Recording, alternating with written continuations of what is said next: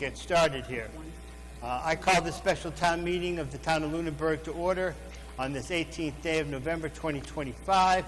I declare that we have a quorum, which in our town is 50. When I checked about 5-6 minutes ago, we had 74 and some people in line. The warrant has been properly served and returned to the town clerk's office. Please stand now, address the flag, and join me in the Pledge of Allegiance. I pledge allegiance to the flag of the United States of America and to the republic for which it stands, one nation, under God, indivisible, with liberty and justice for all. Thank you. Big thank you to everybody who's volunteering in this town, whether they're appointed or elected. They work tirelessly for this town, and I'm sure we all appreciate it. Please take a look at page 3 in the warrant. It's a letter from the chair of the select board listing the many opportunities there are to volunteer, and all those committees that he lists there have openings. And if you'd like a chance to be involved with all the great folks that are involved up here and out there on their various different committees, there are talent bank forms on the town webpage and at the town manager's office, or just reach out to somebody that's on a committee, and I'm sure they would welcome you. Let me tell you about electronic voting if you haven't been here before. Electronic voting, you have a clicker. I had a clicker. Well, I've got a clicker somewhere. Anyways, you have a clicker. That's the handheld device. The purpose here is to accurately reflect the vote of the body. There's many reasons that people don't want to publicly show their support or opposition for a particular article, but would feel more comfortable voting privately and anonymously. So that reason that we have the electronic voting. Once debate has ended, I will declare it's time to vote. And I'll say something like, you may vote now, voting is open, whatever I say. But don't start voting until I say that, because the system isn't open and it won't record your vote. And use your clickers, one button for favor and one button for oppose, and you can vote at the same time. You don't have to wait for me to say all those in favor, all those opposed. It's just voting is open and you'll vote either way. Your clicker will display a little note that'll say okay or something to that effect. We don't really do abstentions, but I believe you could do C on the clicker, and that would be an abstention. The light on the display will tell you that the vote was sent and received. If you hit the wrong button, just wait a moment and hit the right button before voting is closed. So go back and forth as many times as you wish, I guess. Once voting is closed, I will report the results, and they'll be right available to you on the screen. You don't need to point it at the screen. It's not a sight direction. The light will show you that it's working. If we're going to do a test in a couple of minutes, but if it doesn't work, you're going to let us know. If you've clicked it and it doesn't go through right away, don't just keep clicking, because you're going to confuse the system. Wait a few seconds, 10, 15 seconds or whatever, and click it again and see if it goes through. You can't share your clickers with anybody else. You can't take it out with you. You can't have your husband to go and leave your clicker with you. It has to be just you at the time. There will be some times that I might ask for a showing of hands, so keep your hand available as well as your clicker. You've got to be in the room when you click in order for it to be recorded. So we're going to do the test as we always do. Bill Tyler from the Historical Society. Pardon? Say it again. Oh, you should make sure that your number is somewhere on the screen. In blue. Can't see it. Oh, there's my clicker. Okay, everybody see their number somewhere on the screen? Melanie wants you to make sure she can find it. Okay, Mel? Let's do the first question, Mel. Let's see if it comes out and see if people get okay on their screen. So what's our first question to test the device? She's coming.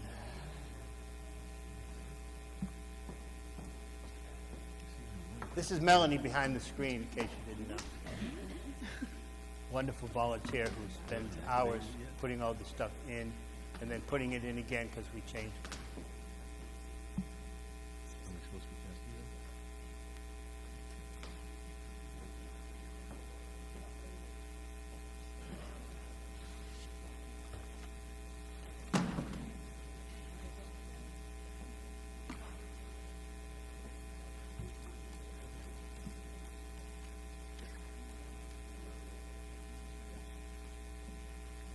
No panic. It's a problem with electronics. You ever think back in the day when you just had pen and pencil?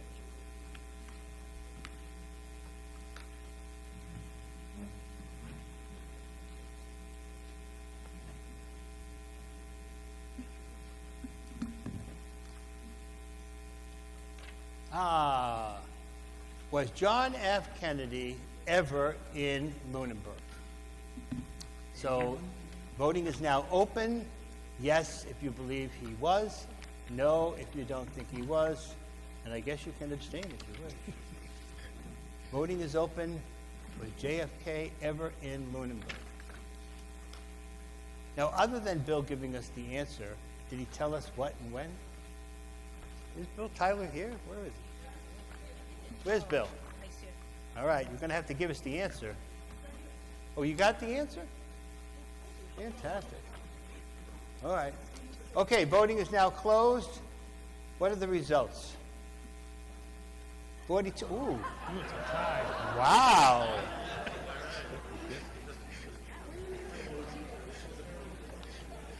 First off, did everybody, the purpose here is not to find out what you know about history. The purpose here is to make sure your clicker works. So did everybody feel like their clicker worked? You got some kind of an okay signal that your clicker worked? 92 total votes? Yep. Well, everybody should have at least tried their clicker, the purpose of this exercise. But we're going to do a second question, just in case you didn't vote on this one. So anyways, here's the answer. He held a rally at the Whalum Ballroom in 1957. Thanks, Bill. Okay, so here's the second question. This time, whether you like the answer or don't like the answer, please at least test out your clicker. Here's your second question.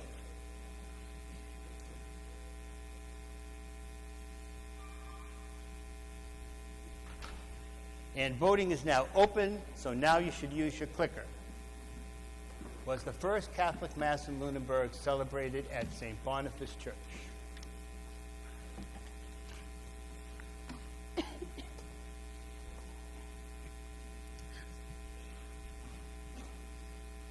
More people voting this time.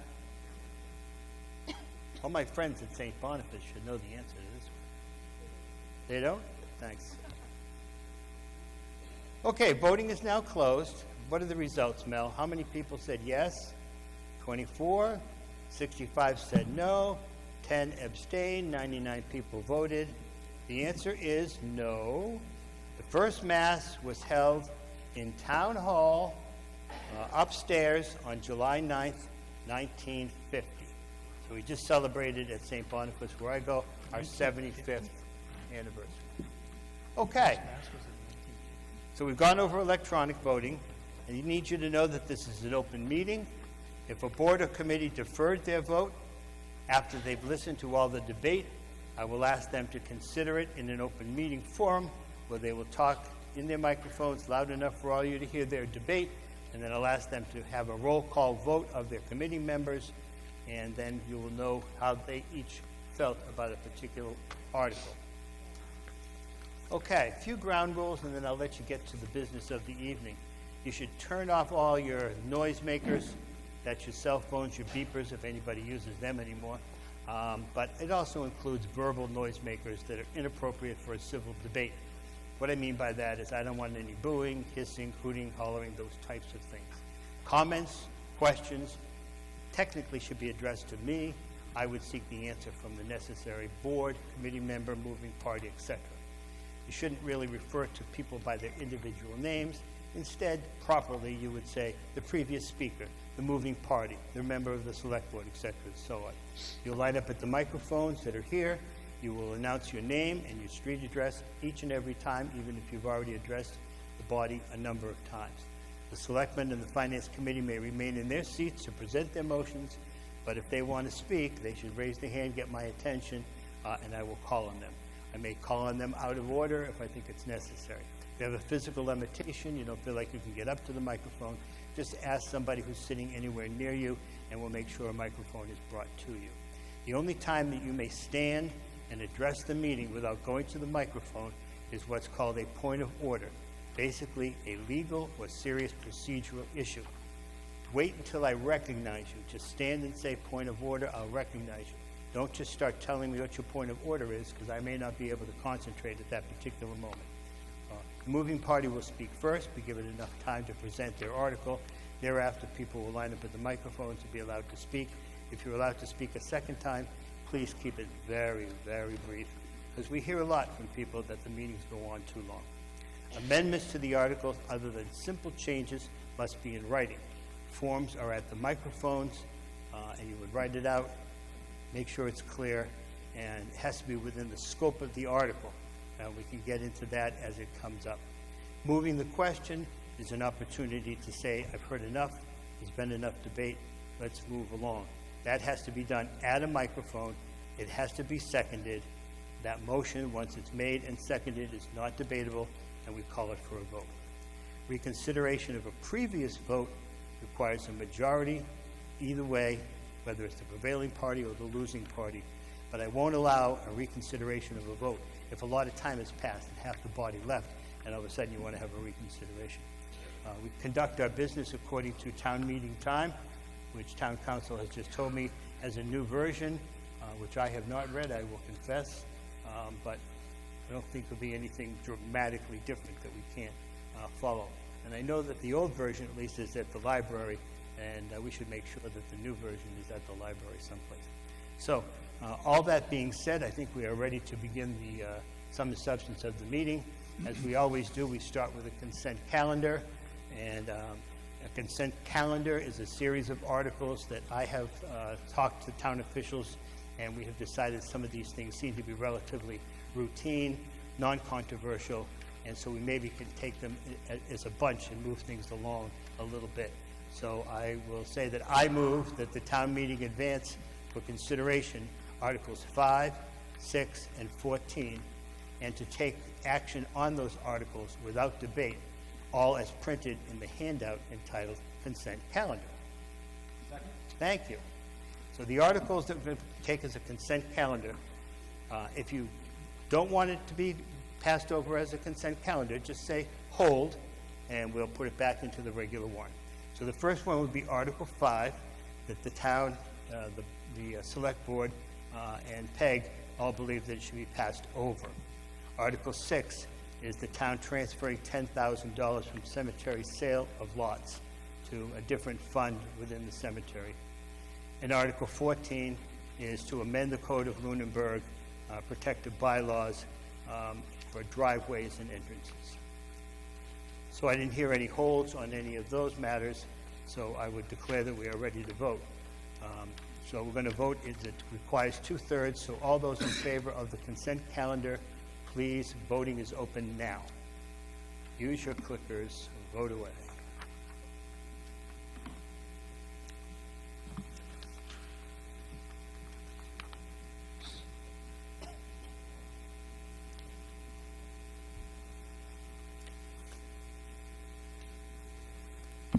Okay, I'll declare the voting is now closed. Mel, what are the results? 95 to 2, required 2/3, passes by more than 2/3. Now we move on to Article 1, Mr. Nuzzulo. All right, good evening, everyone. I move the town hear and accept the regular written reports of town officers and committees. Is there a second? Second. Finance Committee, your recommendation. There's no financial impact. Okay. So this is to present Stormwater Task Force and Master Plan Steering Committee. We're going to start with Stormwater? On whether or not to hear the reports? Sure. All those in favor of hearing the reports, use your clicker. Signal by saying yes. Voting is now open.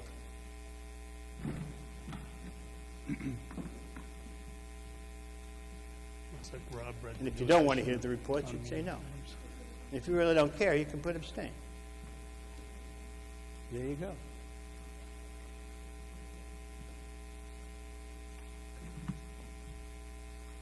Okay, voting is now closed. What's the results, Mel? 74 in favor of hearing the reports. 20 people don't want to hear it, and 2 people could care less. Okay, so we're going to start with Stormwater. Okay, go right ahead. Introduce yourself and tell us about the article or the report. You need a microphone that works. There we go. Okay. Good evening. My name is Bill Bernard. I'm the DPW Director. Give the update on the Stormwater Task Force. So the Stormwater Task Force is recommending the creation of a stormwater utility to fund the work necessary to purchase equipment and personnel to comply with the MS4 permits. So what is a stormwater utility? It's a utility treats stormwater management like a public service, much like your electricity, your heat and oil and gas and water. The stormwater utility operates as a dedicated enterprise fund and is supported by property assessments based on the contribution of stormwater runoff to the municipally managed stormwater system. Stormwater utility is a stable source of revenue that can be used to create enterprise funds to plan and complete more comprehensive stormwater-related programs and improvements beyond the requirements of the MS4 permits. So stormwater is any water that runs off a property after it rains or snow melts. It picks up litter, bacteria, chemicals, sand, and other debris as it flows over the land and into the stormwater drains and ultimately into water bodies. Stormwater carries these pollutants to our streams, lakes, and wetlands.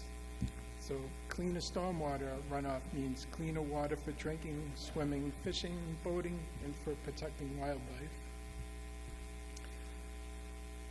So stormwater runoff results from rainfall and snow melt and represents the single largest source responsible for water quality impairments in the Commonwealth's rivers, lakes, ponds, and marine waters. The town has a bylaw that requires stormwater management, and there is the federal and permit, that NIPD's permit, and the which an MS4 permit is part of. That's a federal permit.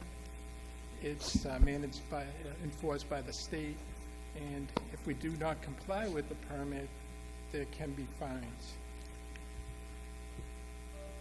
So again, like I just explained, MS4 permit, it's a federal permit administered by the state.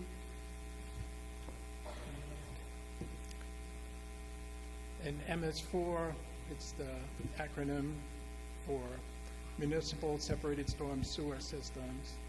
And that's a system of pipes and catch basins and drainage ditches, and it's used to collect and convey stormwater runoff, and then it's ultimately the water gets discharged into a water body.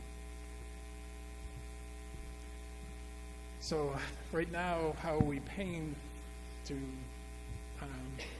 manage the stormwater and meet the requirements of the MS4 permit? Right now we're using the DPW operational budget. However, there's not enough money there in the budget to meet the requirements of the MS4 permit. Just to get close to meeting that, we would have to add an additional $200,000 per year into the operational budget. It wouldn't quite get us there, but it'll get us close. Capital funds are used to purchase equipment that can be used for stormwater-related purposes, and we can use Chapter 90 funds for drainage projects. So again, why aren't we meeting the requirements of MS4 is there's just not enough funds and not enough personnel to do all the work. Some of the work that we need to do is sweep all the roadways, clean the catch basins. There's a lot of reporting that needs to be done. There's the day-to-day stormwater operations, right? Anytime it rains, you'll see the guys out clearing catch basins or whatnot. And there's many upgrades necessary, and there's always emergencies. So we do establish this utility. we've projected a quarterly fee of less than $20 per homeowner. We're coming up with a tiered cost system for businesses, and that's based on the amount of impervious area that each business has. We're still working out the fee structure for that.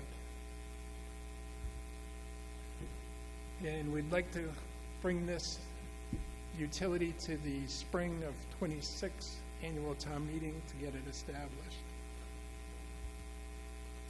So our next steps for the Stormwater Task Force is we want to hire a new consultant to help us get over the finish line.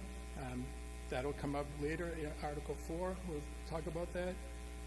We have to finalize the cost structure for our homeowners and businesses, and we have to come up with a plan, finalize what labor and equipment will be needed to operate this utility. We have to finalize the warrant article for the spring, and we have to finalize how we're going to send out the bills.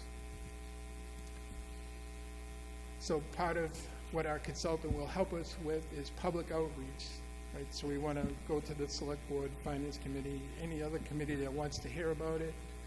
We want to do at least one public presentation, and we anticipate feedback from the public. And to that end, as the Stormwater Task Force meets on a Thursday evening, you're welcome to come in person or on Zoom. And I just thank you for listening. Okay, thank you, Bill. So, generally speaking, these articles are for presentations. Now, this particular stormwater also has issues that are on the warrant for at Article 4. So I would suggest to you that if you have questions about the stormwater, other than the specifics of their planning, that you could address those at the time that we do Article number 4. Okay? All right. Nobody at the microphone. Let's save you to Article 4. Now we're going to have a report from the Master Plan Steering Committee.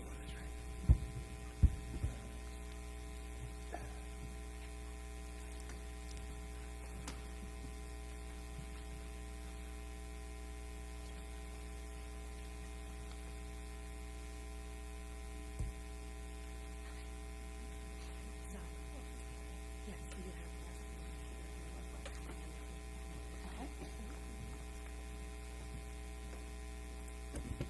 All right, good evening, everybody.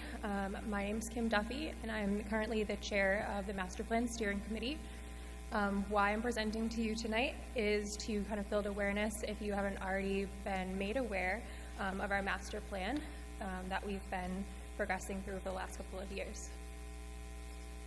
So since 2023, the planning board, when 2023 is when the planning board charged for this committee to begin, and we've been working with one of the consultants over under to analyze and collect a lot of public data.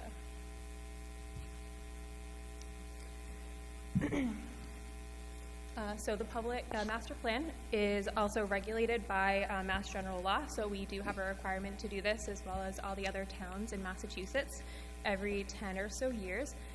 It's been about over 20 years since Lunenburg has had their last master plan completed, so we're a little overdue, but we will get there soon. So our master plan, so it's essentially a shared community vision for the long-term development of Lunenburg. It covers about 7 different topics across all the town needs, and will be all wrapped up in a report. So like I said, since 2023, the committee, as well as the planning board and the consultant, have been working to collect all sorts of data and feedback from public sessions, and putting together all different scenarios, and then now we're here at the reporting phase.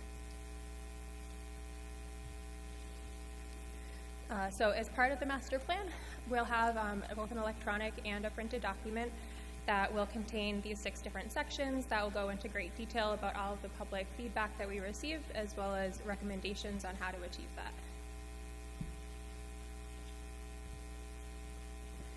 So like I said, we've been doing a lot of community outreach, which was the main goal and task of the Master Plan Steering Committee itself, was to reach out to the community and have as much involvement as possible. So over the course of the last 2 years, we've had 7 public meetings, which had over 180 members of the public attend. We've had almost 800 respondents over 3 surveys. And at the time this was made, about 15 master plan meetings. And we've also received a lot of feedback.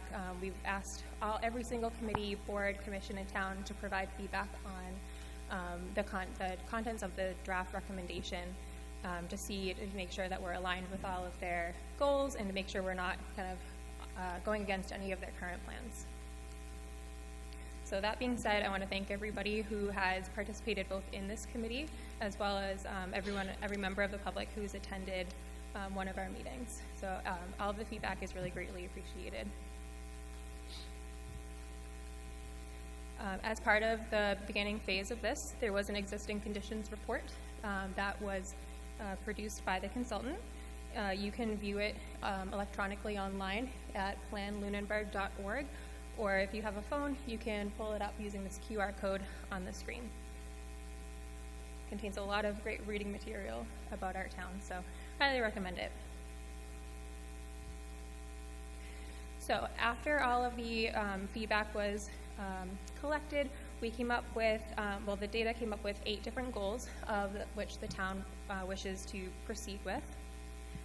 I won't read them all, but a lot of it has to do with maintaining our open space in agricultural areas while building our community in a responsible way so that people can live here affordably and stay here as long as they wish to.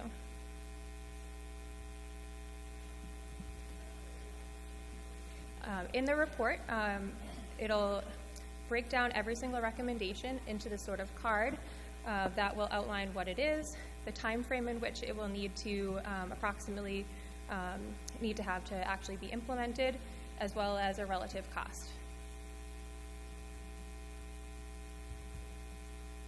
So again, I won't read every single one of these, but each of those goals have a handful of recommendations that the town wished to do in order to fulfill that goal. They have about maximum 10. Some of them have 3, a little bit fewer.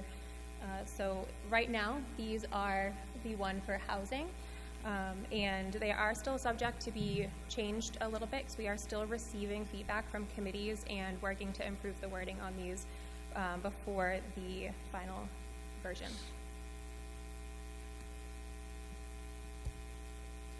So I'll go through each of these just fairly quickly. So we had a handful of recommendations to protect farmland and support farmers. We would encourage small business development within existing commercial areas. Build upon efforts to improve natural open spaces and recreational opportunities. Support community gathering spaces. Optimize use of municipal buildings and properties. Improve school facilities, funding, and opportunities. Foster safe and resilient town infrastructure.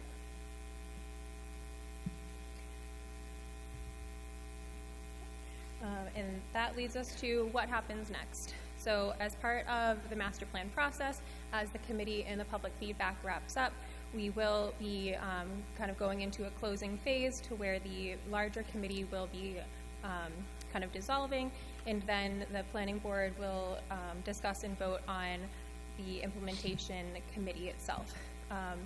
So as this committee is charged by the planning board, we do have to await their plan on how we are going to implement this, but we, as part of the plan, that's being recommended to have a committee, as well as kind of a checklist to ensure any things that the boards are, assessing as terms of big projects. Does it align with this master plan? And most importantly, my favorite part is the implementation table. It does have each recommendation laid out, and it will have a bunch of columns. If you're a spreadsheet nerd, this will be for you. columns about how to get these done, any prerequisites that will be needed in terms of any bylaw changes, as well as, you know, what resources do we need from the community, whether it's funding, maybe grant funding, just maybe community volunteers, or no funding at all. It might just be a bylaw change. So the goal is what would we want to see Lunenburg be in 2035 and forward. It's, you know, like I said, to have an area where, a town where we still promote our agricultural areas and farming while also being sustainable in terms of our growth. We want to prioritize our schools as well as, you know, our community areas where we can meet. A vibrant town center, a lot of expressed, as well as walkability.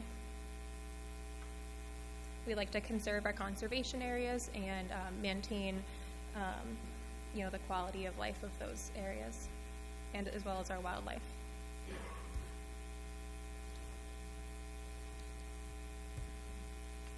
Okay, so for our next steps, what's happening now is we are getting our final recommendations from our committees that we're still waiting on responses from. And then we will have our implementation table finalized by our consultant. So about mid-January, mid to end of January, we will receive that final report from the consultant, which will be presented to the planning board for their review. And upon their approval, fingers crossed, we will have our master plan now fully approved and will be compliant with our Mass General Law, as well as provide a framework for all of our committees and boards' decisions to move towards a town of which we've all expressed our wants and needs. And feel free, we have our next meeting on December 10th, so if you have any comments you'd like to attend our meeting, please do so. We will be in the Ritter basement with our agenda posted in accordance with open meeting law. Thank you very much. Thank you, Ms. Duffy. Excellent report.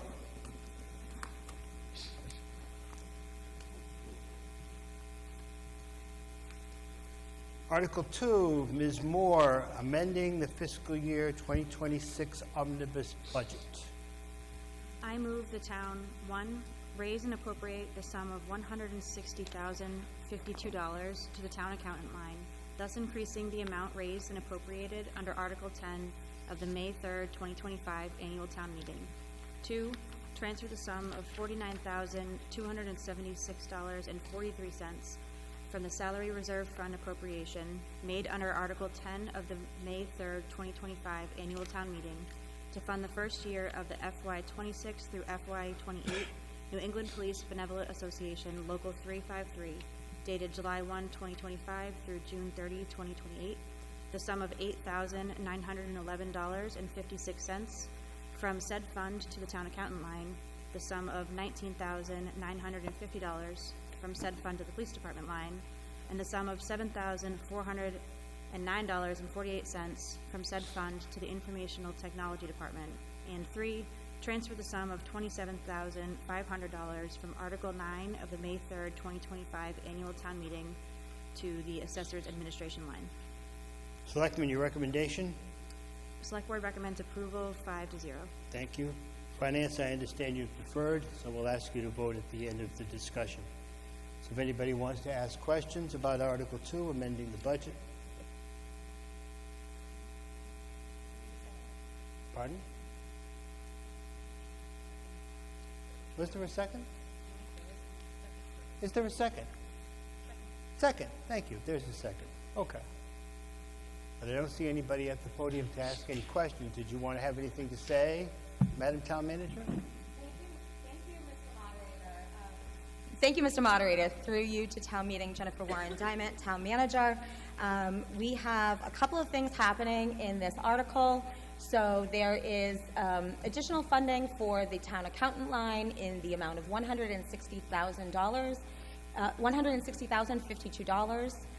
And to go over the rationale for that, for those that are not aware, we are experiencing significant turnover in our finance department. So we had Ezekiel Ayala on with us as finance director for a period. His last day of service to the town was October 20th. Our current director, Katie McKenna, who's here with here with us this evening has indicated that she will not be continuing on with the town past January. And we do have a consultant on board who is assisting us with not only the initial transition from Mr. Ayala to Ms. McKenna, but now as we go forward in the next steps. That consultant is Eric Kinshirf, CPA. He is a well-known financial consultant in the municipal sector across the Commonwealth, and he is assisting us with year-end closeout, reconciliation, and other transitional matters. We also have lost our assistant town accountant. Thankfully, this position has been filled, but we did have to hire a consultant to assist us with the transitional period, and he's still on with us through the training period. And lastly, we had the retirement of our payroll and benefits coordinator on October 31st.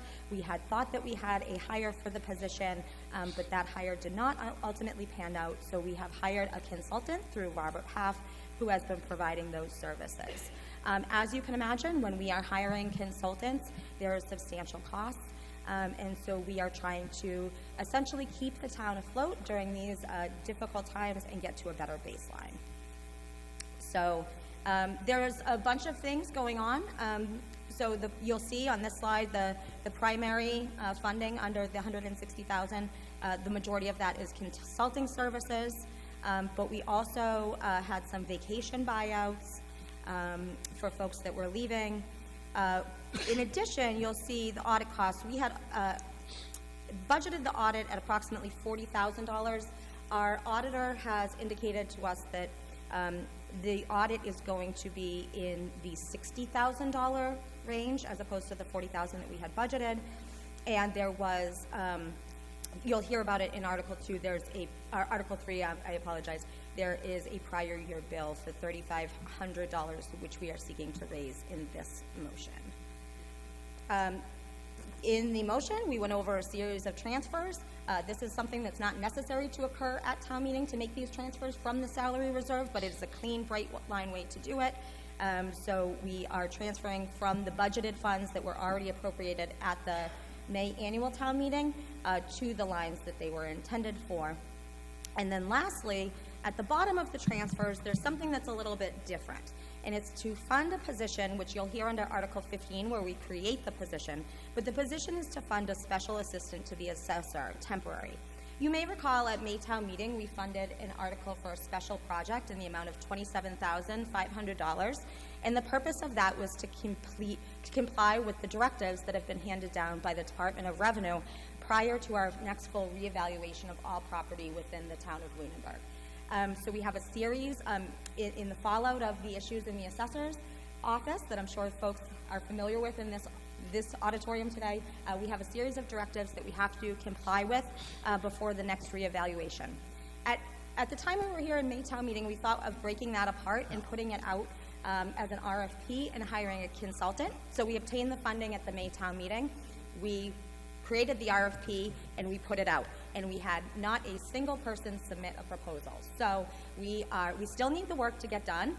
So we are intending to bring that in-house, and this will transfer through a temporary person, and this is to transfer that funding over into the assessor's line.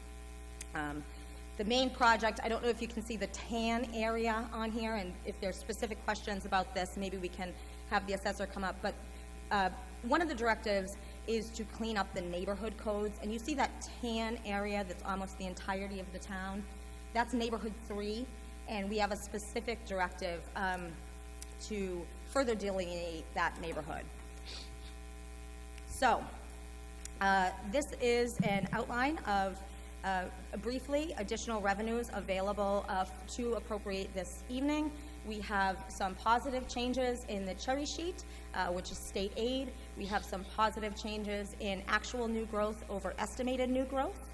And then we have some negatives you see there, adjustments that happen on the recap, paperwork that's submitted to the state, where we have to balance out some things. So our total revenue surplus available for appropriation this evening is $195,790.97.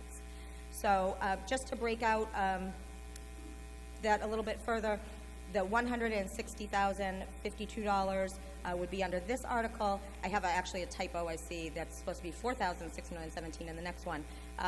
And so we're going to have a little less than $30,000 of additional surplus available. And that is what I have on Article 2, and I'm happy to entertain any questions.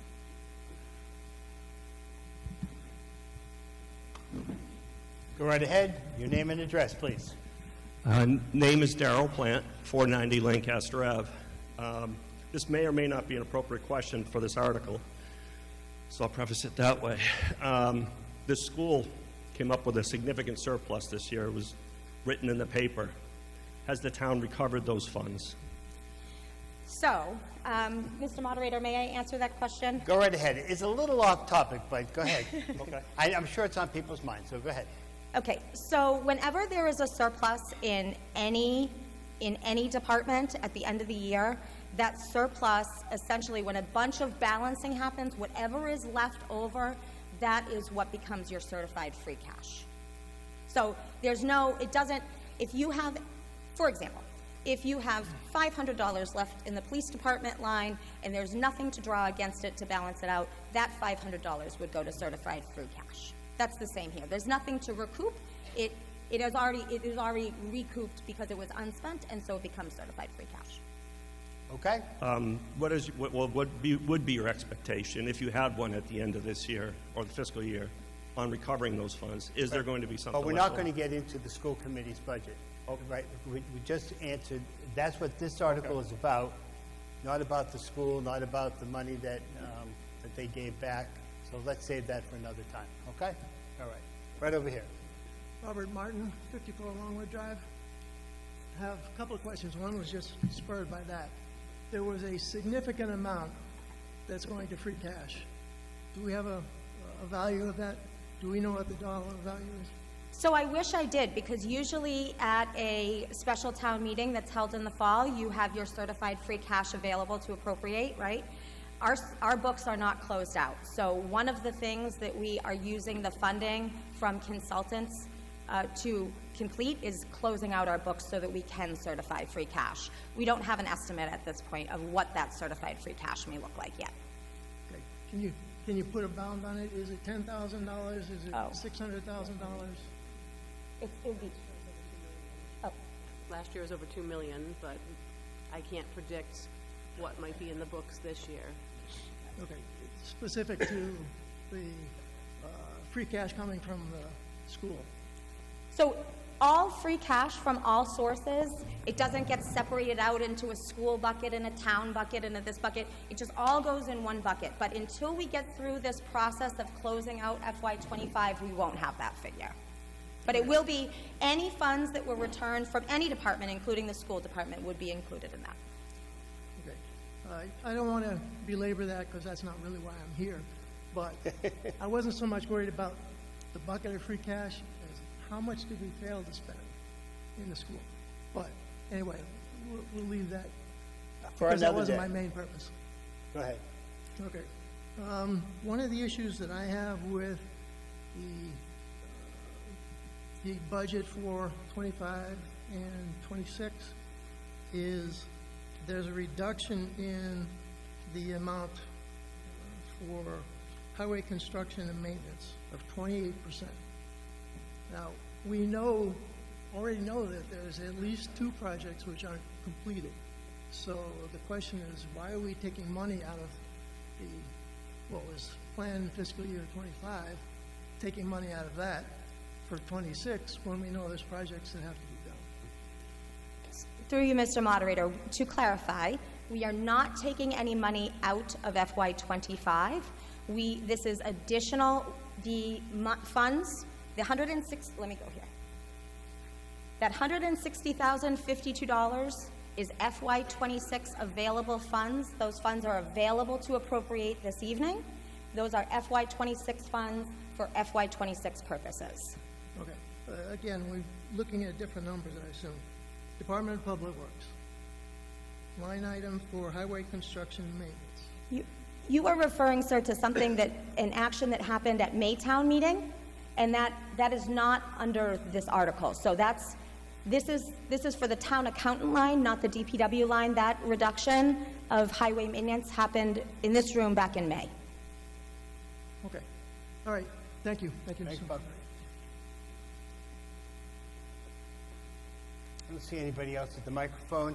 Finance Committee, we're going to need you to debate it and discuss it and give us your recommendation. Does anyone on Finance Committee have any discussion?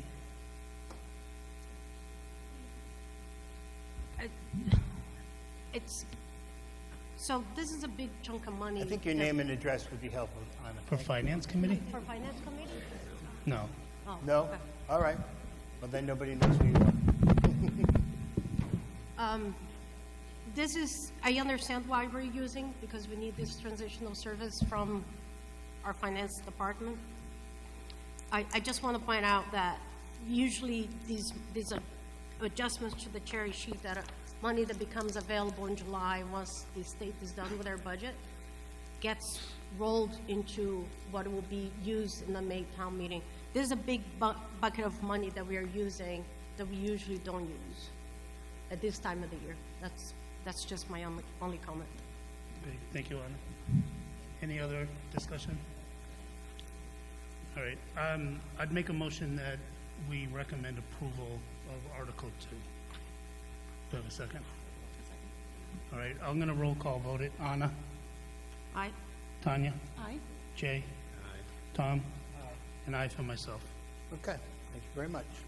Now you have all your recommendations. If that generated any other questions, I don't see any. I think we're ready to vote on Article 2. It requires 2/3 vote, and voting is now open.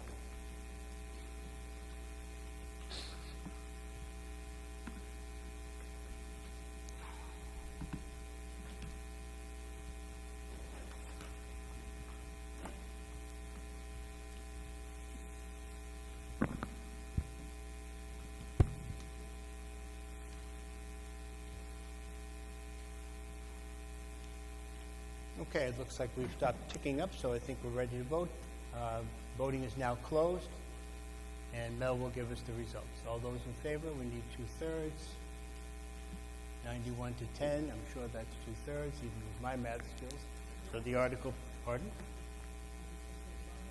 I know, but I can't see it sideways. Article passes by 2/3. Article 3 is the payment of prior year bills. I'm going to tell you when Ms. Emke reads this, we're going to break this into two parts. And she'll read the first section, and then she'll stop. We'll have a discussion and a debate about that, and then we'll go back and read the second part and have another discussion and debate about the second part and vote on the second part, okay? So go ahead, Ms. Emke. And I think it's going to be that way on the screen. So this would be the part 1, right here. I move the town authorize the payment of prior year expenses as follows. 1, raise and appropriate the sum of $4,617.32. Transfer the sum of $61,382.68 from Article 5 of the May 1st, 2021 annual town meeting, and transfer the sum of $24,000 from Article 6 of the May 7th, 2022 annual town meeting, all for the payment of prior year expenses to the City of Fitchburg. Said sum or sums to be reimbursed to the general fund from the Water Enterprise Fund or the retained earnings thereof in future fiscal years. Okay, is there a second to part 1? Second. Selectman, do you have a recommendation on part 1? Select Board recommends approval 5-0. And Finance? Finance Committee deferred. Deferred. Okay, so after the debate, you'll take another vote. Okay, are you going to address this article, Madam Town Manager? Please do. Yes, Mr. Moderator. So, unfortunately, on this article, I am not the bearer of good news to you this evening. So we have encountered an issue that has been evolving over a little bit of time and came over the past couple of weeks to a finer point that we need to address. So, in short, the town of Lunenburg has an agreement with the city of Fitchburg for the sale of water from Fitchburg to Lunenburg. That agreement has been in place since 1993. Per the agreement, the town of Lunenburg must charge the same rate that Fitchburg charges its inhabitants, plus it can charge a 30% administrative cost. There are 11 accounts that are covered under this agreement. However, there's many more residents than accounts, because you will see that 1, 3, 5, 7, and then there's 2 8s. 8 and 8 Tri-Town Drive are all accounts, and then we have 4 additional accounts on Summer Street with the owners of those properties there. So Fitchburg charges Lunenburg a 14% interest rate for late bills. And unfortunately, due to a variety of staff changes, this is multiple staff changes in multiple offices, the town of Lunenburg did not timely bill the Lunenburg addresses. Additionally, Fitchburg approved rate adjustments in 2023, 2024, 2025, and additional rate adjustments will go into effect in 2026 and 2027. And Lunenburg has not yet adjusted the rates. So, I do not have, as I stand before you tonight, all of the answers to this. This is something that is evolving and that we are still working through. What I do have is part 1 of how to rectify this issue. And that's asking town meeting tonight to authorize the prior year bills, FY25 payments to Fitchburg in the sum of $90,000. There are transfers from, like I said before, we don't have certified free cash, which makes our ability to be nimble. We also don't have ARPA funds for the first time. It makes our ability to be nimble and address these issues a little more difficult. And like I said, this developed very quickly. So we are transferring unexpended capital items, $61,382.68 from Article 5 of the May 1st, 2021 annual town meeting, $24,000 from Article 6 of the May 7th, 2022 annual town meeting, and raising and appropriating the delta. I know that the question's going to come up. What are those old capital items? So on the FY23 capital plan, the $24,000, that was Brooks House Vertex items 3 and 4, which had to do with repair of the stone foundation and some other structural repairs. And then in the FY23 capital plan, there are remaining amounts from capital projects that have been completed. There was funds remaining from a 6-wheel dump truck and plow, Ritter building repairs, and town hall repairs. And then there was one project that hasn't started, and that project is the Ritter ADA ramp construction from the FY22 capital plan. That project was originally slated at $122,640. For a variety of reasons, that project has not gotten underway, from what I understand.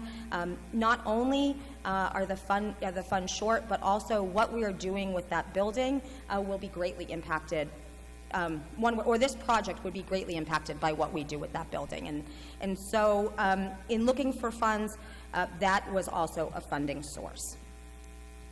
What's next? So I said that this is part 1 of coming up with a solution. So if town meeting tonight authorizes the payment to the city of Fitchburg to make Fitchburg whole, and so we can start to get a better baseline, the next steps are the select board will need to consider a rate adjustment at a future select board meeting. We also under budgeted this, the water enterprise at $45,000, so future adjustments may be necessary at a future town meeting or other transfer mechanisms. Lunenburg needs to resume regular billing of its customers and catch up so that this does not happen again. And there was some language included in the motion that addresses this bottom point here. As the enterprise fund eventually becomes self-sufficient and retained earnings grow, the funds are to be reimbursed to the general fund from the water enterprise or the retained earnings in future fiscal years. Let's see. So this is just a little bit of an outline of all of the, originally this was one motion, and I think that that's it on this. Again, I'm sorry to be the bearer of bad news this evening, and I don't know what more I might be able to answer, but I am happy to endeavor to try.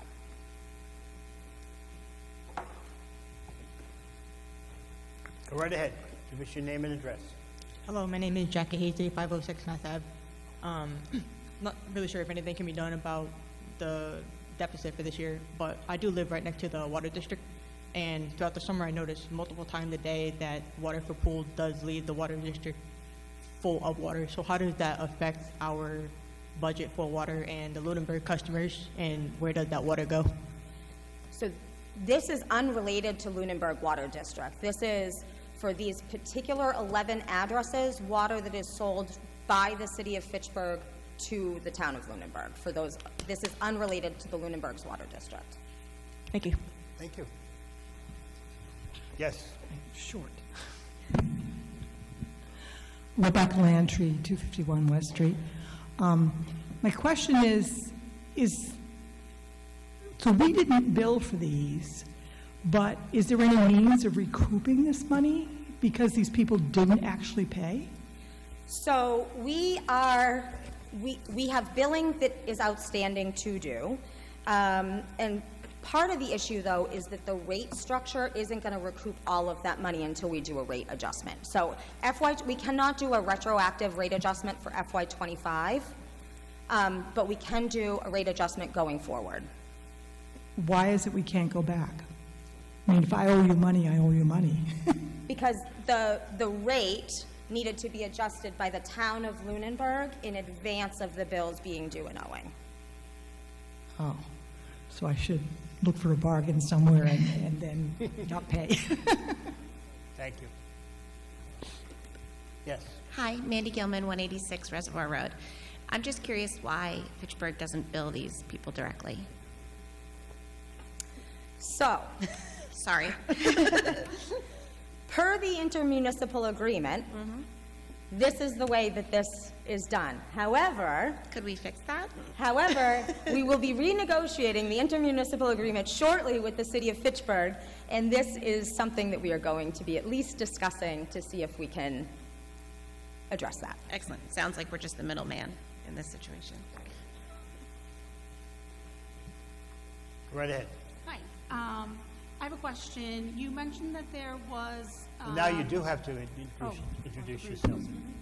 Yes. Thank you, Tanya. You mentioned that we had a penalty payment for late payments from either Lunenburg or Lunenburg residents to Fitchburg because we were late.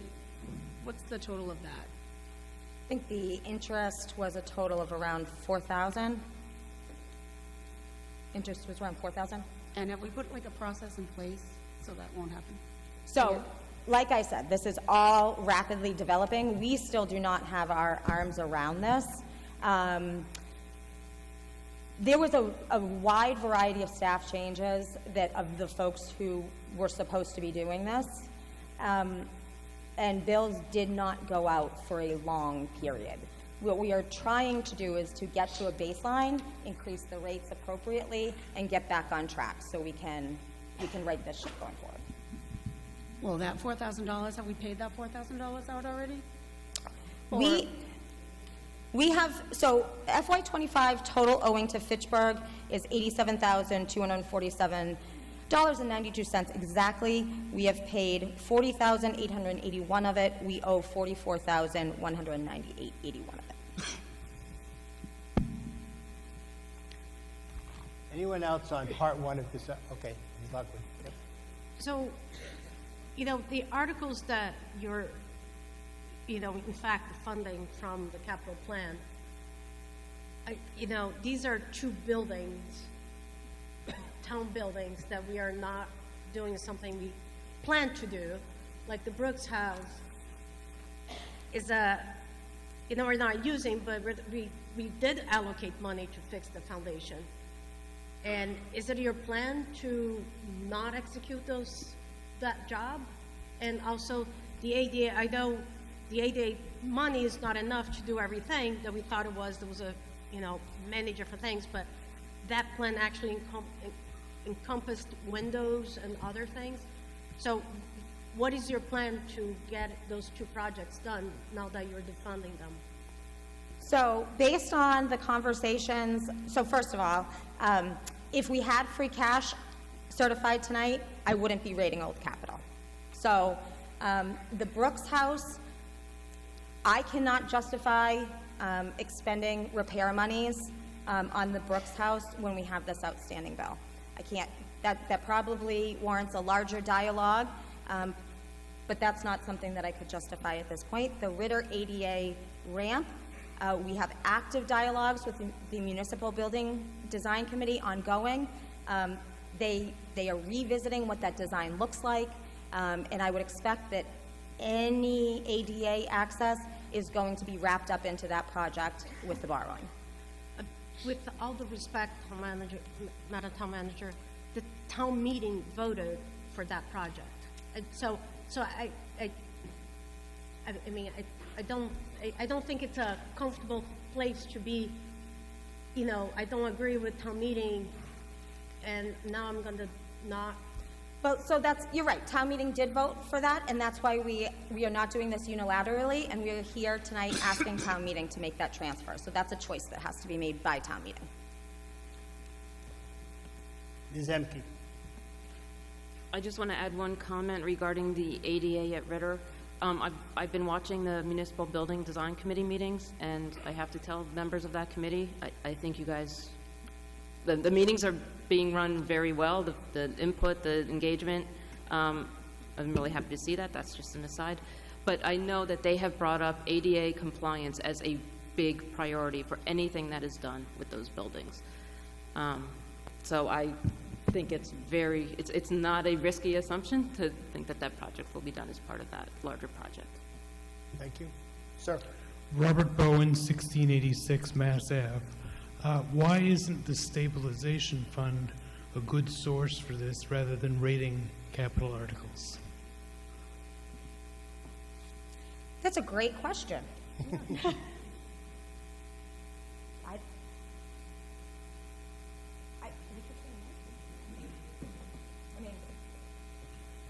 Hold on.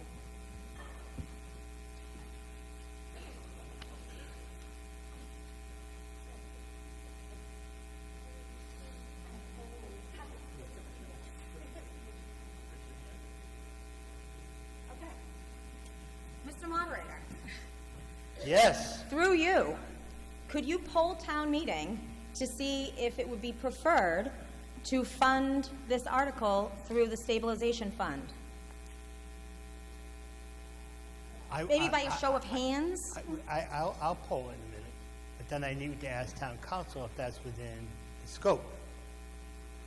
I mean, you're changing it dramatically from what the funding source is to all of a sudden say we're taking it from stabilization. And people may have had strong feelings about stabilization versus these transfers. So if we poll people and we get an opinion, which I'll do while you think about it, all right? Okay, so show of hands, how many people would prefer to take the money from our stabilization, our rainy day fund, rather than transfer it within these articles? Just a show of hands.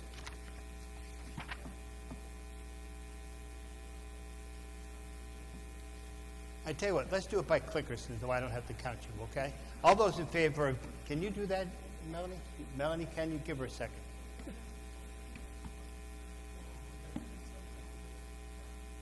This is why we have town meeting, Mr. Bowen, so things can come up.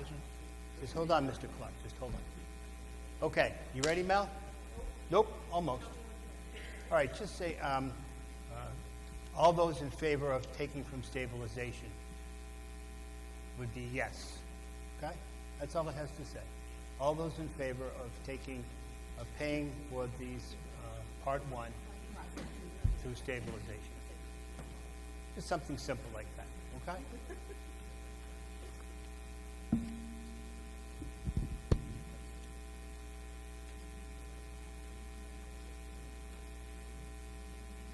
All those that would prefer to fund through stabilization fund. Yes, voting is now open. Yes, if you want to do it that way. No, if you don't want to. This is not binding. You're just taking a straw poll. Voting is open, yes or no. Stabilization would be yes. No would be, I guess, more or less stay it the way it is.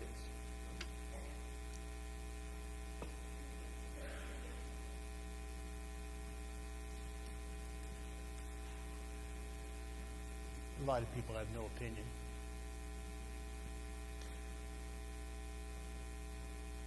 Okay, voting is closed, just so we get a sense. What do we got? Evenly divided. Evenly divided. 14 people said, I don't know. 45 to 42. Okay, now, that's your straw poll. Now, Mr. Costa, if you change it to stabilization, I have a question if that's within the scope. So, Mr. Moderator, I feel as if maybe we've had this discussion before at prior town meetings, and I want to be consistent in my advice, and I have expressed concern previously about shifting the funding source when the funding source is something other than, for example, stabilization.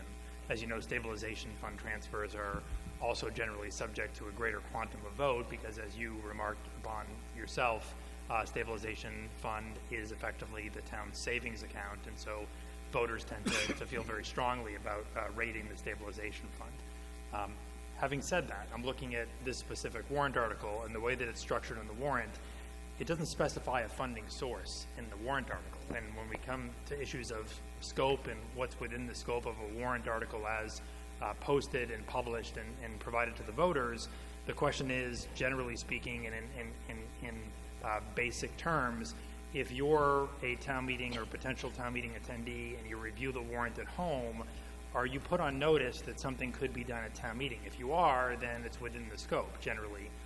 If you're not, then there becomes a question as to whether that change is permissible, because otherwise maybe you would have attended town meeting but chose not to because you didn't receive that requisite notice. When I look at Article 3, it simply says to see if the town will vote to raise and appropriate or transfer from available funds. And so it doesn't specify the source. It doesn't say that it's coming, for example, from the general fund, and instead we're going to now be funding it from stabilization or vice versa. So in my opinion, in light of the way that Article 3 is structured, it would be within the scope if the moving party chooses to restructure the article to identify stabilization fund as a source. But again, that's my opinion, and it's ultimately moderator discretion. Yeah, and I'm not comfortable with it being within the scope. I think the stabilization fund is very precious to some people. I think it may have generated more interest in different questions if it was coming from stabilization. And I appreciate that puts you a little bit more of a bind from where we're at. But I just don't feel that it adequately warns people. So I'm going to say that if we were to make that amendment, I would call it out of order. Okay? Sorry. Okay, so, sir, we're back to the Part 1 of Article 3. John Fortune, 50 Hemlock Drive. I want to know what happens if we don't fund this. What happens if we just say no? Mr. Moderator, I'm going to turn that over to Town Council. Through you, Mr. Moderator. If we don't pay our bills? Okay, go ahead. Pure speculation on my part, but I think I can say minimally interest will continue to accrue. My understanding is that interest is currently accruing on the unpaid portion of the balance that you heard referenced previously. So the interest will continue to accrue. While municipalities do have some flexibility with respect to use of discretionary funds, I don't think that, and again, I won't speak for the town manager or the select board, but I don't think that they would be requesting this particular appropriation if they had other available funds that they could use as a discretionary matter on their own without seeking town meeting approval. So if you don't have the funds available, the unpaid balance won't be paid. Interest will continue to accrue. I can't speak to what action Fitchburg may or may not take with respect to enforcing that outstanding balance. They could continue to take no action whatsoever. They could choose to take action. That's really ultimately up to Fitchburg and the powers that be in the city. Okay, thank you. Thank you. There is a second response to that, too, and the effect of the recap. If the finance director could address that, because there's two impacts. Yes, Katie McKenna, Finance Director.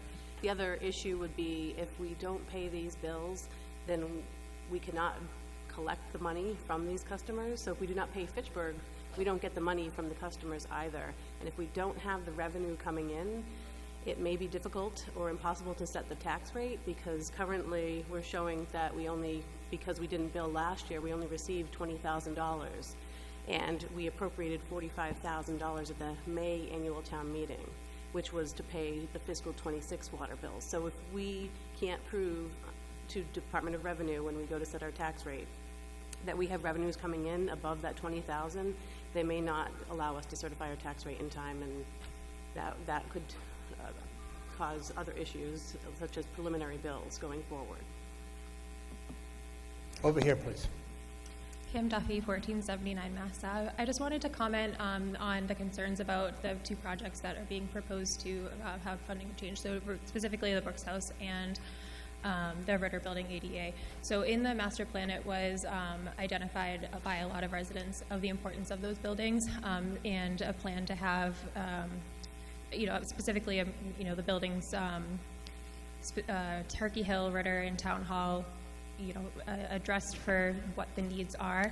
So I think that even if, these funds are used for something else, those projects and the need for those aren't going anywhere, because they've been identified from the public, that's the things that we need to focus on. So just, I wouldn't imagine these would be going away if this would be funded for this instead.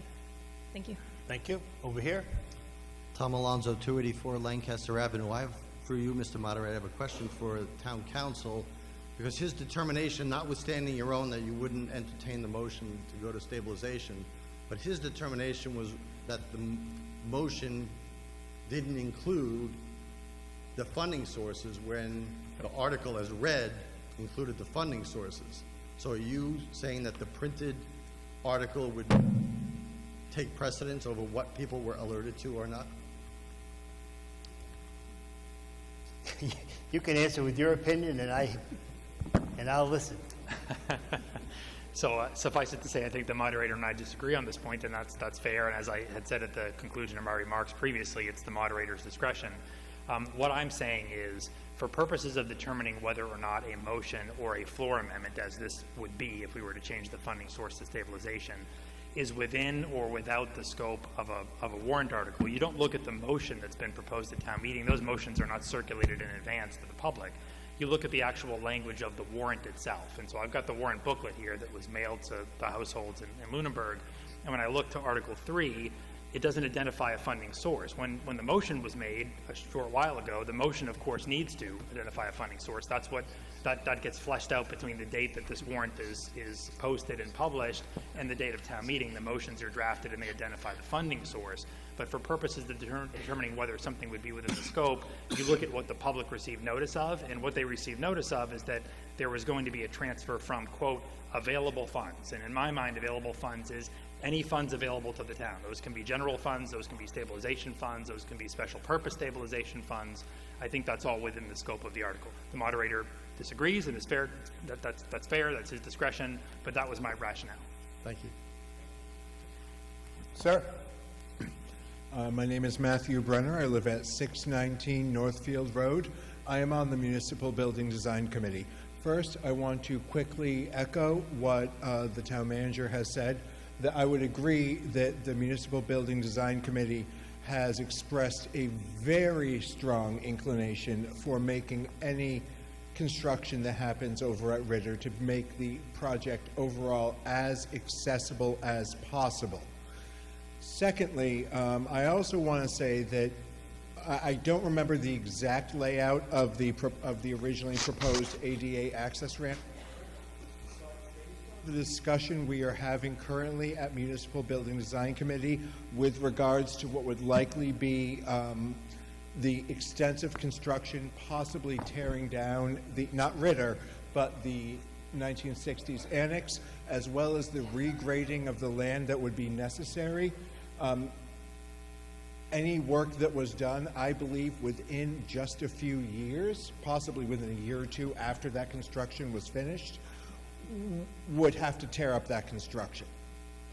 So these may be funds that ultimately could not go effectively towards that goal when we have another plan up and coming with what seems to be at a remarkably fast clip, and that's pleasant for once. Thank you. Thank you. Yes. Rhonda Lucio, 181 Reservoir Road. I have two questions. Well, no, one question, one comment. How much is in the stabilization fund that we're going to be possibly, if the moderator allows it, how much is in that fund that would be taking the money from? Thank you. As of June 30th, the balance of the stabilization fund was $3,147,178.96. Okay, thank you. And I guess then my other comment would be, in order to avoid perhaps Fitchburg taking legal action, it might be in our best interest to exercise our discretion to allow town meeting to fund it in whatever way is agreeable to the body. Thank you. Thank you. Sir? My name is Tony Scullenbrini. I'm at 5 Valley Road. I want to reinforce what the previous speaker, Matthew Brenner, said about the Ritter Building and the access, ADA access to the Ritter Building, and to talk about the Brooks House. I think that it's very appropriate to take and rework this particular article using those funds from that capital project. If we actually have spent, or if we do spend money to do the project for the ADA ramp, we're going to tear that out, I think, as a result of the work that the Lunenburg Municipal Building Design Committee is looking at right now. And that would be kind of an inappropriate use of those funds. I think that, so from that standpoint, those dollars could be much better used to pay our bills to the city of Pittsburgh. And with regards to the Brook House, I think I'm probably one of the very few people in this room who has been in the Brooks House in the last 3 weeks. And I can tell you that while it would be good to do those repairs that were budgeted for through various time meetings in the past, it's not necessary. And in fact, until the time really comes up with a use for the Brooks House, and we have been extensively discussing that without any success with regards to use, spending any money on the Brooks House is a waste of money. Thank you. Rebecca Lantry, 251 West Street. I need a point of clarification in my mind. And so this is the point that I want to know, is we had an override this past spring, but the budget for the school passed without that override money. So this is the time period, in my understanding of overrides, when that money is available. It doesn't go to the school unless it was in part of their budget. So where is the override money now, and is that available to us? This could be a recurring theme. Can you address? Let me try Again. to address that as simply as I can. In May, when we are preparing the annual operating budget, we look at all funding sources. The override, the benefit of the override year over year is included in that funding source, and is distributed across departments. So the first year of an override, it's 100% for the dedicated purpose, but then it is just in the pool of funds thereafter that get distributed out. So we have used the capacity of that override. The only remaining levy capacity that we have this evening is that $195,000 roughly that I spoke to earlier. Andalicia, 181 Reservoir Road. I just had one additional comment. I'm not advocating for actually spending past capital items specifically on those items, but I do believe in keeping that money for many times, and there's an article we have on the warrant tonight to address the problem of not being able to fund projects because we didn't allocate enough funds. I'm for keeping capital money in the capital line for projects moving forward, so if we fall short, we can cover the difference. Thank you. Thank you. I think we're ready to have the Finance Committee discuss, debate, and vote and recommend. On the first part one, Mr. Bernard. Yeah, thank you. So I actually had conversations with town manager and the finance director this morning on this article. The key thing in my mind was the addition of the final language, which was that the money will be repaid back into the general budget. At one point, this was seemingly going forward as a little bit of a bailout, and I was really opposed to that.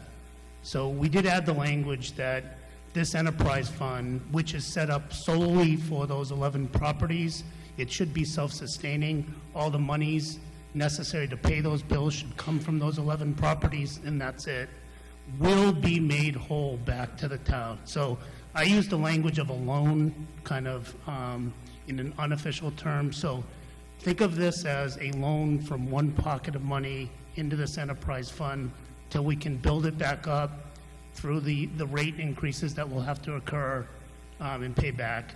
The 14% interest that can accrue on this will build up really fast. So I think it is prudent to deal with this at this town meeting. It's also worth noting that this is a 9/10 vote, so we are on slim margins.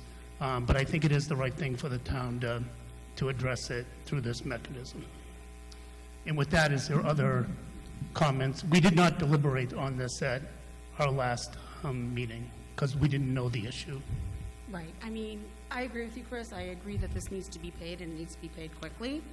I mean, not only are we taking from an underserved community like Fitchburg, this is their source of revenue. So us not paying them is taking out of their budget. So we have to think about that as well. And also my concern is the money that's accruing, the 14%, the penalties that are paying. I'm nervous that those penalties are going to come back onto residents in lieu of like a tax increase. And I don't think we should take the chance on that. I don't agree with taking it from the stabilization fund because I feel like that was not the heart of the article when you read it. But I do agree with paying it and paying it quickly. Any other discussion from the board? All right, I would make a motion that we recommend approval on Article 3, Part 1. Part 1. Do I have a second? All right, I'll roll call vote again. Anna? Aye. Tanya? Aye. Jay? Tom? And an aye for myself. That was all five, right? Yes. Thank you. Okay, now the article, you have your recommendations, it's all before you. I think we're ready to vote on Part 1 only. Voting is now open. If you're in favor of Part 1, you'll vote yes. If you're not, you'll vote no. And voting is open, so click away.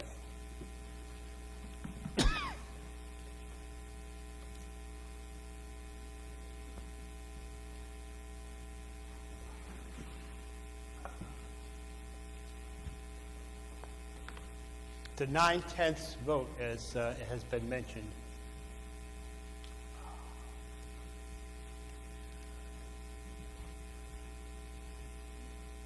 I'll come around this time, Kathy, and make sure I can see it for myself. Wait for the green light, or not. Okay, voting is now closed. What are the results there, Mel? 97 in favor, 11 opposed, 3 abstained, failed. Needed 9/10. Was close. Okay, moving on to Part 2. Ms. Emke.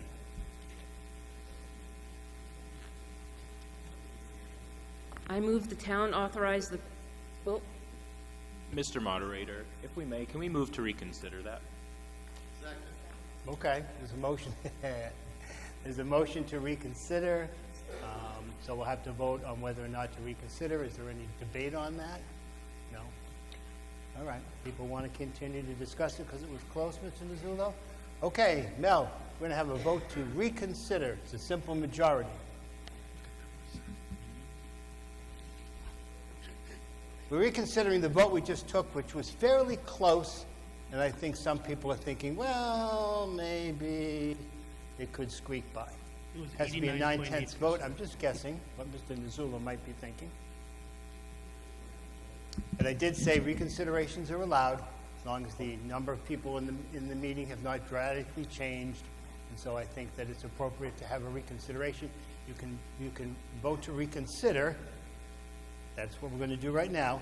Whether you're on one side or the other, it doesn't matter. You're going to vote to reconsider it, redebate it, or not. That's a majority vote. Yes, Mr. Alonso, you want to? Wait, go ahead. It's either now or after this. I mean, Go I ahead. just want to reiterate to people what was made obvious, that this is a vote on whether we're going to pay the bill. So either we're going to pay the bill voluntarily, or you should take some of that money and increase the legal expenses as we fight Lunenburg, who rightfully is owed the money. So it's really a Fitchburg. simple question, which is why I quickly seconded the reconsideration. All right, I hear you. All right, motion to reconsider first. Not whether you like or dislike the article for the moment, forget that part. Whether you want to continue to discuss it and re-vote it. Voting is now open. All those in favor of reconsidering their past votes, vote yes. All those don't want to discuss it anymore will vote no. And we're going to leave voting open for a few minutes and see if people, the majority of people, want to reconsider their vote. I told my wife I'd be home by now, but I should know better. Okay, I'll declare voting is now closed. What are the results? 90 people want to reconsider it, 20 do not. So we're now open to reconsider the past vote. So the first part 1, is now before you again to discuss again and vote potentially again. Go right ahead. Kim Duffy, 1479 Mass Ave.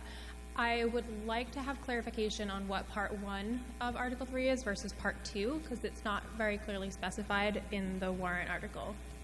You want to tell where it breaks out? How you broke up the two? So, through you, Mr. Moderator, if you look at this chart, the top 3 are Part 2. City of Fitchburg is alone right now under Part 1. Okay, that makes sense, is what I thought. But I wanted to confirm in case anyone else had any questions about it. Also, I want to clarify something that I may have heard. If we pay this, are we planning to have those businesses pay us back that money, and then this is like that loan situation, or are we just paying this and we're not going to be getting it back from the people using the interest rate increase? So the town needs to bill all of the outstanding bills at our current rate. That will not recoup 100% of the money. Then we need to do that rate adjustment and start billing from there forward with the higher rate, and the hope is that eventually the enterprise fund will become whole, start earning, and that we can use those retained earnings to pay back the general fund. Okay. All right, yeah, I just want to express that I do support paying these bills because it will just get more expensive. So, thank you. Over here. Paula Bertram, 312 Townsend Harbor Road. I just want to point out that we have a legal binding agreement with the City of Fitchburg. That agreement requires us as a community to pay them. In the event that we don't, as one of the previous speakers said, all we will do is incur substantial legal costs because we are in violation of a legal binding agreement. Additionally, it puts the people that live in these residents, and Tri-Town is one of these residents, it puts them at risk because within the municipal agreement, it allows them to shut water off. If we shut water off to all of these residences, it is the town of Lunenburg's responsibility to then supply those residents with water. So if we're talking about trying to not pay our bills, all we are doing is double or tripling or quadrupling our bills. I urge you to vote this through. Thank you. Over here. Anthony Scullenbrini, 83 Beale Street. Just to back up what the last speaker had said, the cost of litigation is astronomically high. This is also litigation that we will lose. This is not litigation that we might win. We will lose. And so all we are doing by voting no and not paying our bills is saying that we would like to pay more in the future. This is not, do we pay less now and more in the future? This is, we will definitely pay more in the future. There is no prudent person who would ever behave this way as an individual. The town should never do this. We should pay our bills and not pay more to lawyers. Well, I don't know about the second part. They're all lawyers. Over here. Yeah, Lou Franco, 250 Arbor Street. Forget the legalities and all the complications. Those are very important. I agree with everything that's been said so far.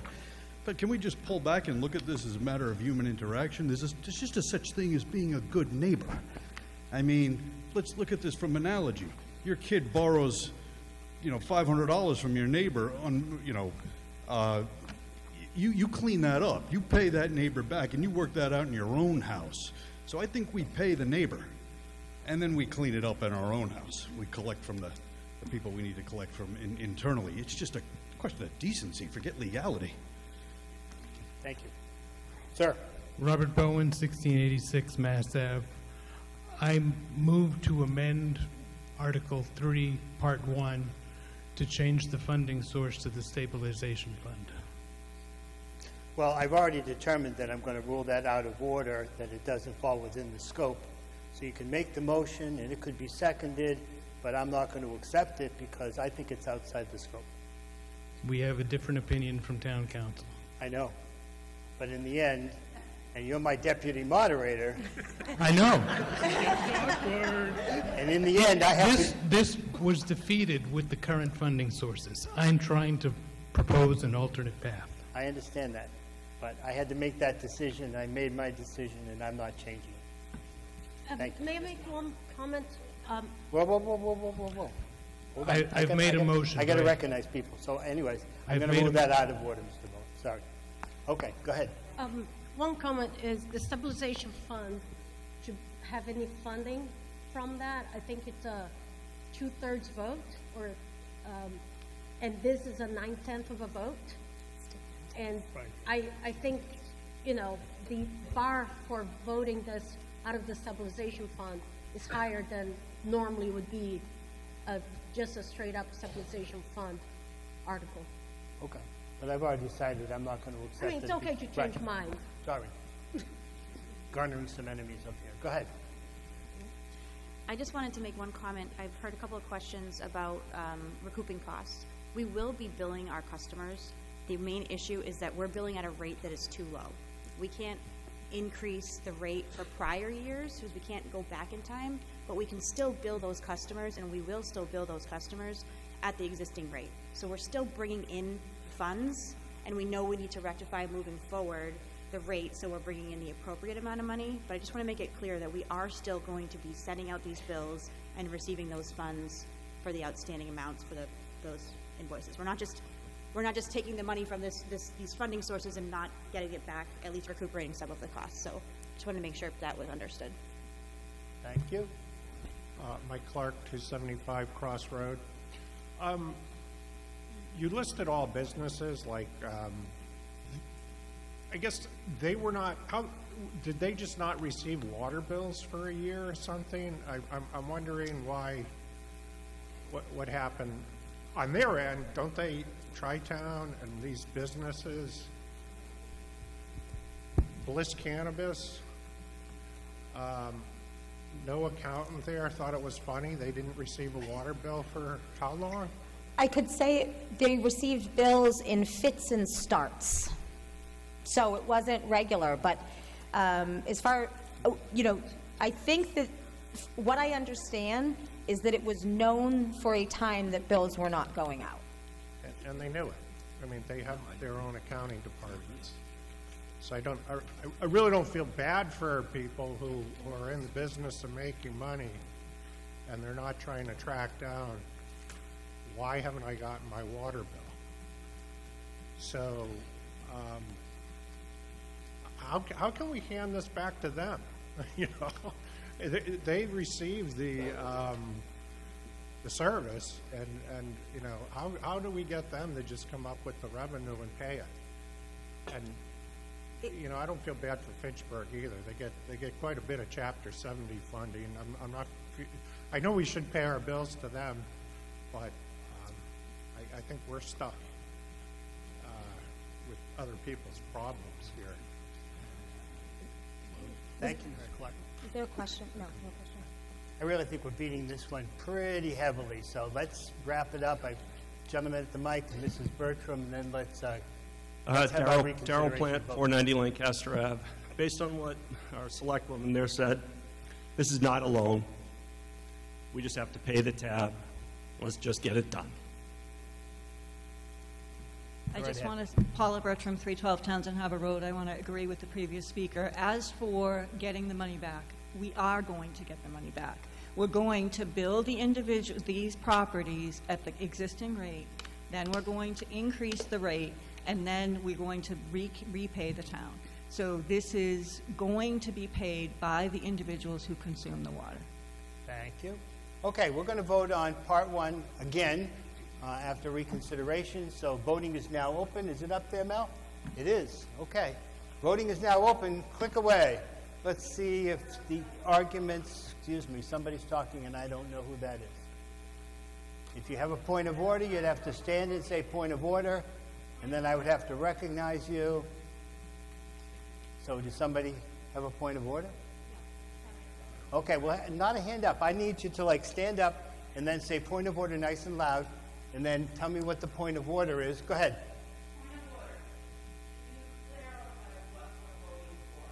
Yes. Here you go. So what we're voting on is part one of Article 3, as it's written, not amended.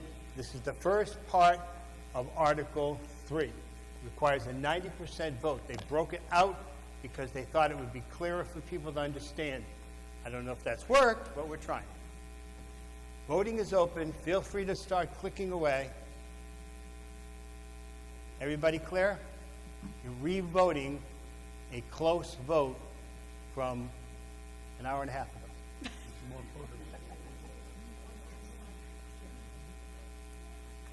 I want to leave it open long enough to make sure we get all the votes in, since it could be close. Still getting a couple more, Mel.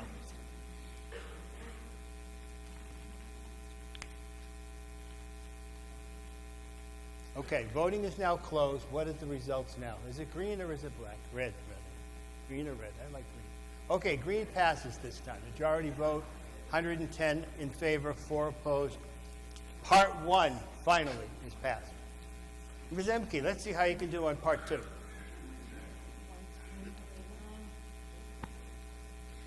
I move the town authorize the payment of prior year expenses as follows. 1, pay the sum of $266 from the FY26 physical line to Haywood Hospital for an unpaid bill of a prior year.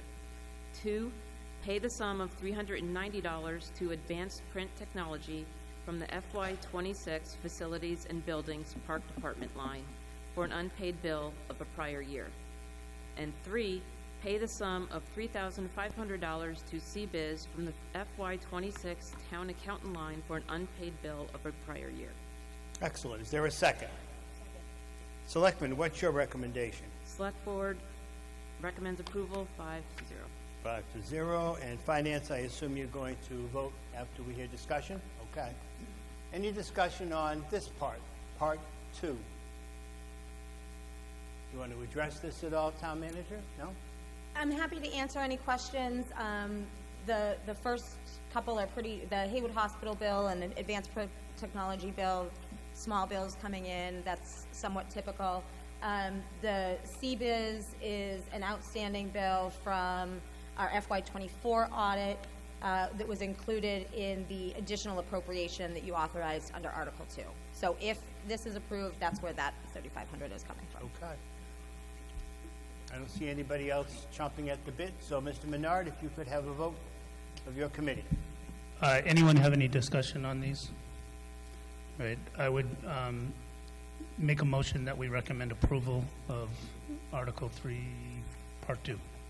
Second? All right, roll call vote. Anna?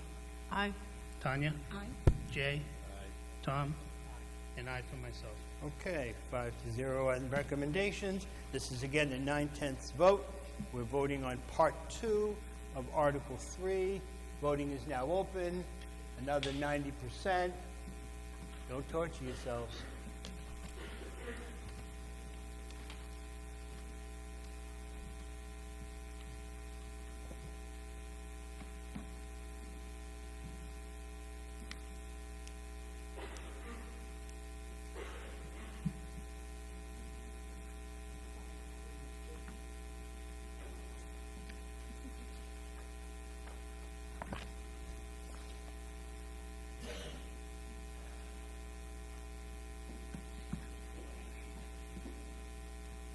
Okay, voting is now closed.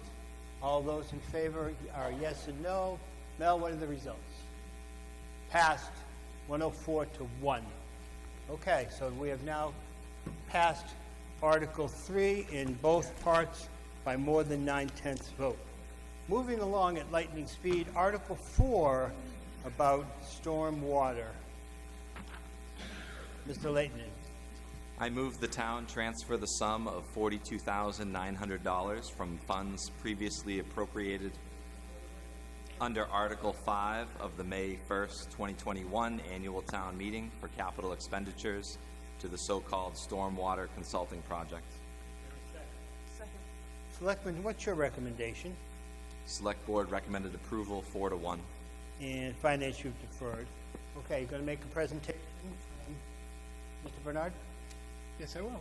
Go right ahead. Just a couple of remarks. So again, Bill Bernard, DPW Director, the Stormwater Task Force has been working towards establishing the stormwater utility. The utility will provide funding annually to perform the necessary work to be in compliance with the MS4 permit. The stormwater utility will be a stable source of revenue that can be used to complete more comprehensive stormwater-related programs and improvements above and beyond the MS4 program requirements. I know of at least 30 cities and towns in Massachusetts that already have this utility in place, and there's at least 20 more that are close to establishing a utility much like we are here. The only alternative to establishing this utility would be to add money to the operational budgets and to the capital budgets for equipment, men, and projects so that we can meet the requirements of the MS4 permit. Just to get us close, I estimate we'll need $200,000, but the DPW operational budget was reduced this year by over $300,000, so the likelihood of getting another $200,000 added in is pretty small. And so then to the heart of this article is that we've been using a consultant to assist with establishing our tiered rate-based rate schedule. However, that consultant hasn't been providing us with the services we require, and we want to hire a different consultant to get us over the line. So they will help put together that the rate schedule, and they will help with advertising and getting the word out on the article that will eventually come at a future town meeting. And I believe that's it. Okay, I bet there'll be some questions. Oh, okay, maybe people only want to talk about our old bills. Go right ahead. Darrell Plant, 490 Lancaster Ave. 2 points. Over the last couple of years, there's been great discussion about combining departments and creating greater efficiencies. This goes in the opposite direction. Okay, this will be another tax on the consumer in town or the resident in town. That's point one. Point two: where does the DPW end or start on the road, and where does this utility pick up and end and start on maintaining our roads? I think the lines are going to become incredibly blurred, and I just don't think this is the right course of action. You said we need to spend $42,900 on a consultant to get this thing going and get it over the finish line. You said you need $200 to get this, to get what you need to get done to take care of these things. We'll give you the $200 next spring. Thank you. Right ahead. Adam Burney, Goodrich Street. So can you clarify a few points for me in the room through the moderator? My understanding is that this would not be the creation of a utility per se as one would perceive, like the water district, where we're talking about physical buildings, rolling stock, personnel. This is an enterprise account, more probably accurately named, similar to the sewer enterprise account, where the DPW is charging a user fee to all of the properties in town, commercial, residential, institutional, nonprofit, and it's based primarily on impervious cover and the contribution of stormwater to the town and to the town system. And if I'm not mistaken, this is all relative to the EPA Phase 2 permit under the NIPDES program that's issued jointly by the Massachusetts Department of Environmental Protection and the Environmental Protection Agency at the federal level.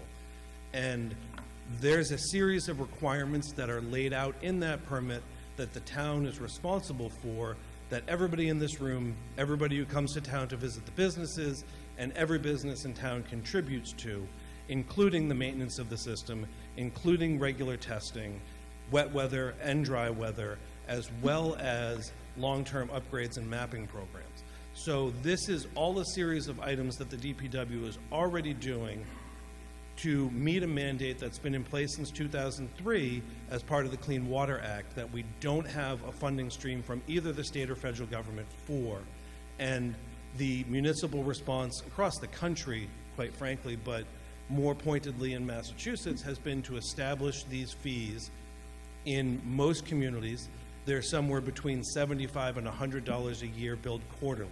So we're talking about a pizza dinner, less than a pizza dinner a quarter, for long-term stability in meeting a federal and state mandate. Is that an accurate representation? Yes, it is. Thank you.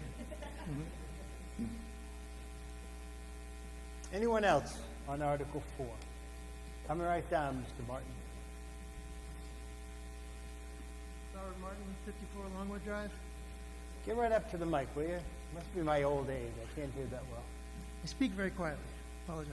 Robert Martin, 54 Longwood Drive. Thank you. The previous speaker talked about basically all of the stormwater kind of projects. This, to me, sounds like the only thing that's proposed in this article is monies for consulting. What, I guess, my first question when I first looked at this before the previous speaker is, how long is that going to last? Is that going to be a continuing consulting project, so it'll be 52,000 or 42,000 every year? What sets a boundary for when that consulting is done? Right. This is a one-time spending. So this will help us establish the stormwater utility, and then the money from the stormwater utility will pay for projects and to meet the requirements of the MS4 permit. So again, this is a one-time spending. Okay, I have my doubts, but I will leave that until next town meeting. Excellent. Look forward to seeing you. I'm sure you do. Thank you. Yeah, I just want to add one comment. One of the reasons we are looking to switch consultants, and a big reason we need this consultant, is for data. The impervious area for the properties in town. We learned this summer, sometime, that the impervious area data in GIS is 10 years old. So we don't feel, speaking as a member of the Stormwater Task Force, we don't feel that that's right to base the way that the utility is based is on impervious area, and there's different tiers, and you pay, a different amount based on what tier you fall into. So one, we're missing a lot of properties. Data is 10 years old. The data is that properties that are in there, the impervious area could have changed. So it's not, I don't think we in good conscience can, and Bill, if I speak out of line, we in good conscience can create this tiered structure and utility without having that data. Go right ahead. Glenn McLeod, I was the one dissenting vote on this article. It is safe to say that I am not a fan of the stormwater utility in general, but my concern here is specifically with the timing. The voters have not adopted the stormwater utility yet, so my concern is when that issue comes up.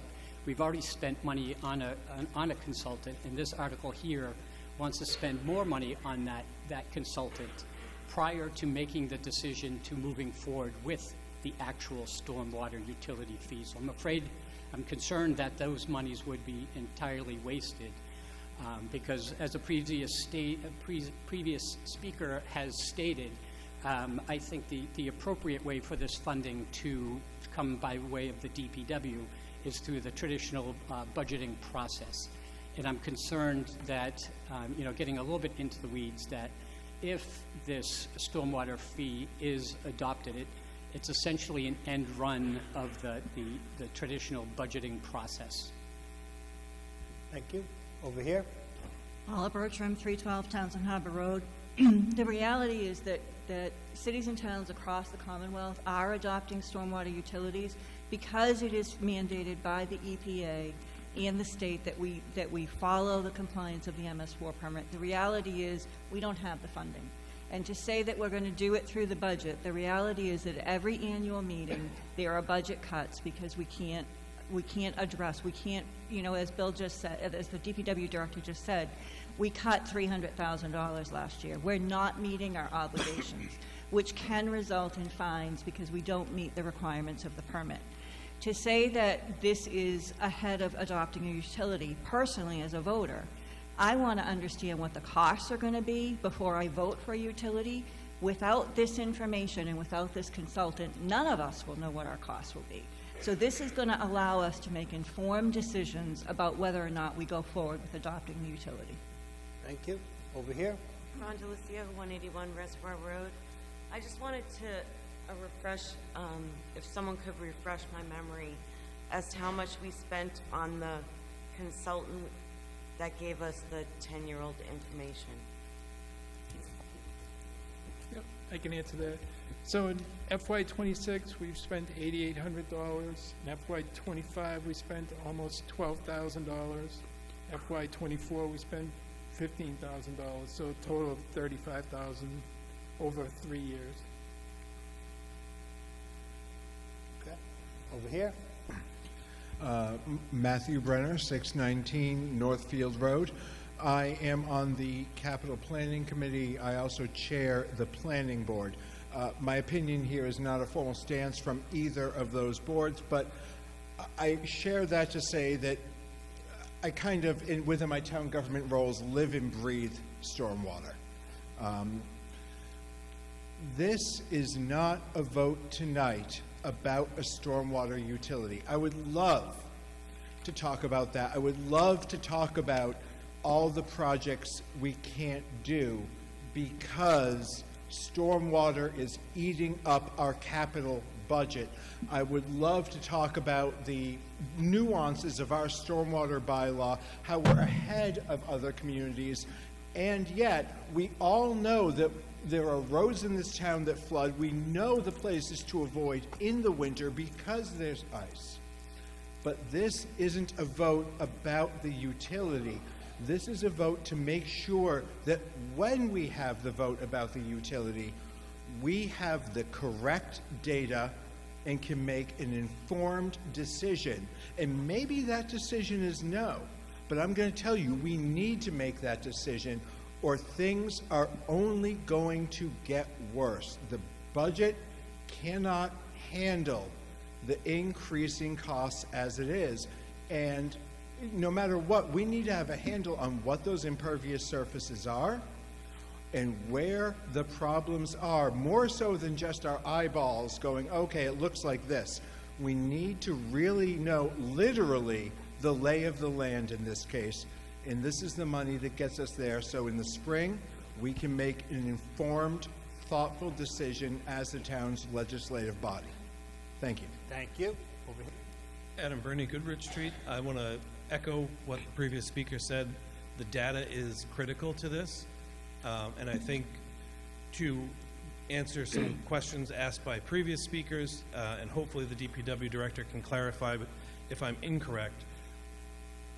The money spent previously was both for information and planning on the utility, not only the utility. It was also for other MS4 related expenses as far as compliance for testing, annual reports, etc. Correct? Through the moderator? Go ahead. No, the numbers I gave were Specifically for specifically towards establishing the utility. And if I'm not mistaken, the 10-year-old data is the town's, not provided by the consultant. It was done through the town's GIS and was provided to the consultant, and recompiling that data comes at a cost? You're partially correct. The data came from the state's GIS, and it's over 10 years old. And it does cost money to. But it's look on the at town to that. update that data. Right. Because it involves running computer algorithms over aerial photography to find footprints and impervious area. Exactly. That's what the consultant will be doing. Correct. And then, again, I just want to strongly say that your feelings on utility, not utility, enterprise fund, whatever you call it, should be exclusive of this article. This article is to give us the most informed decision when the utility is formed. That utility or enterprise fund cannot be formed without action of town meeting.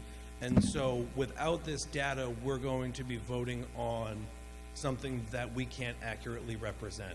And the commercial developments in town, the residential developments in town, all of that impervious adds up. And my understanding of the way that they would tier it is they would develop an equivalent residential unit, and then commercial spaces would be divided, their impervious area would be divided by the square footage of that equivalent residential unit. So without accurate data, the residents likely will pay more because the businesses won't have the most up-to-date impervious area calculations to pay their fair share. So I think having this data gives us the best information to make the decision when it comes forward. I support this article. Data, data, data. Go ahead. Kim Duffy, 1479 Mass Ave. I also just wanted to highlight some thoughts that came to mind when people were talking about the consequences of not having accurate and updated data for stormwater. In addition to the streets that flood routinely and whatnot that we drive on, people's homes are also potentially impacted by the increased water that we see routinely in these 100-year storms happening every 10 or less years. In addition, this extra stormwater, that if it's unmanaged, could impact our environmental areas that, we love to go and visit, like Cowdrey, the lakes that we, swim and kayak in. So all of the pollutants that come from, the impervious areas that we're not aware of go into those waterways, which impact our wildlife and our recreation, as well as potentially the homes that we have. So I'm in support of this article, and just consider those other areas as well, besides just businesses and money. Thank you. Mr. Menard, I think we're ready for the FinCom to discuss and give us a recommendation. All right, does anyone have any comments relative to this article? I do. So, a few thoughts. First, generally speaking, I don't like this practice of the funding for this article is coming from, unfulfilled capital expenses. It's not just financially speaking in terms of financial operations. I don't think that's the cleanest way that we usually budget and get these things accomplished. As to the article and to the purpose of the article, I don't know where we crossed the boundary of we are exploring how to solve this issue to we are going to have a stormwater utility. I know that's a solution that's becoming normal solutions for larger cities. I just pulled a document from the state. All the towns and cities that have adopted, at least in this document, are much larger than us. And at least in this example that I'm seeing here. And I think this is one solution. So I don't remember seeing a presentation that we explored a regional solution. We explored maybe doing a borrowing to catch up and then finding a maintenance that's going to be less. I haven't seen any of that. So if this money was for continued exploration of how we're going to solve this problem, I would say yes. But all I heard is we're going to create a new utility. And I have not been presented with information to say this is the solution. So I know we have to address the requirements of the stormwater permit. I'm just not convinced or have not been shown the information that this is the solution that we should go. And I'll give you an example that I think I did with pavement management. There are towns that are considering pavement tax, similar to, they're proposing here. And I don't know how they're going to explore that. We, in Lunenburg, we borrowed a big chunk of money, we caught up, and now we are able to maintain it with much less money than we used to try to catch up. So, there is the cost of catching up, and then there is the cost of maintaining. And I would like to understand what the work scope on that would be. So anyway, in the end of the day, I have not been shown the information that says this is the solution, and I have been presented with that information. If I have not, I'm not going to vote for exploring utility, because that's not the only thing. So those are my comments. Thank you. I just have one question. I think we need the data. I think we need the data to move forward and be well informed. Is there a strategic plan in place of what data we are getting from this consultant? Because it seems like we've missed the mark a few years with not updating our data. So are there things that we're asking for and expectations that we're going to be getting all of the data, all of the current data, so we can make an informed decision? I just want to make sure that I want to vote yes, but I want to make sure we're getting the data that we need. Yeah, so the new consultant that we chose has helped a number of towns establish utilities, so they've done this work. And they're committed to looking at all the properties in town and getting the proper data necessary to come up with the proper rate structure.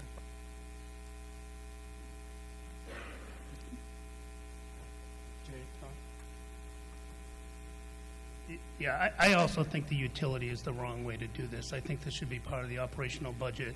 I also think that this should be part of a regionalized system where we can utilize common capital equipment across towns.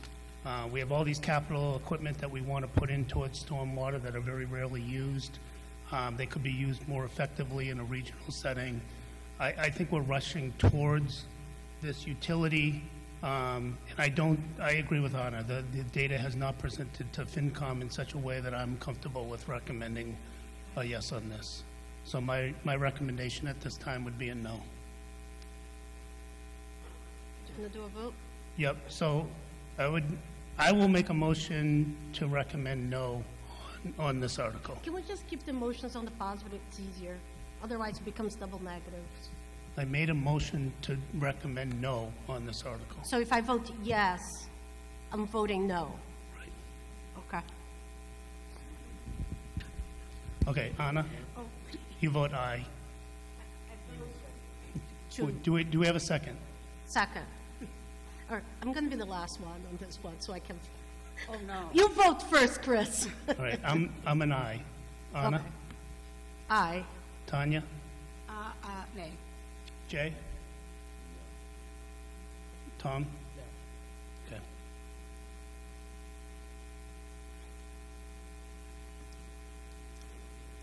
So what's the tally? We don't have a tally. We don't have a recommendation yet. So, I want to read the name of the cities that have a stormwater utility. Westfield, Chelmsford, Braintree, Milton, Tewksbury, Reading, Westford, Newton, Northampton, Shrewsbury, Bellingham, Chicopee, Fall River. We are not any of those. So this is not now inclusive. Is one that I found from the mass.gov. So anyway. I want to comment on something at this time. This article came up and has never been presented to the Finance Committee. And this practice has to stop. All these articles get ramrodded into us at the last minute. We don't have proper time to vet them for the financial impacts of things. And here we are right now, and we can't even make a recommendation. So I would entertain another motion.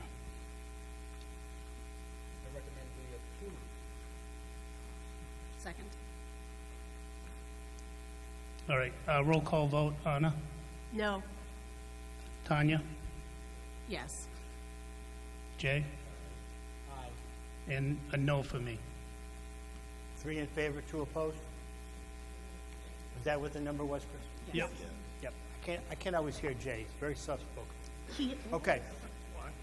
All right. Okay. So, you have your recommendations. I think we're ready to vote. This is Article 4, establishing the Special Project Authorization Fund. This is a majority vote. Your clickers are now open. Please begin to vote.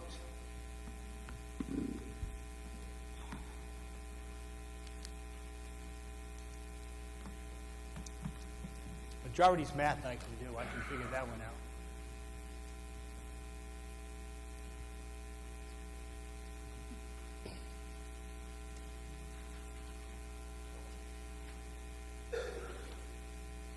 I know we lost a couple of people, so. We did. I saw a couple of people walk out. They said, this is going too late. Okay, voting is now closed. What are the results, Mel? 64 to 45. Simple majority, it passes. We had 5 and 6 were in the consent calendar, so we're moving all the way. It jumped up to 7. Ms. Moore. I move the town transfer the sum of $50,000 from funds previously appropriated under Article 5 of the May 1st, 2021 annual town meeting for capital expenditures to fund the engagement of one or more consultants to assist with capital project estimations. Is there a second? Second. Selectman, your recommendation? Select Board recommends approval 5-0. Finance Committee recommended approval 4-1. Going to speak? Anybody? Oh, you down there, town manager? There you go. Sure, I can start, and if there's more specific questions after I give this brief overview, the facilities director is here. So the facilities director for both the town and school, as well as the DPW director who you just heard from, are responsible for preparing and submitting capital funding requests. Oftentimes in developing these requests, they use cost estimates based on their own expertise. They consult vendors in the field. They use industry standards. But there are occasions when the use of an outside consultant would provide a more accurate assessment of the project costs. We have seen that we are underestimating capital projects at times, and so the intent here is that we have a pool of funds that can be utilized by both the facilities directors of the town and school when we are scoping these capital projects to come up with a more accurate figure. No one's at the microphone. I think we're ready to vote. Moving right along. No. You're not ready? I'm ready. It's all right. We're in Article 7 now.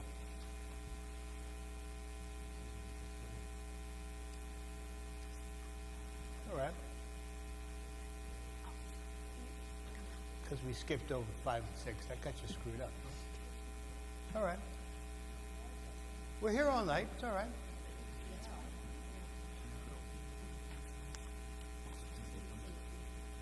Mr. Moderator, may I have a word now that IT is Yeah, messing around? just give me a minute there, Mr. Martin, okay? Yes, I will. I got to concentrate, you know? Okay, we have Article 7 before us. Before we vote, Mr. Martin wanted to raise a point or ask a question or something, so go ahead. Yes. Robert Martin, 54 Longwood Drive. I have a couple of issues with wording like this. First, again, this is consultants, okay? Previous discussion was about a consultant. It turned into a discussion about the project itself. So I'm not sure that really flies that way. The problem that I have with this one is perhaps similar to the other one. $50,000 for a consultant. And there's, again, some words in here about, well, we've estimated it before and had a problem. Who's doing the estimating? Is this just somebody that says, okay, I have expertise and therefore I can estimate it? Madam whoops. We lost her. You want to address did you hear his question? I'm sorry, I heard the beginning part of it. Okay, summarize it, Mr. Martin. That was babbling. Why do we need a consultant, and what are the qualifications of the people that have been generating the estimates? to our subject matter expert, Chris Ruth, Facilities Director. If I may There you ask go.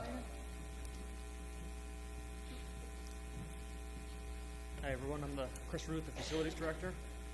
So I can speak to some of the projects before my time, Ritter Building specifically. One of the projects had estimated $100,000. The professional estimators came in closer to $600,000.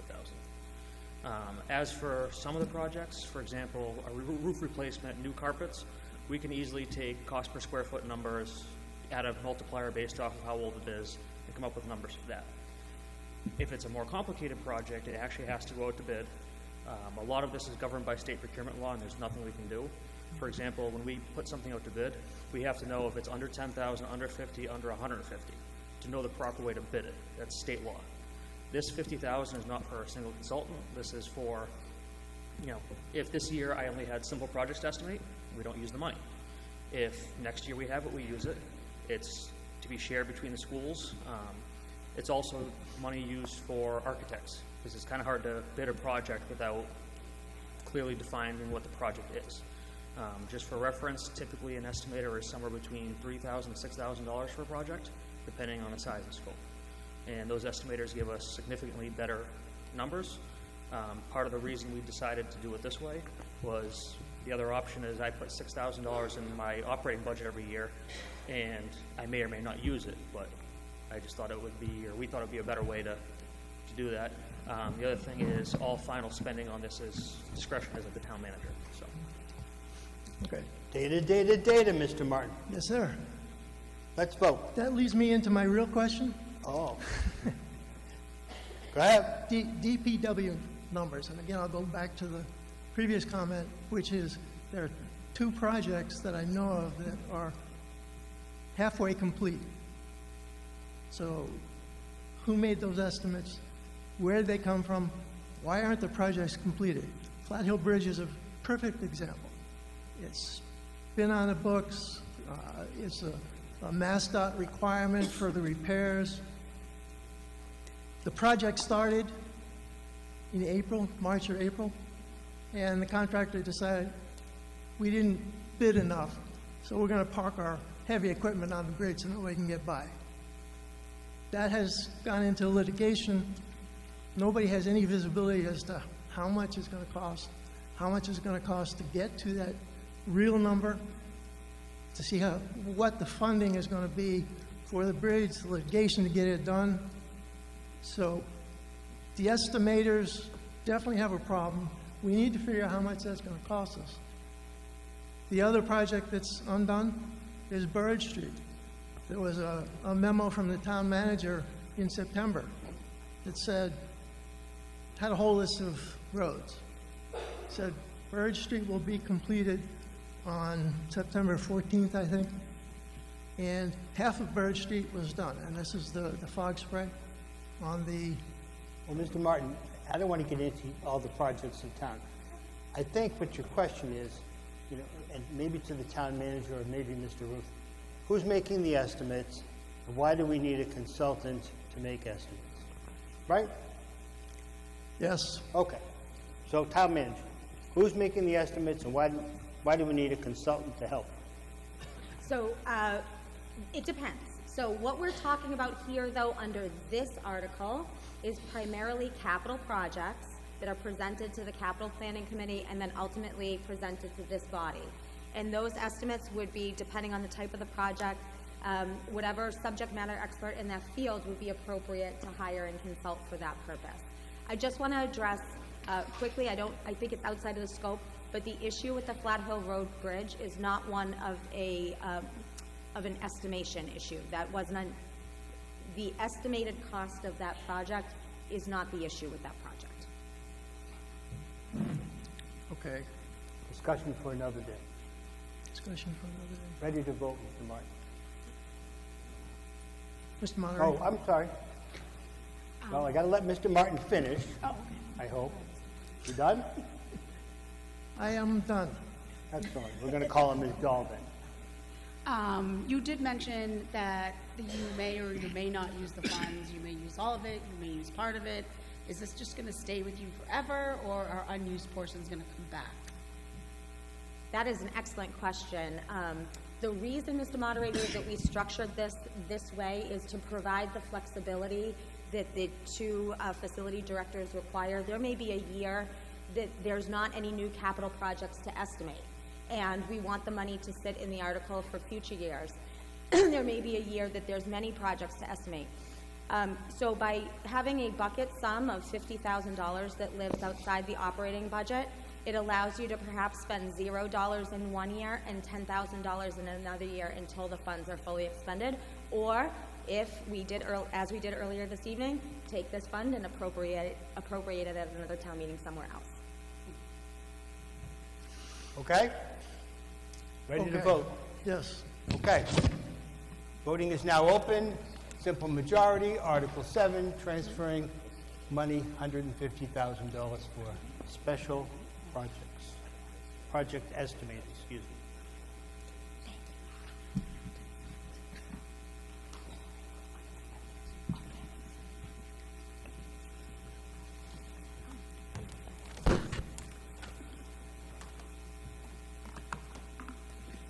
You don't need to see it. Okay, I think voting is now closed. What are the results, Mel? Simple majority, 70 to 20. Article 7 passes by a clear majority. Article 8, Ms. Emke. Yeah. I move the town accept the provisions of Massachusetts General Laws, Chapter 40, Section 13E, authorizing establishment of a special education reserve fund as printed in the November 18, 2025 special town meeting warrant booklet. Is there a second? Second. Selectman, what's your recommendation? Select Board recommends approval 4-1. Thank you. And Finance, you're deferred? We did. You're deferred, right? Okay. Okay, who's going to speak to this article? Mr. Scalabrini. Yeah, yes. So before you tonight on warrant Article 8 is a request to establish a special education reserve fund. I'm going to go through some data tonight, but the main point that you need to know is that this is not going to cost any additional money. This is just changing the way that we save currently allocated money to allow for us to even out the bumps that we get on an annual basis due to changes in what are called out-of-district placements.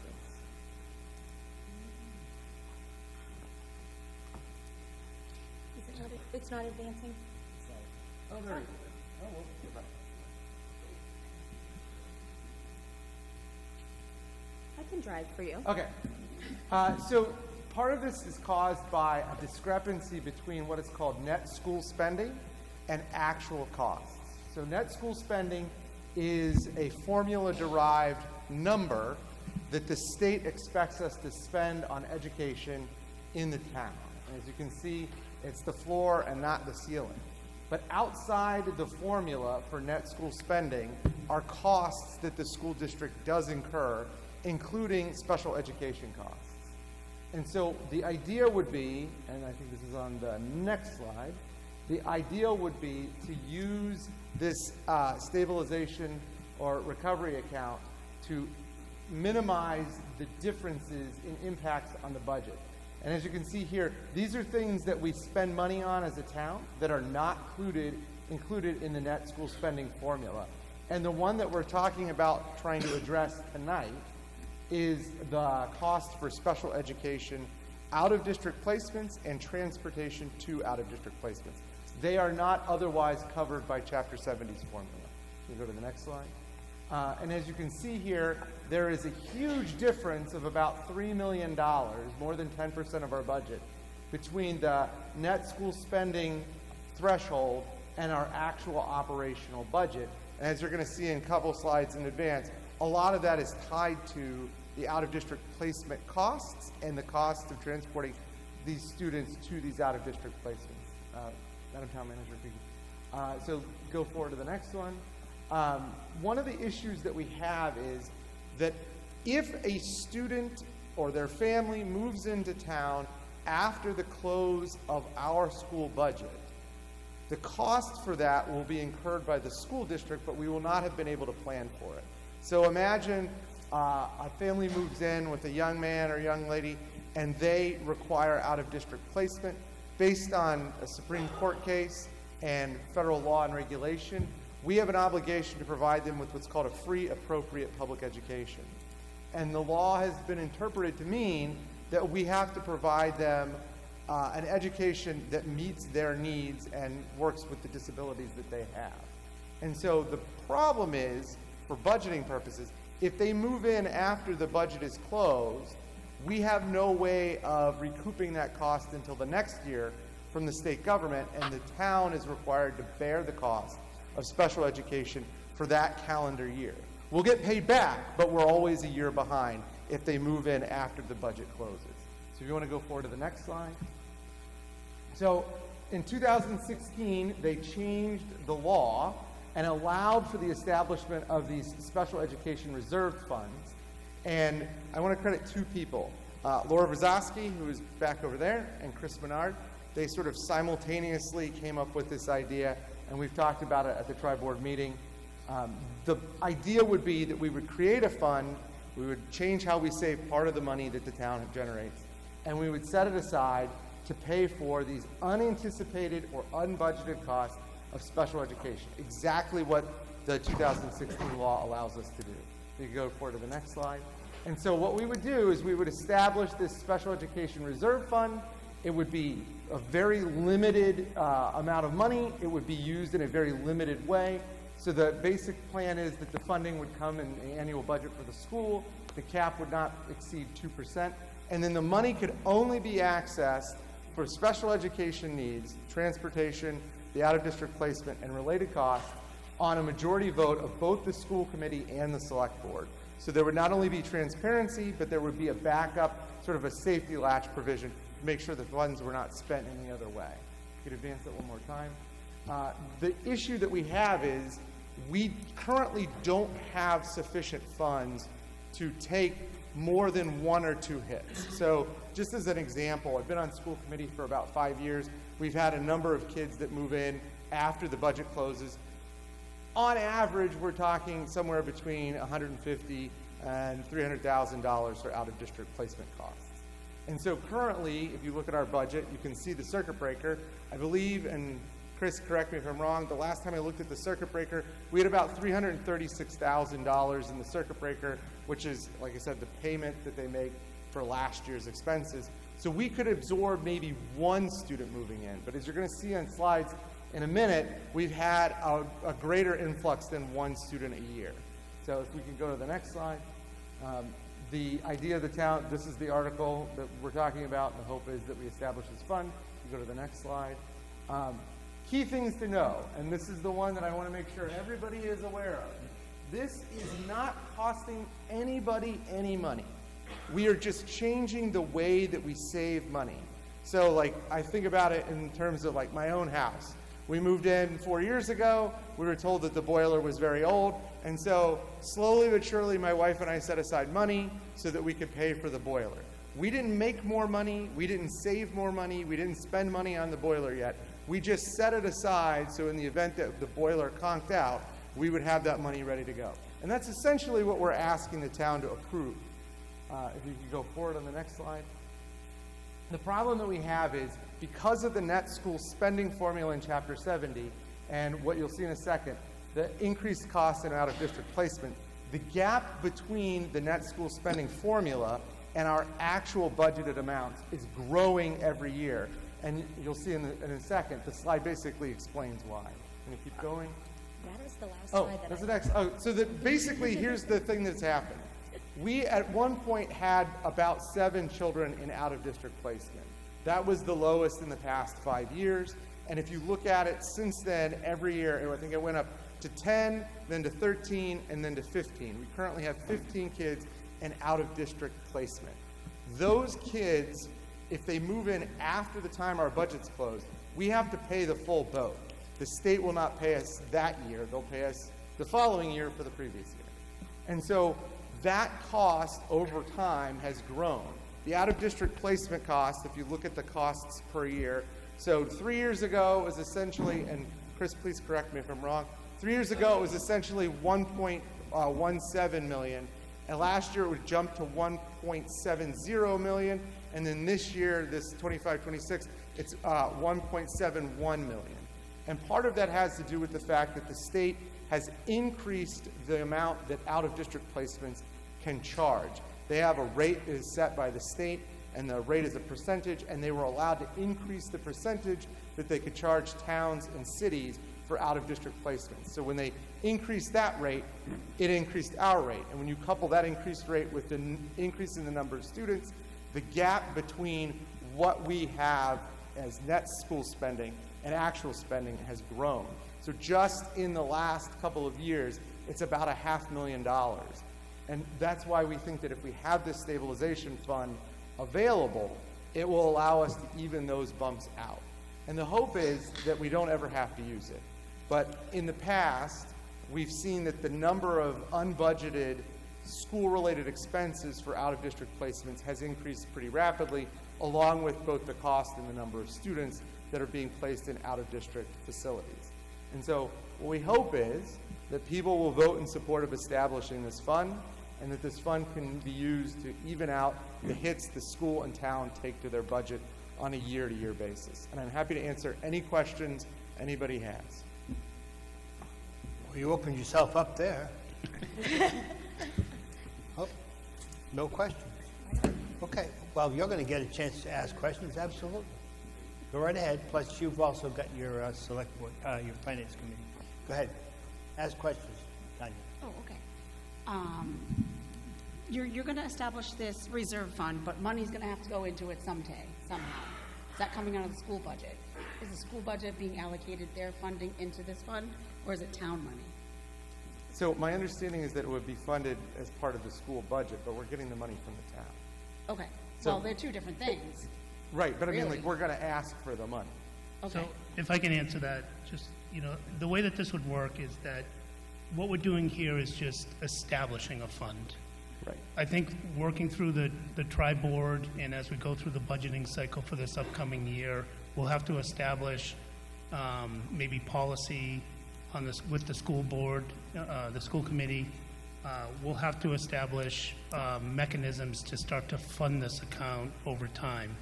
I think the real benefit to an account like this, it's kind of like having long-term disability insurance through your work, right? Exactly. Something may happen to you, and you really just need to keep that cash flow kind of going.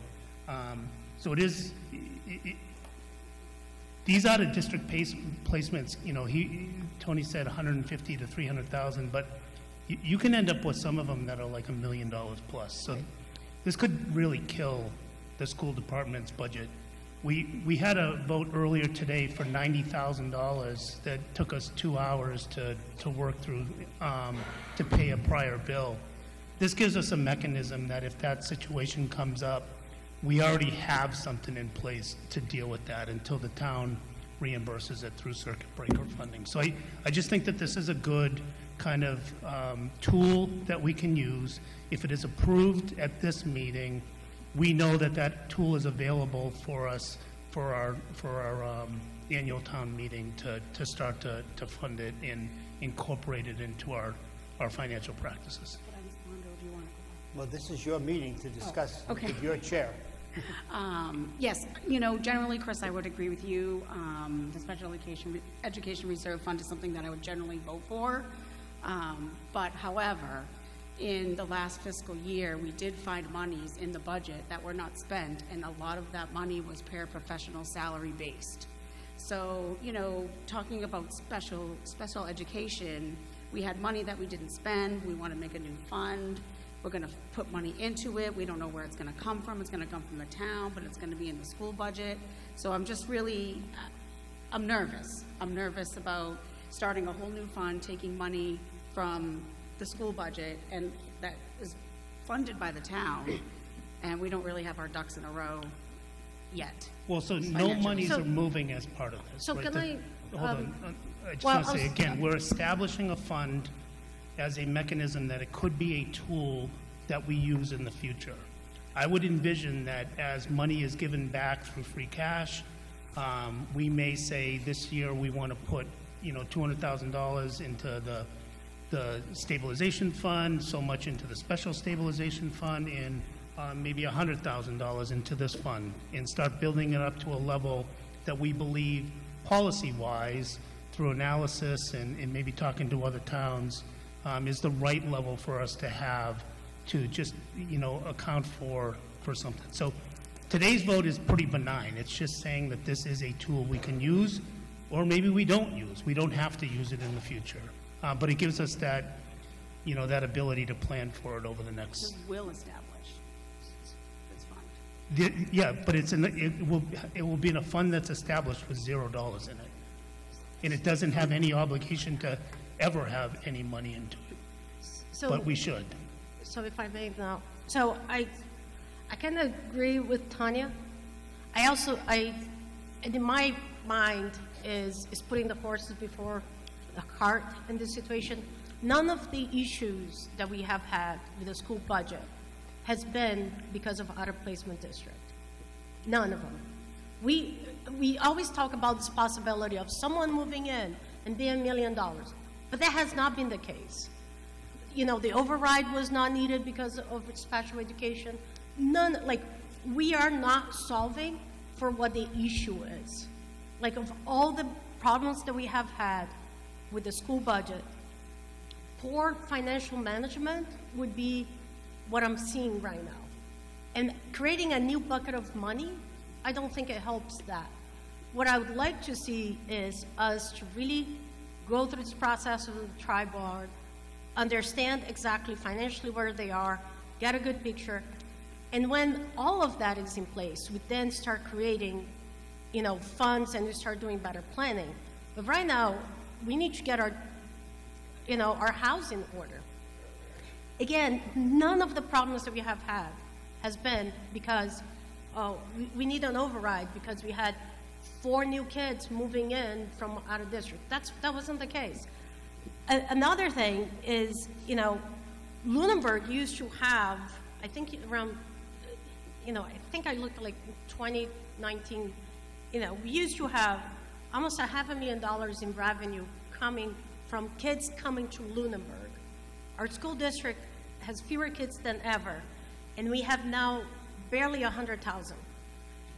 There's so much that we need to fix, that we need to have clear conversations about where their budget are, and that I don't have the answer now.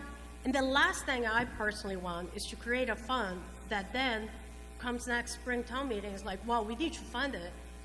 Well, why?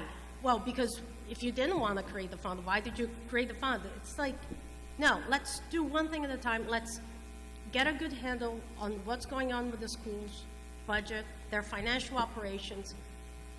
And I know there's been turnover and everything else. And after that, we establish a fund and we make a plan for how to fund it. I don't think this is the right time, and I think there's a lot of work that needs to be done before someone comes up to me and asks for a new bucket of money. Yeah, I'll say my house has never burned down, but I'm sure is glad we have a fire department in town, because if it does, we need it. It's there for our use. That doesn't even make sense with the current thing. We all pay taxes towards the fire department, so.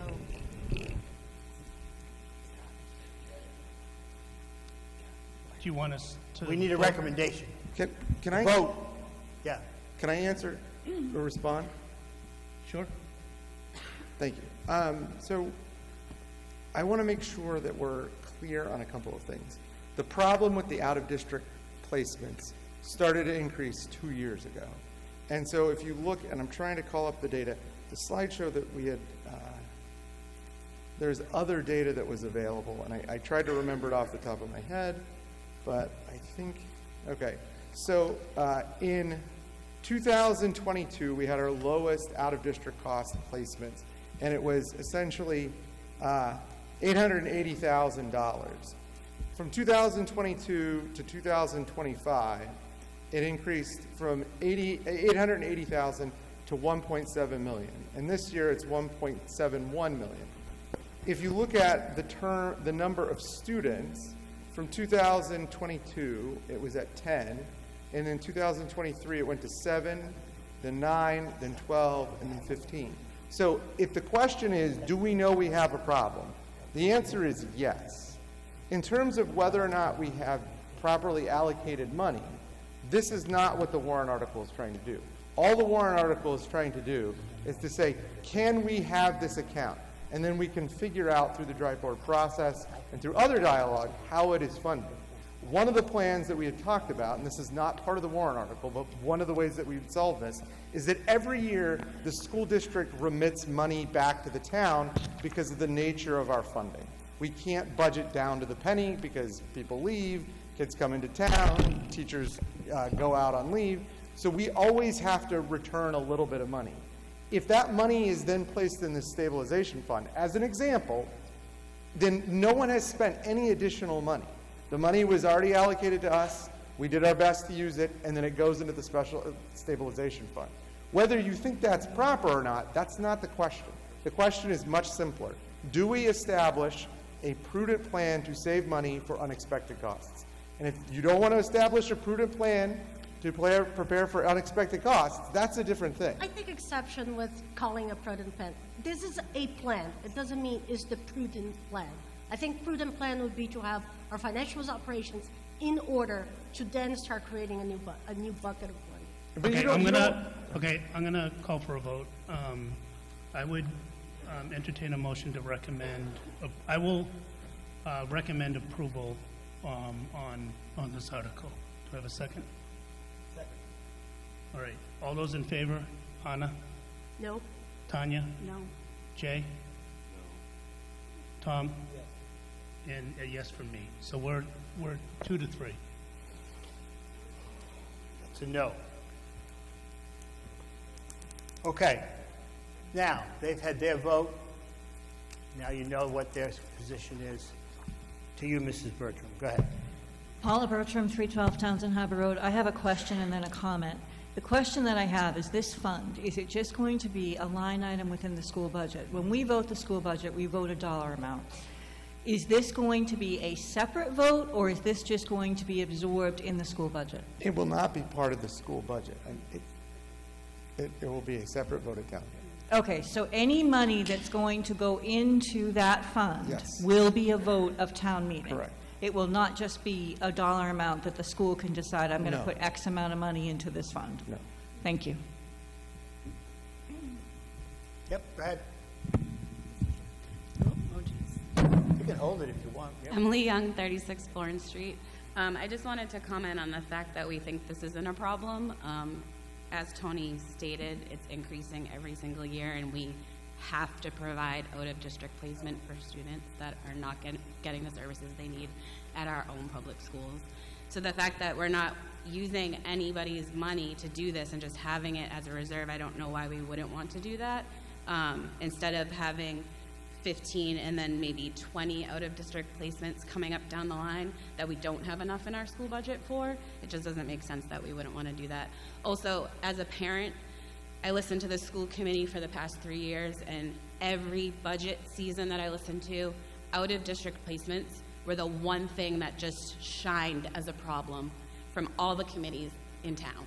So I don't understand why we're saying it's not an issue when that's what I heard for 3 years in a row from past committees, not present committees now, not Dr. Fortuna, but past superintendent and school committee members. That was a huge issue that was brought up time and time again. That was a problem for the school budget. So now we're asking to, as a school committee member as well, asking to put money aside for that so that it doesn't impact the budget during budget season as much as it has over the past few years. So I just... And also the override... Anna, you're out of order. We're not having a discussion between the two of you. She's making her position. She's making her position. I understand. And then you can raise your hand, and I I'll call on understand. I you, thought she and you was can done. rebut I her position. heard you. Thank you.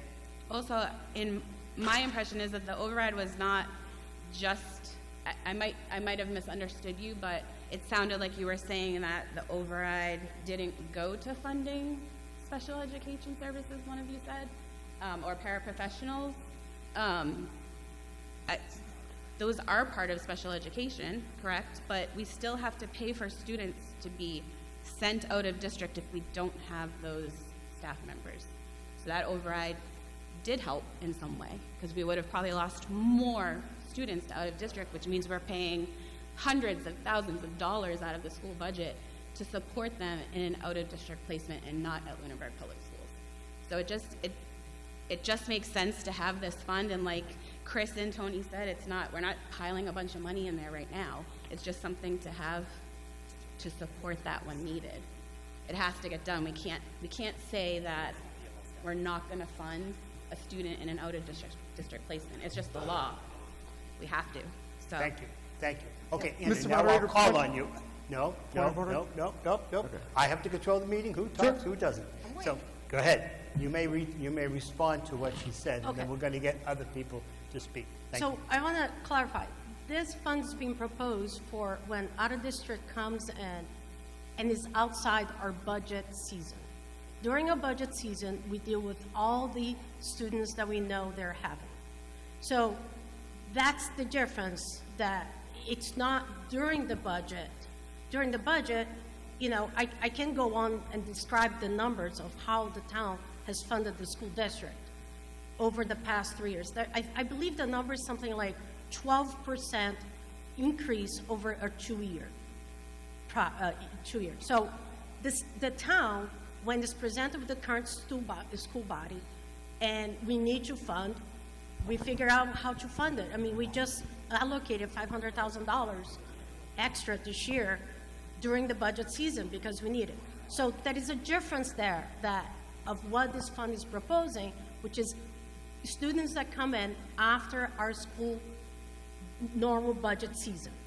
And that's the difference, and that's a big difference. Now, what happened with the override, when you look at how the override money was spent, just by looking year over year, which is an exercise that I've done it wasn't necessarily $900,000 that went to those lines. That's what I said. I'm sure there was an increase year over year, but it wasn't the $947,000 didn't go to those lines.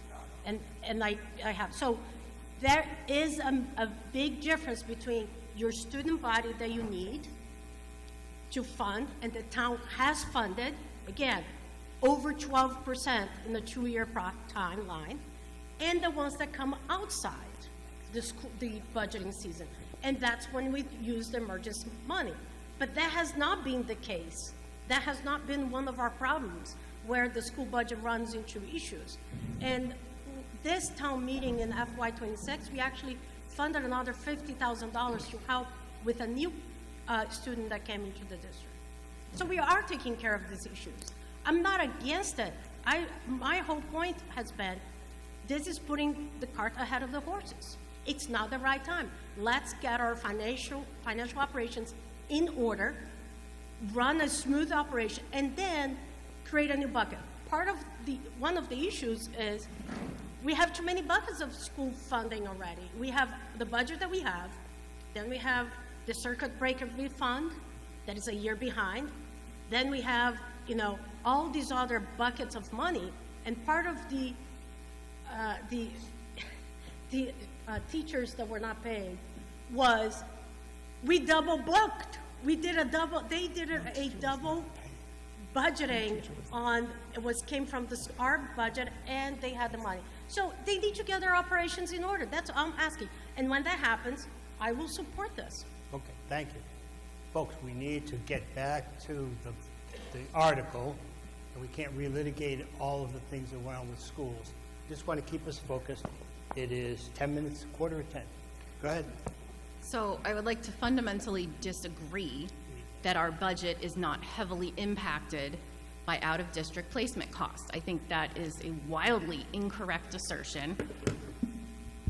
I think that it was clear during budget discussions that out-of-district costs very much affect the budget, especially when someone moves in mid-year and we suddenly have to absorb those costs, and we will not be reimbursed part of those costs until a year later. So I fundamentally disagree with the assertion that it's not a large driver of what goes into our budget and forces us to make cuts in other places.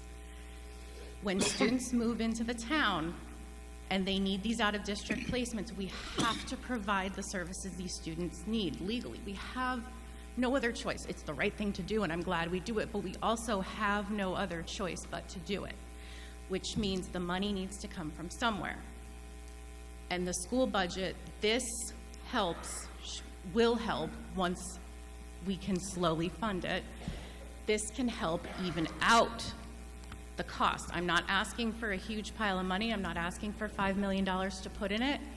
We can slowly build it up. That was what I originally saw, was a slow buildup of a reserve fund to smooth out those wild fluctuations in certain years when we have a large number of students or just one student who costs $1 million, so that we can even it out without disrupting the services that we have for the rest of the students during the school year, in order to make room in the budget that year for what we need to pay for. It's pretty simple. We're not even voting to fund it. This is just to open the account so we can get started on evening things out and getting our house in order. It's not putting the cart before the horse. It's figuring out what kind of cart you're going to need, so you know what to purchase. This is part of getting things in order. This is part of straightening things out. Okay, I'll get to you. Over here. Everybody try to keep it brief, because you're going to be here all night. Lou Franco, 250 Arbor Street. I believe I got my answer from the question that was asked 3 or 4 speakers ago. Let me just see if I get this straight, summarize this whole thing. You're asking to create a bucket, a structure, something that exists, not to fund it at all right now, and the discretion as to whether or not to fund that bucket will still always be in town meeting. Is that correct? Well, you can answer the question. Yes. Yes. Okay. That's good. Town attorney flagged that a regulation related to the 2016 law allows for 2 mechanisms. One, the one that we talked about, where the town meeting would approve, or another where the school board approves. So we could still make that part of the rule. My anticipation when we brought this to the town manager was that we would have it so that it would be funded through town meeting. And so we can do it either way, but my understanding was we would fund it through an approval at town meeting. Okay. So you answered his question, but I see Mr. Costa wants to comment, so go ahead. I do, just a point of clarification through you, Mr. Moderator. So it's not quite that you have 2 options. You simply can't move money into the account through a simple vote of the school committee. It always requires a vote of town meeting. It's just the question of whether, one of the previous speakers had said, are we always going to see this as a separate warrant article, separate and distinct from the annual budget, the school budget? And the answer to that is, well, maybe, maybe not. It can be part of the annual school budget, or it can be a self-contained article, but it doesn't have to be a self-contained article. But either way, the only way that money gets moved into this account, and again, that's not what's before you tonight, but once the bucket is created, so to speak, in the future, moving money into that bucket can either be by way of a school committee vote on its annual budget and then presented to you as part of the school budget, or a separate warrant article that is presented by school committee vote and presented to town meeting as its own warrant article. Thank you. Excellent. Excellent. Thank you. You're all set. Over here. Sandria Harp, 20 Pratt Street. So I just have like a clarifying question. So you said that you would like to see the school committee get their act together as far as financial. So what would be the indicator for that for you? Because a statement like that means that we could probably kick that year after year after year. What are some very tangible, concrete things you would like to see for you to be comfortable with them creating this bucket? I mean, I can send you an email with a very long list of questions that I have had about, the school financial operations. But, an indicator that, when we look at recent history, the financial operations are just not in par, right? We ask for an override, don't use 2/3 of the money. I just want to see a tighter budget, an intentional budget.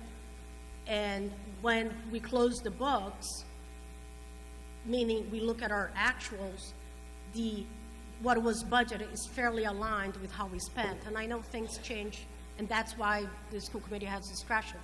But just something basic as that. Great, thank you. Over here.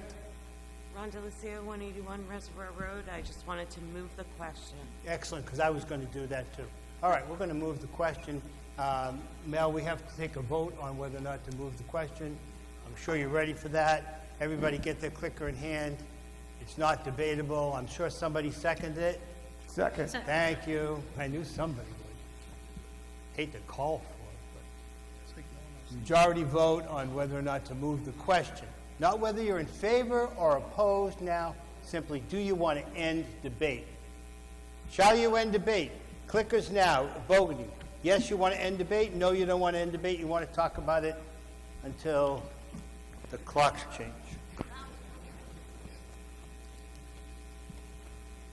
Usually have one guy that sits over here and he moves the question a lot earlier. I don't know where Steve is tonight. I'm going to start calling him and making sure he's at every meeting. And we might change the date if he's going to be out of town. Okay, voting is now closed. Are we going to move the question? Stop debating. 86 people said yes, let's stop. 5 people are still want to talk about it, but we're done. Okay, so now the question's been moved. We are ready to vote. This is Article 8, and we are open. Wait a minute, give Mel a minute. Moving the question is actually a majority vote. It was 2/3 anyways, but that's all right. Okay, voting is now open on Article 8. Simple majority rule. Accepting the provisions to establish a bucket.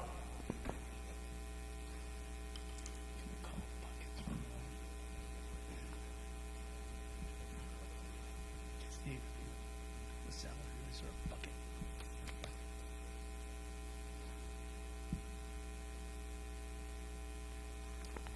Okay, I think there's still 90 people left in the room, and voting is now closed. And Mel, what are the results?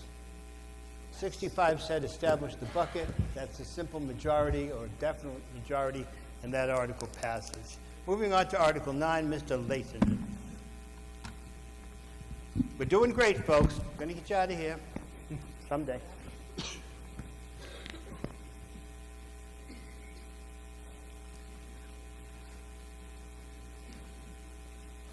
Article 9, sir. I move the town increase the gross receipts that seniors may have in the prior calendar year to be eligible to defer property taxes under Massachusetts General Laws, Chapter 59, Section 5, Clause 41A, as printed in the November 18th, 2025 Special Town Meeting Warrant Booklet. Select Board recommended approval 5-0. Yep. So you want to tell us something about this, somebody? Anybody? Sure. Good. Mr. Moderator, through you. So under Clause 41A, seniors may be able to delay a portion of their property taxes. This is not a discharge of the tax obligation. Rather, it defers the payment of taxes until the senior either sells the property or passes away. This deferral allows seniors who are not able to perhaps afford their taxes and other costs to defray the taxation to afford their living expenses.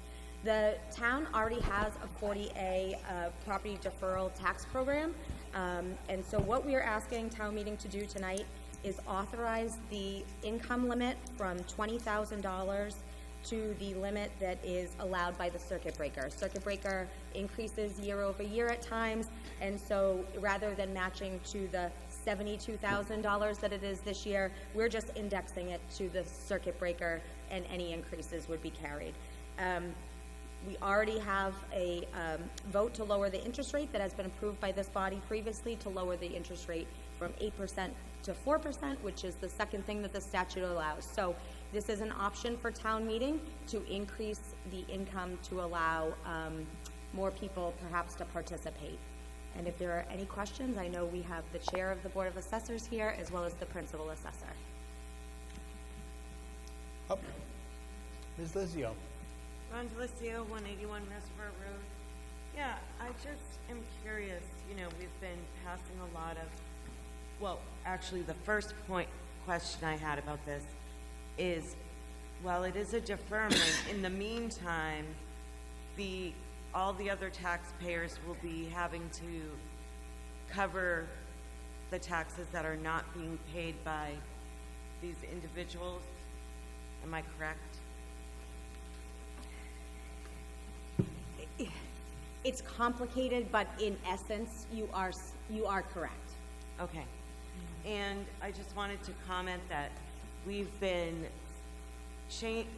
the senior tax relief.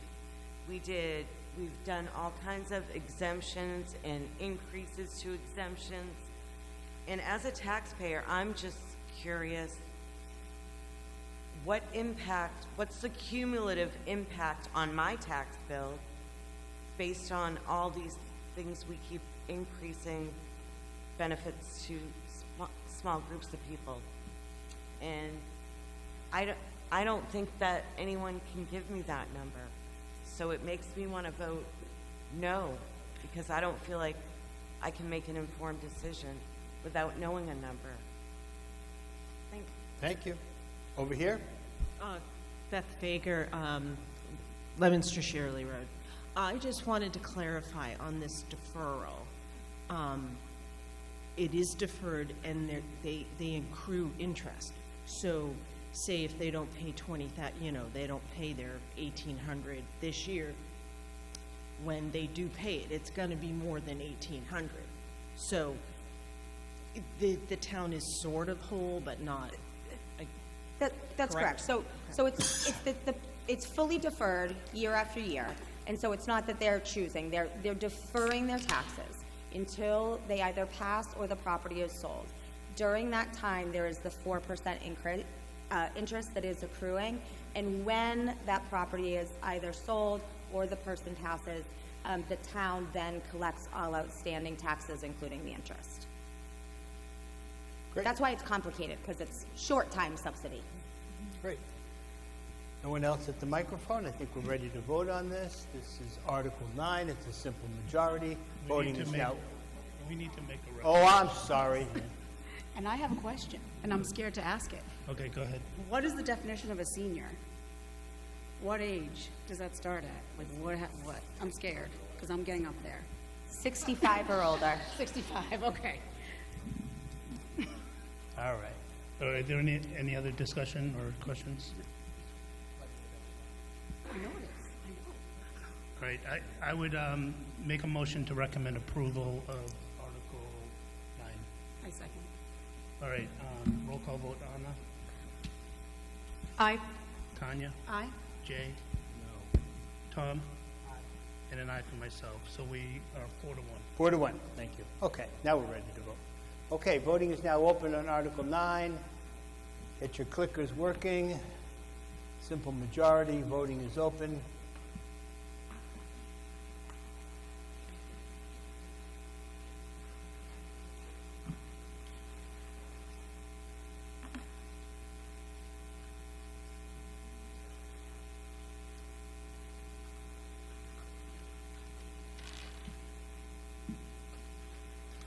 Okay, we still have 95 people in the room. I love it. Okay, voting is now closed. Article 9, simple majority. It's in green. It passes 81 to 12 with 2 abstentions. Article 10, maybe this is easier. Main Street easement. Mr. McLeod. I move the town authorize the select board to acquire by gift an approximately 442 square foot easement through and within certain property known as the numbered 21 Main Street, as shown on a plan of land on file with the town clerk, for the deck, ramp, and walkway adjacent to Town Hall, all as more specifically described in the November 18th, 2025 special town meeting warrant booklet. Is there a second? Second. Select Board recommendation. Recommended 5-0. Thank you. Finance? No direct financial impact. Excellent. Anyone want to address this article? Just Pretty Go ahead. Straightforward. It is the line across the bottom is the border of the property. On the lower side of the slide, that's the town hall. On the upper side of the slide, that's 21 Main Street. And that section in blue that is shaded is the ramp to town hall that is not on our property. Years ago, that was a bank. Years ago, that was the post office or something. And not too long ago, it was a law office of Attorney Gilman sitting way back there in the backish row. All right, anybody with questions about the easement? Okay, declare we're ready to vote. Article 10 is simple majority. Voting is now open. Click away.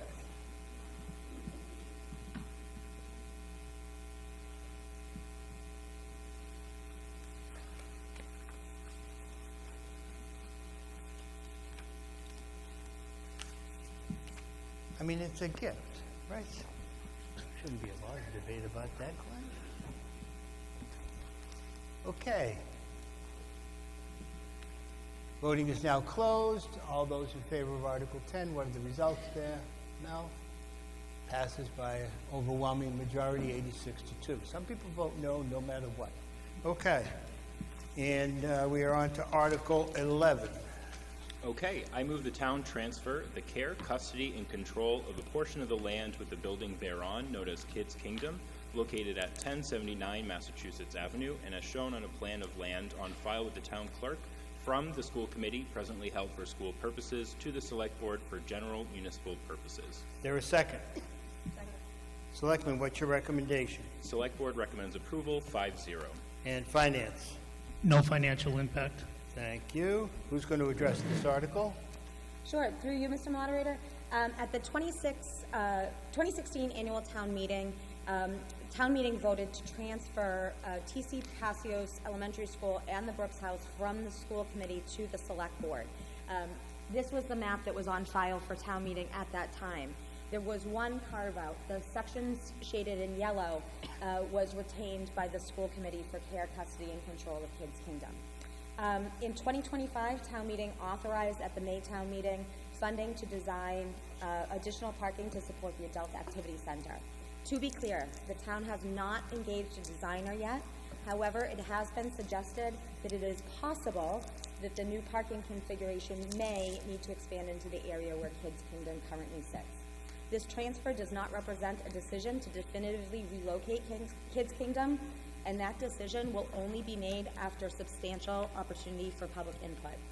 This is simply an administrative step that enables the town to maneuver a little more nimbly by transferring that care, custody, and control from the school committee to the select board as we move forward to work through that design. Mr. Scalabrini. Anthony Scalabrini, 92 Beale Street. I'm making this statement on behalf of the school committee, recognizing that a town meeting is a town meeting for our meeting for all the boards in town. The school committee was not consulted on this warrant article. Thank you. Please. Hello, my name is Jackie Hazley, 506 Mass Ave. I just wanted to get a little clarification on what aspect of Kid Kingdom may be impacted. I go to that park multiple times a week. My kids basically grew up there. I've developed a relationship there, so I just want to make sure that whether the school committee has it or the town, that they have everybody's best interest in heart, whether it be the seniors or the kids, and have any alternative options been explored that won't impact Kid Kingdom at all. So I believe your question is more about what happens next, what happens to Kids Kingdom, what happens if the designers recommend that Kids Kingdom is ultimately the location for the new parking structure, or parking lot rather. That is all to be determined.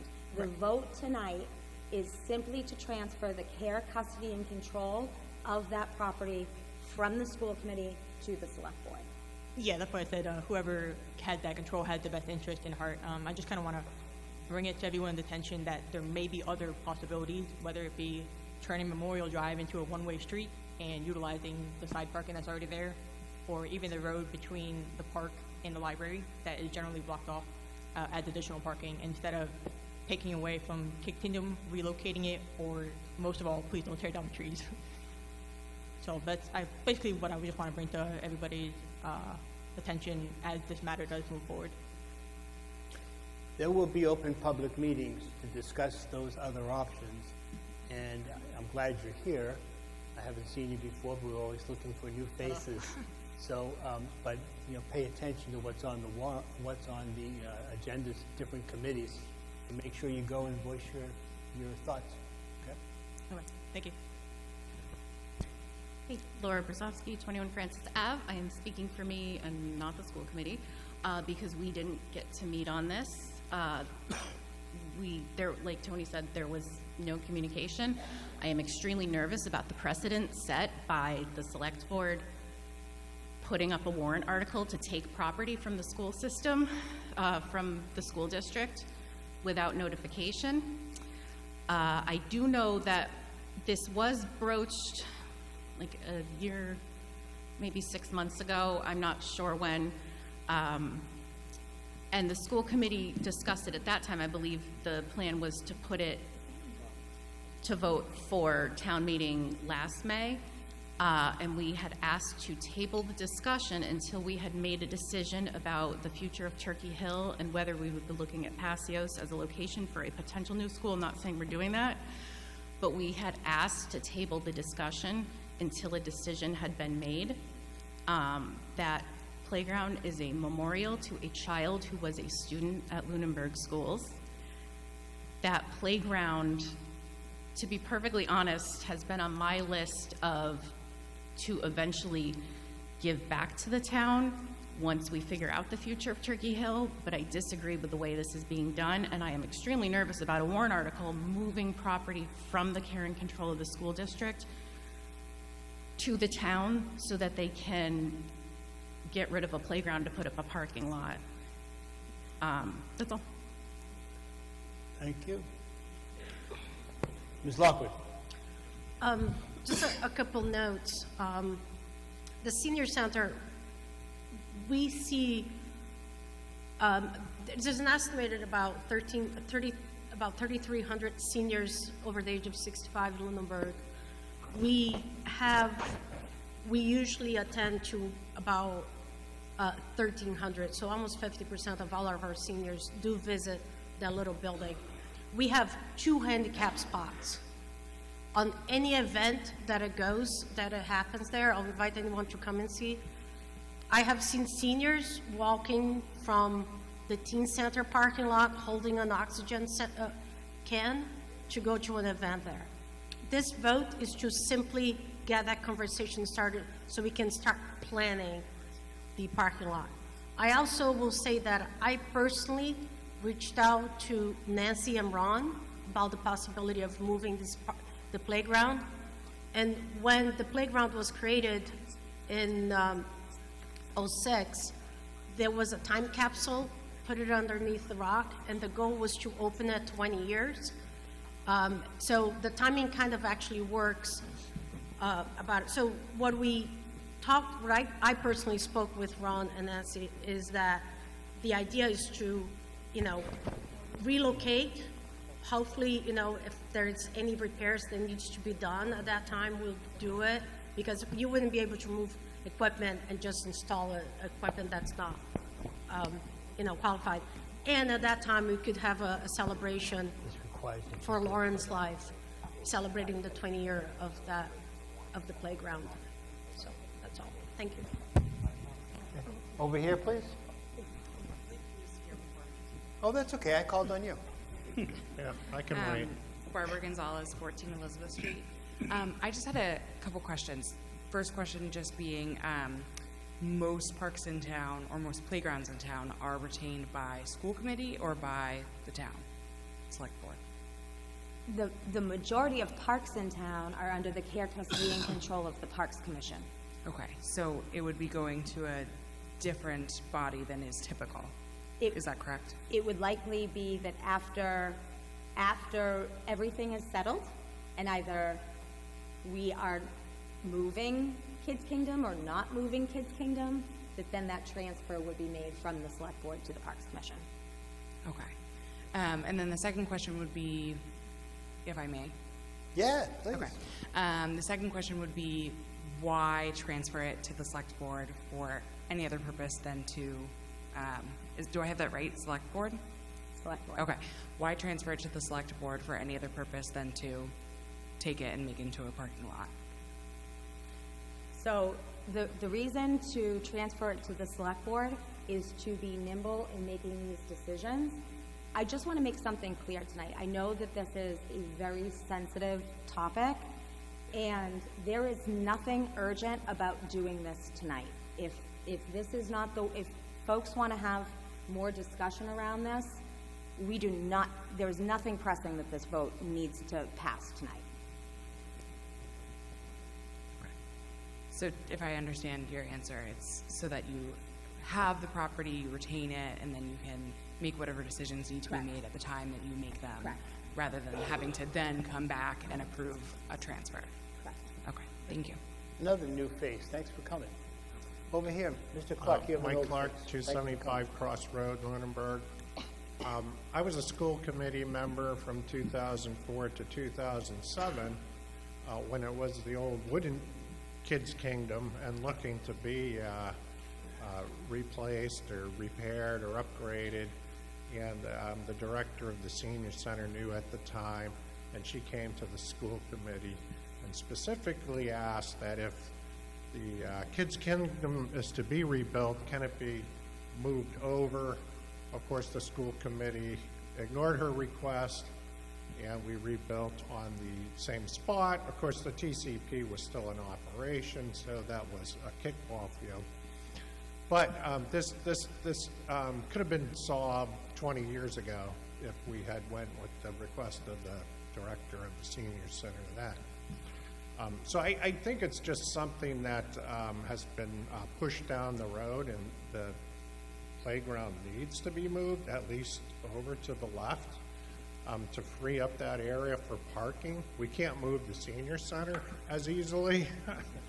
And if you move the parking and you create a big parking area and more area for the senior center there, the teen center is looking for more space, but adjacent to them is the upper senior center parking lot.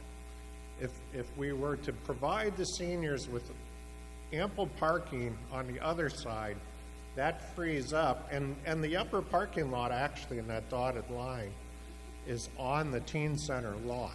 So they have technical, at least from GIS data, control of the upper lot.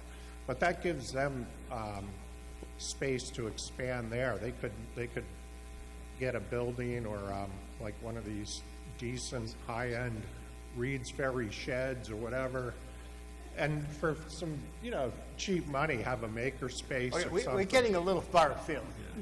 Well, we're not, because it should have been something that was addressed 20 years ago. We needed a consultant.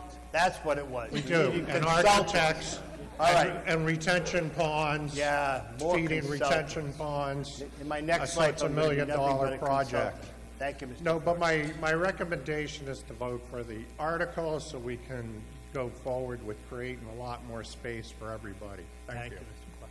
Over here. Marie Martin at 54 Long. A little, you got to pull that microphone down.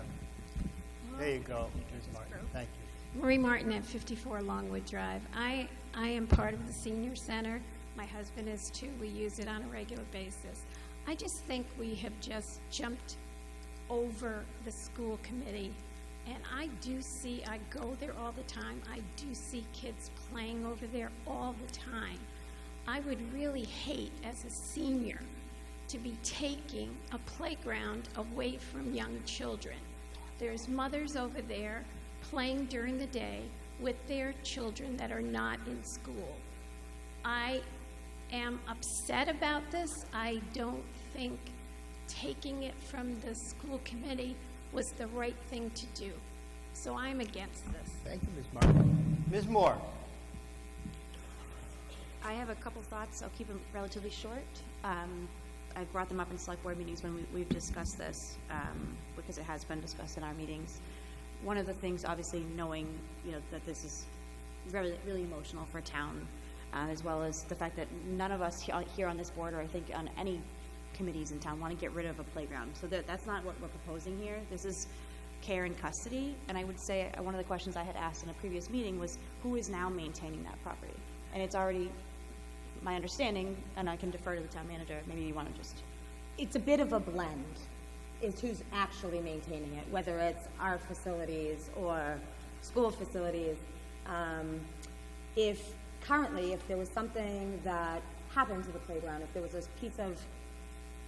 something that needed to be replaced, that would fall right now under the school committee. I do want to address, because you're talking about what would happen if something were to occur. We did have a playground, a certified playground safety inspector come out. When we were originally talking about this, we were concerned that perhaps the playground was at an age that moving the playground would be difficult. And it has been determined, well, it will not be at zero cost. We would, to move the playground, if that is the choice the town makes, could happen with limited costs. When I say limited, I mean it's still going to be costly, but it's not going to be a new playground. Thank you. Mrs. Bertram? Paula Bertram, 312 Townsend Harbor Road. I have familiar with the senior center. My dad went there. I took my dad there a lot. Very familiar with the senior center. They do amazing things there. But as a grandparent of 5 grandchildren, the playground is important for the mothers and the kids who use it.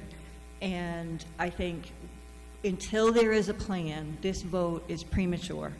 Until we know what the cost is associated with moving a playground, until we know what the cost is of a parking lot, until we know where a playground is going to be moved to, this is way premature, and I would make a motion to pass over. Oh, it's a second on the motion to pass over.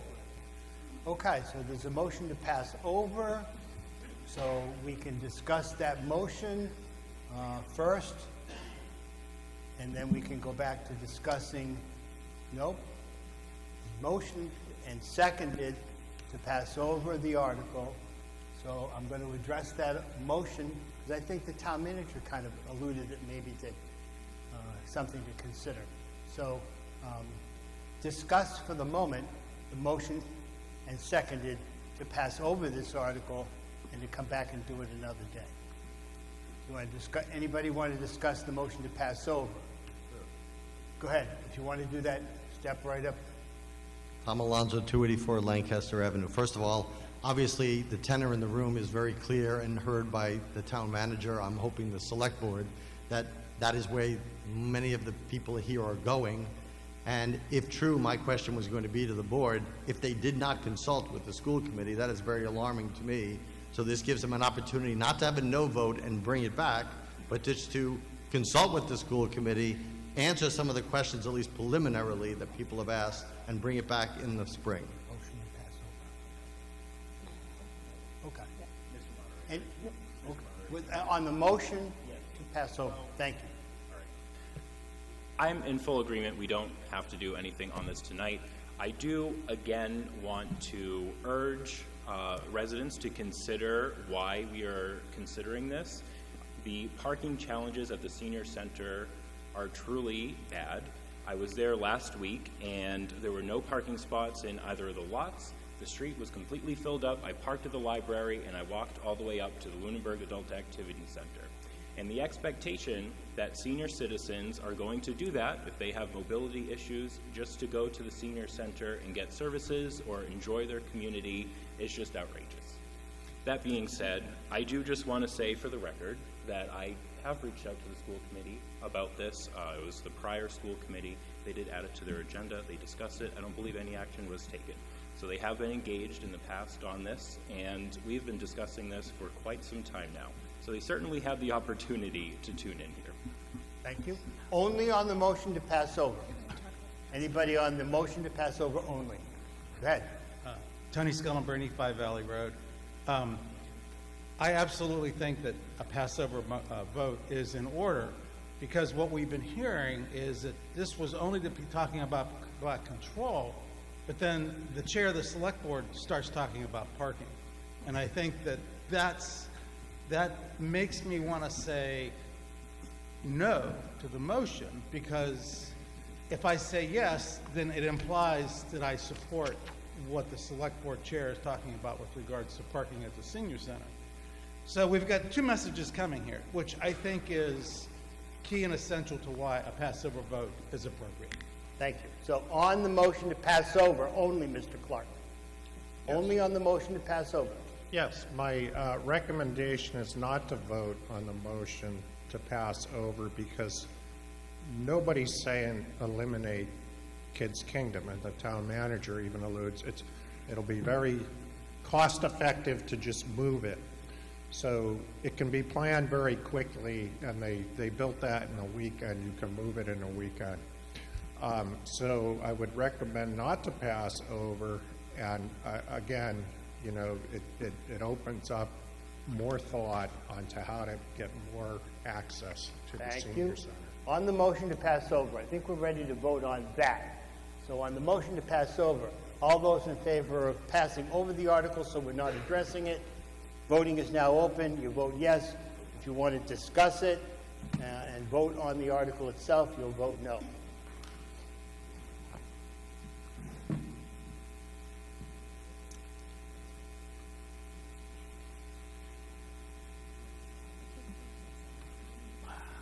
Oh, I love you people. We still have 87 people at least that want to vote.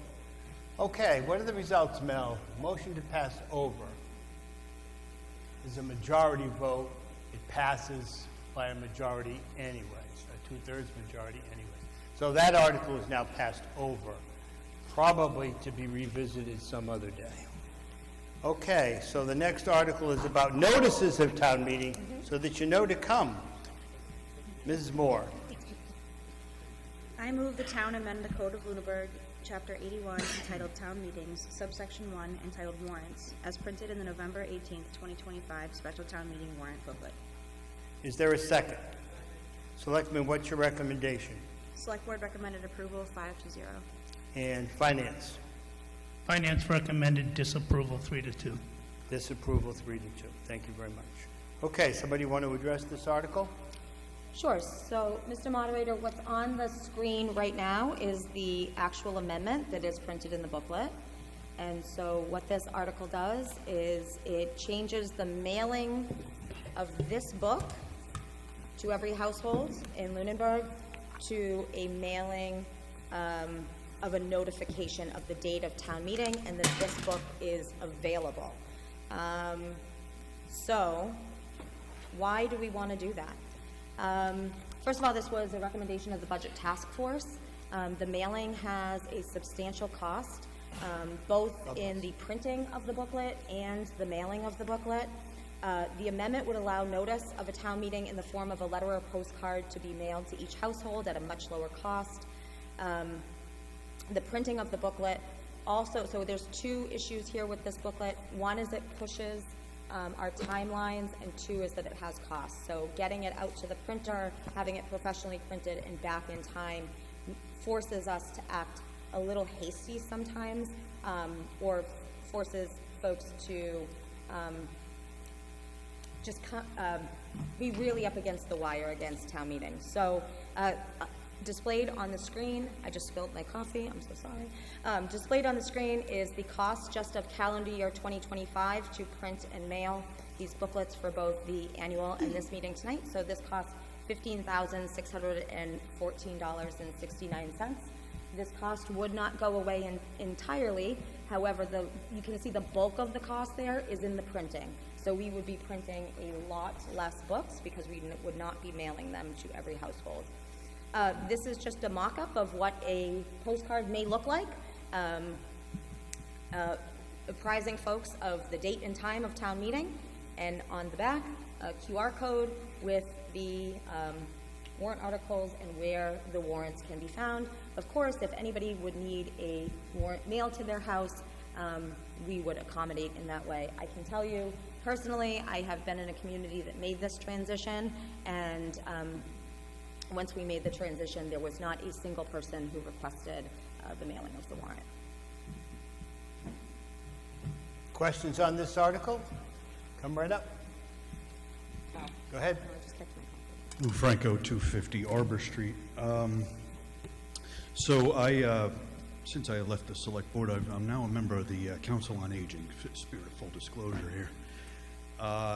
And while I am not speaking officially on behalf of the Council on Aging, I did raise this article to the Council on Aging at this morning's meeting, and I can say that the general sentiment that I'm about to express was generally agreed, although it was not an official vote. So the concerns, first of all, I want to say that I definitely appreciate, I mean, especially having served on the select board, I know the short runway that happens before the warrant comes together, and that it's got to be printed, and there's a log jam trying to get it all done. That's a very, very pragmatic procedural concern. I also appreciate the cost and also the environmental considerations too. I don't like wasting paper essentially, but and a lot of these wind up in the trash at the post office or wherever. So, however, I do think that, and let me also say, I've been pretty vigilant about watching all the meetings. There have been some gaps in my watching recently, so perhaps you discuss these aspects. But I think all these pragmatic and very reasonable considerations in favor of this article need to be balanced against the rights of everybody to participate in democracy and to be informed about what is going to be before town meeting. And I think that this disparately will impact many seniors who will find it rather inconvenient. It'll create another obstacle for them to be informed about what's going on, not having these warrants delivered directly to their homes. So I do have a question. Was any kind of a hybrid plan considered whereby, say, you could opt in and have the warrant mailed to you, but everybody else would just get it, the postcard? Sure. Go ahead, Mr. Missoula. I would just say, Mr. Moderator, that is exactly how I intend for this to work. Residents can opt in to still receiving the warrant. Really, the goal here is to not have to send it out to over 4,000 households. So yes, I think it would be easy for us to maintain a list, for example, of people who still want to receive the full booklet in the mail. And even if that number is 500, it's still going to be a lot easier and a lot cheaper to send that out than it would be to every single registered voter in town. Okay, given that, and that sounds like something that can't be totally worked out tonight, would there be any major objection to sort of punting this to a meeting in the future and passing over this question this evening? You've been around. You have to make it as a motion. Somebody Well, has to okay, second it, I'm making and a we motion can to talk pass about- over. Pardon? Second. Okay, you made the motion, it's been seconded. Okay. So the motion that has been made and seconded is to pass over this article at this time. Anybody want to discuss passing over? This is what happens at 10:30 at night. I love it. Go right ahead. Yep, on the article, on passing over. That's right. Go ahead.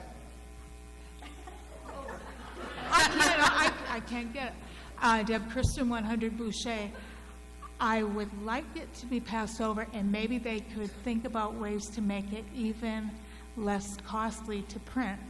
Maybe we don't need that big print, the space, but pass over and maybe look at making it more cost-effective in the other also. I don't have a computer, so I would have difficulty doing that. Thank you. On passing over, Ms. Lockwood. So I am not against moving to a more simplified and streamlined.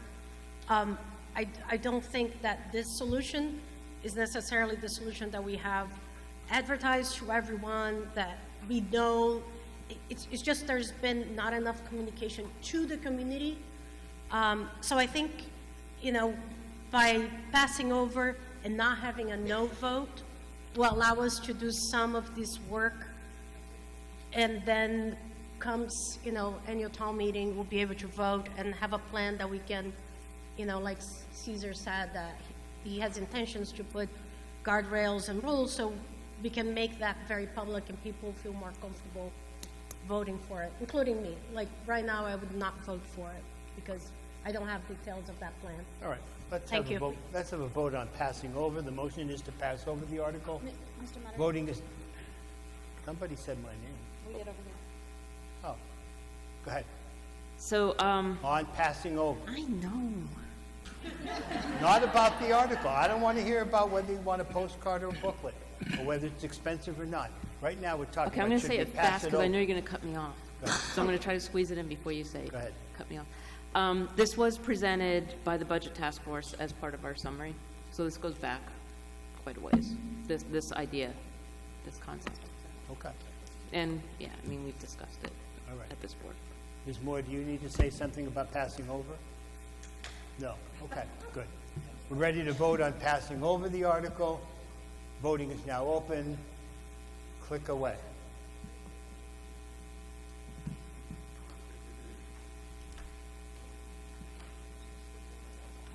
Hang in, folks. We're getting there.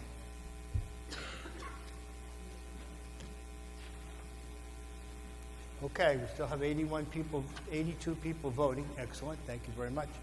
Motion, majority to vote to pass over the article.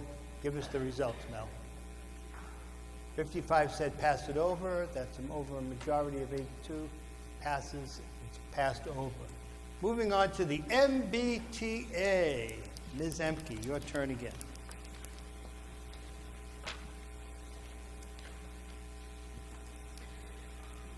I move the town amend the Code of Lunenburg, Chapter 250, being the town's protective bylaw, so as to bring it into compliance with the MBTA Communities Act, being Mass General Law, Chapter 40A, Section 3A, by adding a new Section 4.19 thereto, entitled Multifamily Overlay District, as printed in the November 18th, 2025 Special Town Meeting warrant booklet, but with the following amendments. 1, replacing all references to site plan review with references to site plan approval. 2, deleting subsection D to B relative to certain as-of-right accessory uses. And 3, adding to the end of subsection G6 relative to waivers the phrase with a finding that the requested waivers serve a public good. Is there a second? Thank you. Select Board recommendation? Select Board recommends approval 4-1. Thank you. And Finance Committee?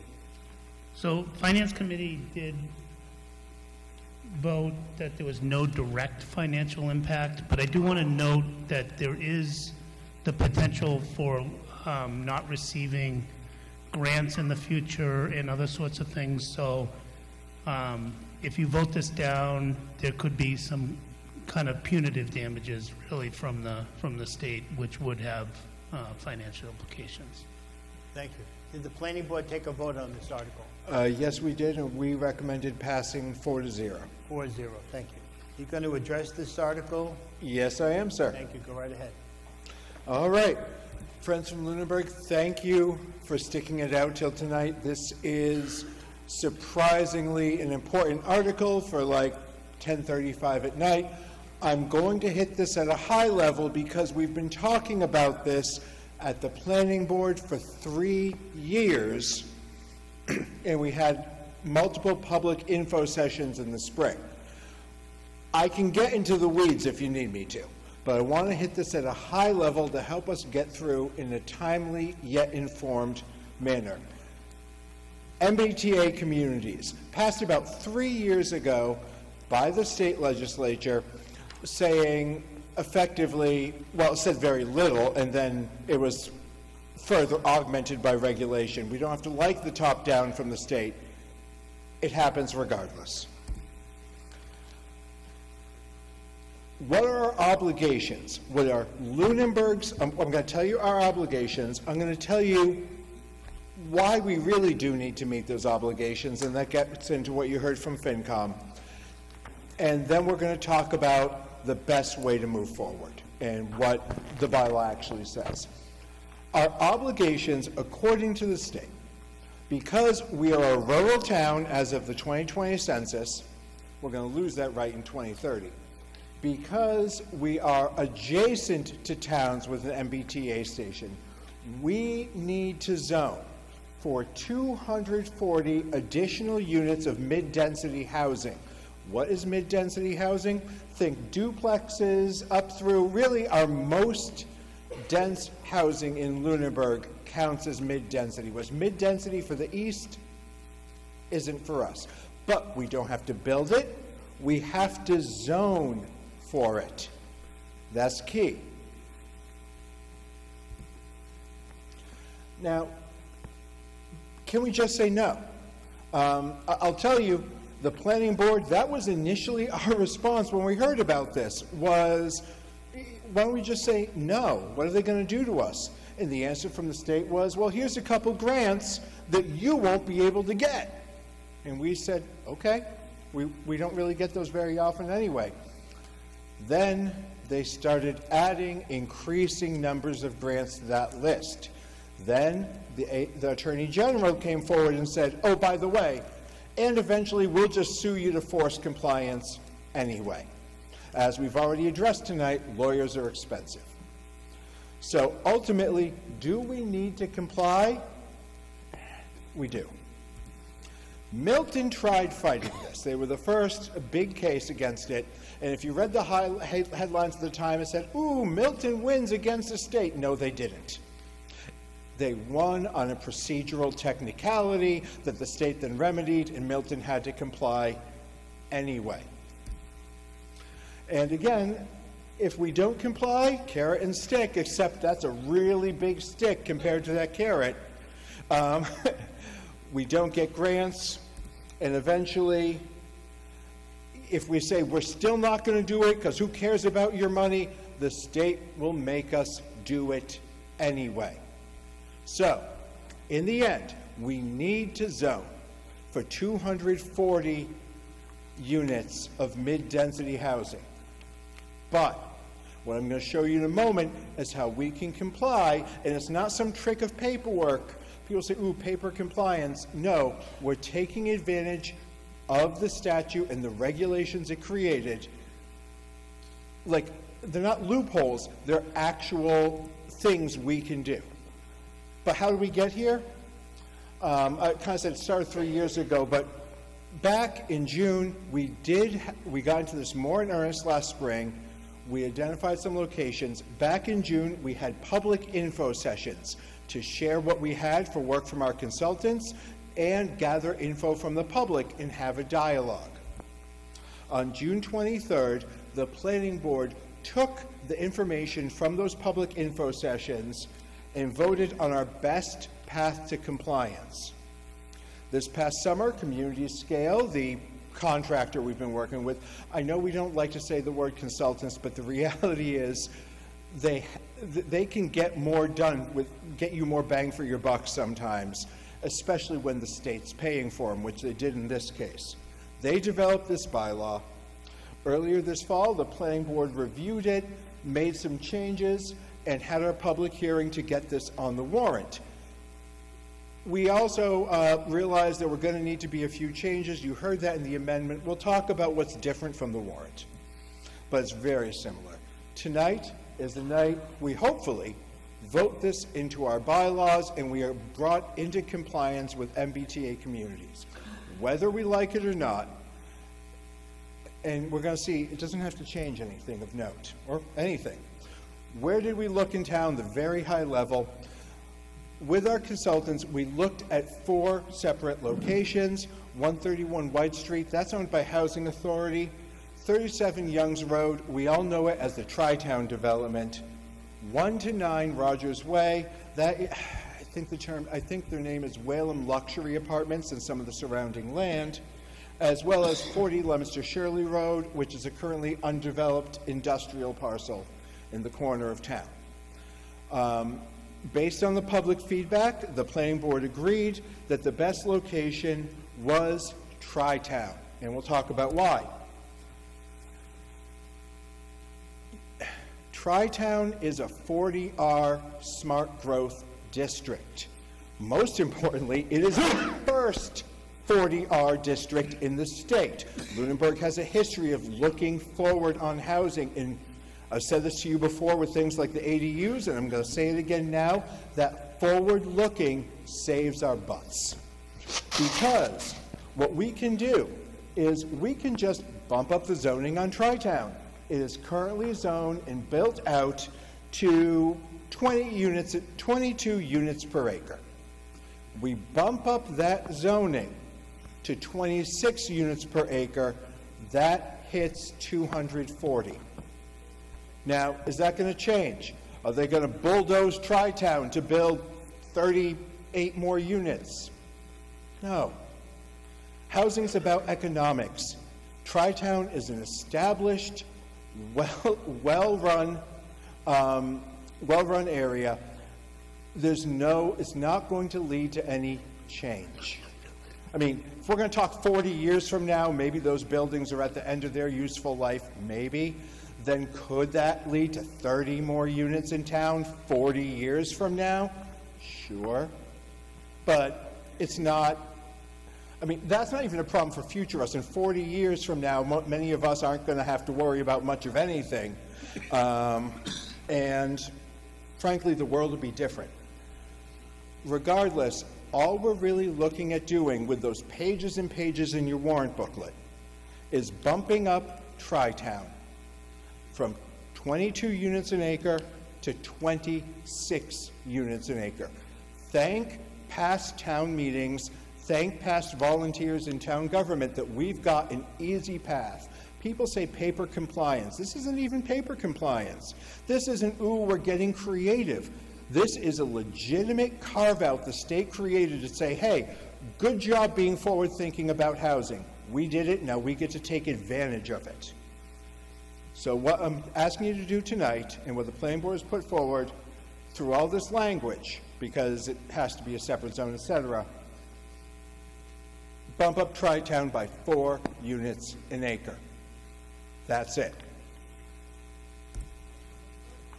Now, as you heard in the motion, there are some amendments. I have all the language that changes from those amendments, and I can show it to you. I will, if requested. It's 3 slides. It's not a big deal. But instead, I'm going to summarize it, and if you need to see the exact wording, you'll let me know, and I'll show it. But there's 3 aspects of the change. One is we just change references from site plan review to site plan approval, because site plan approval is the process we actually use in town. And the consultant, some towns use site plan review. That's what the consultants put in. We fix it. We also say, again, this is in the weeds, accessory uses from the underlying zoning, because this is an overlay district, don't automatically transfer.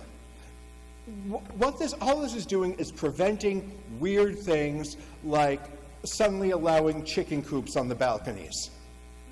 I mean, this just prevents some awkward combinations with underlying zoning, and it's far easier to say don't. And finally, we give a little bit of guidance to future planning boards. The unthinkable happens.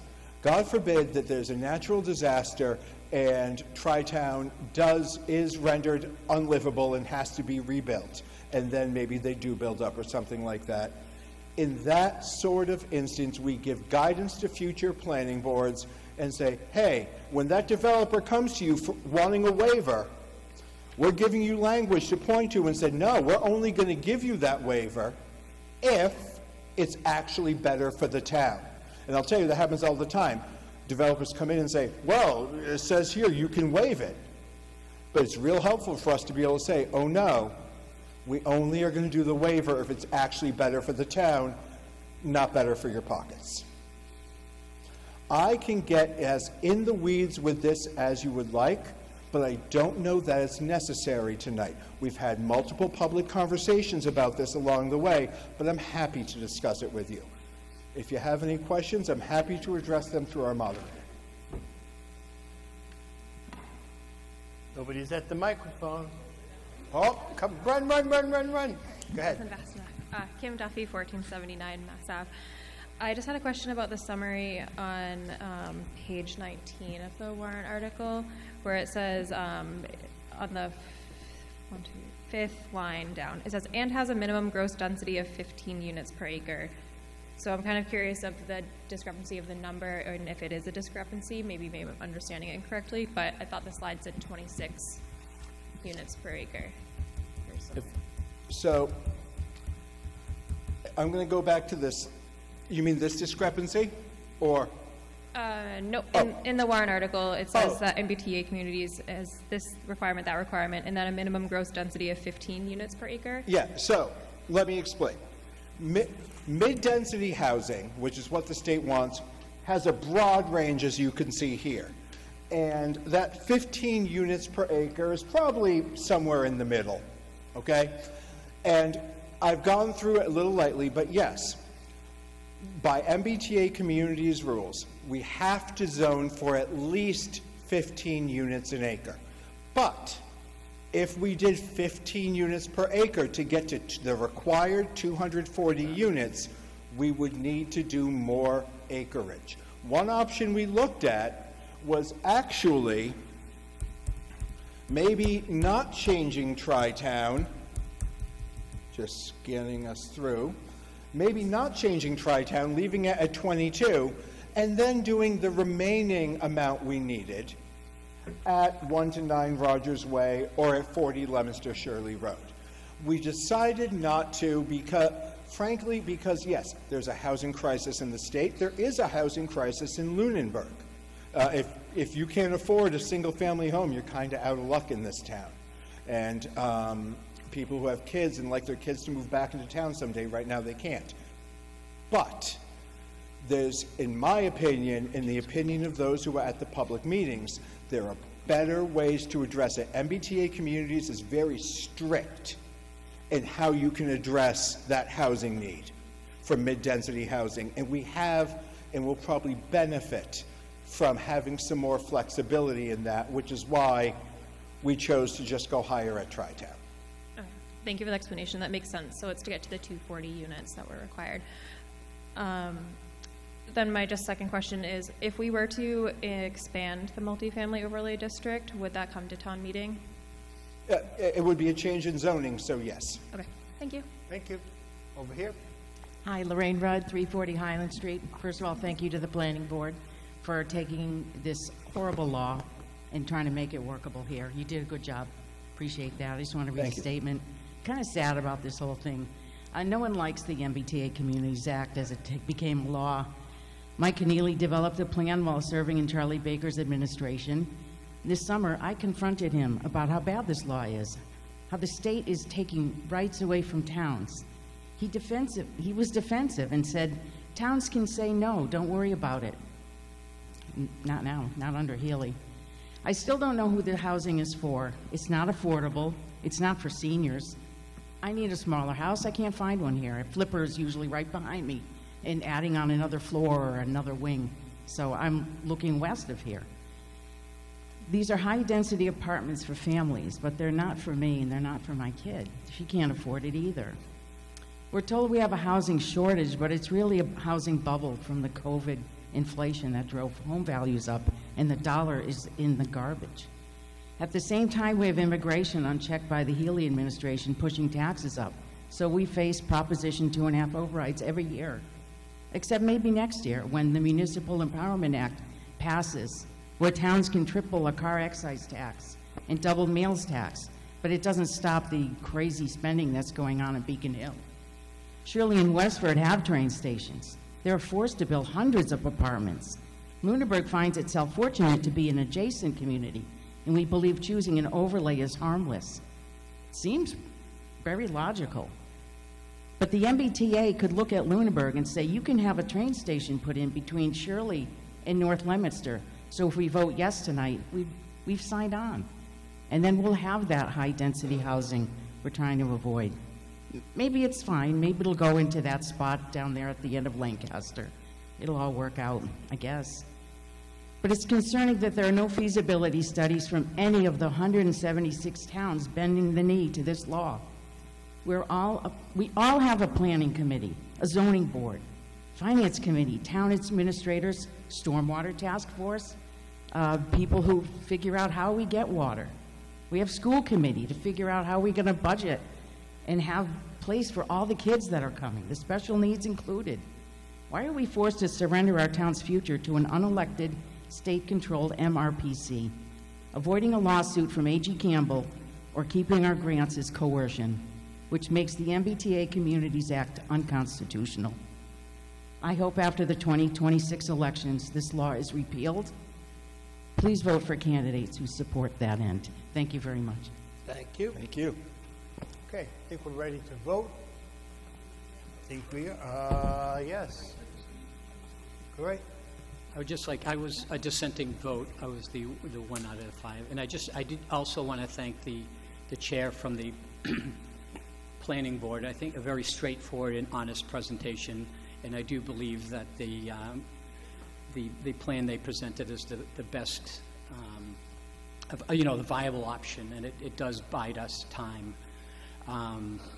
If you did ask me, should the state take control over local zoning, my answer would be no.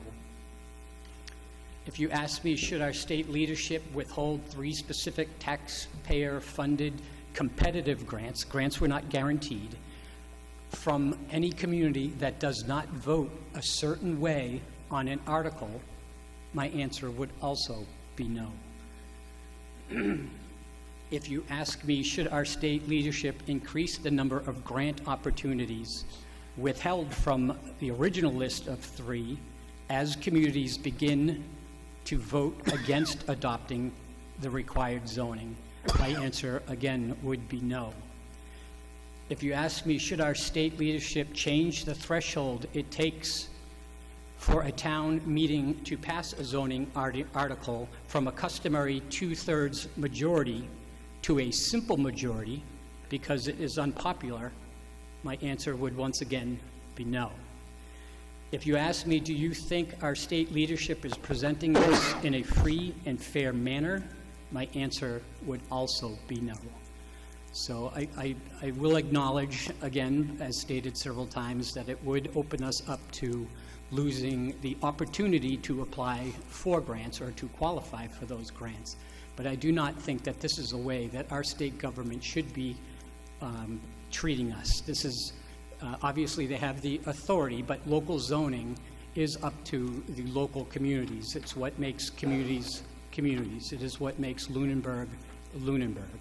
And one other aspect that I was disappointed with was I would have been much more comforted, and I could be wrong, but originally the plan was to have this bylaw submitted to the state prior to this vote to ensure that it was in fact meet their criteria to vote. And I would have felt better if that was the case, but it's this bylaw I do not believe has been submitted and approved prior submittal.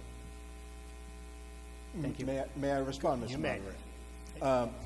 This bylaw has not been submitted to the state, but one of the reasons this is so wordy is this is literally the state recommended bylaw with blanks filled in for our situation with a few modifications. The other good news is that if the state, let's say we pass this and the state says, you know what, this isn't actually right. The planning board we don't like that you get rid of the underlying zoning, or we don't like the way you want the buildings facing, whatever. We're not going to, there's no reason to believe we will be penalized. Towns that are playing ball, the state is being very good about saying, we get you're trying to play ball, we get you're trying to work with us, you have time to fix it. So, is there a world, is there a potential universe where I might be in front of you in the spring saying, hey, we need a couple sentence tweaks to that bylaw we just passed? I can envision a world where that happens. If I were going to put money on it, I'd put heavy money on we're going to be fine. And if there is going to be an issue, it's going to be a correction. We're not going to be penalized. And we've seen that play out in other towns. This isn't just back-of-the-pocket guessing game. This is the way other towns have been responded to. All set, gentlemen? Good. We're ready to vote. Clickers are now in your hand. 13. It's a majority. Begin voting.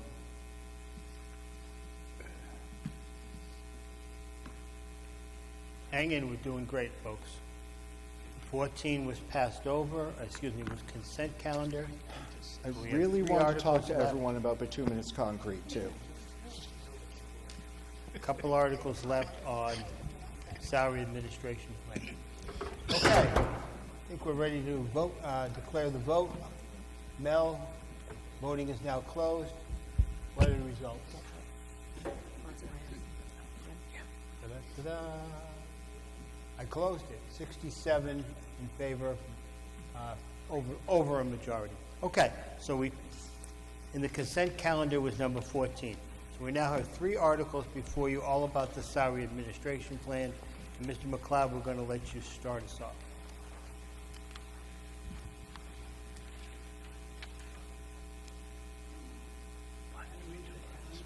Yep. I move the town amend the Code of Lunenburg, Chapter 70, Schedule A, entitled Salary Administration Plan, relative to position titles and grades as printed in the November 18th, 2025 Special Town Meeting Warrant Booklet. Thank you. Is there a second? Second. Selectman, your recommendation. Recommended approval 5-0. And Finance Committee, you deferred. Okay. You're going to present on this? Just briefly, Mr. Moderator, this particular article does 3 things. The position of conservation agent has been contained within the clerical union.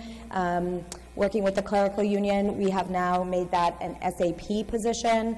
So it means that that position is out of the union, so it is placing that position on the grade of 13. It's changing the title Land Use Director to Director of Planning and Economic Development. And if you recall, we talked about earlier, I think under Article 3, the special assistant, the temporary special assistant to the assessor.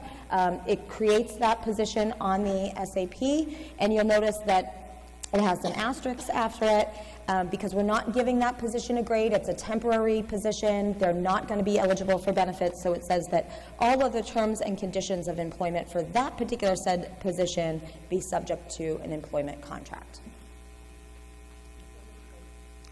Kathy says you're ready to vote. Maybe you are. Article 50, oops, go ahead, right ahead. Go right ahead, please. My name is Mary Wilson. I live at 138 Whiting Street. I'm currently sitting Conservation Commissioner. I am a previous chair of the Conservation Commission. And I just wanted to speak to endorse moving the conservation agent to grade 13 and into an SAP position. Since Matt Morrow retired some 3 to 4 years ago from the office, we've had a very difficult time hiring and retaining the type of talent that we need in the conservation office as a conservation administrator. This has been it's been a problem. It has been impacting our town constituents as well as the businesses that work in the building trades, right? So we really need this change to happen so that we can retain the talent we need to have an operational and successful office. Thank you. Thank you. Anyone else on this article, Article 15? Yep. Mr. Menard, we need the FinCom to take a vote on this. All right, I'm not sure why we deferred this, but was there any discussion? All right, I would make a motion to recommend approval of this article. Roll call vote. Anna? Aye. Tanya? Aye. Jay? Tom? Aye for myself, 5-0. What? So I think we deferred because Jay had a question about what was the financial impact. So just as a clarification. Okay. Okay, 5-0 was your vote? Okay, thank you. Okay, Article 15 is now before you. It's a majority vote. Click away. Voting is open.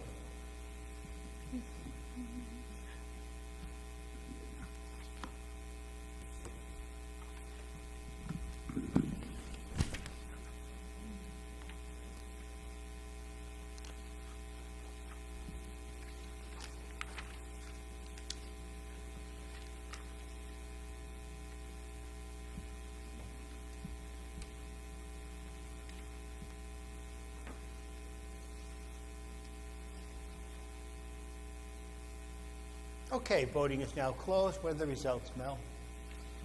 Majority vote. It's green. It passes. Article 16, please. Mr. Nuzzulo. There is a handout on 16, I believe.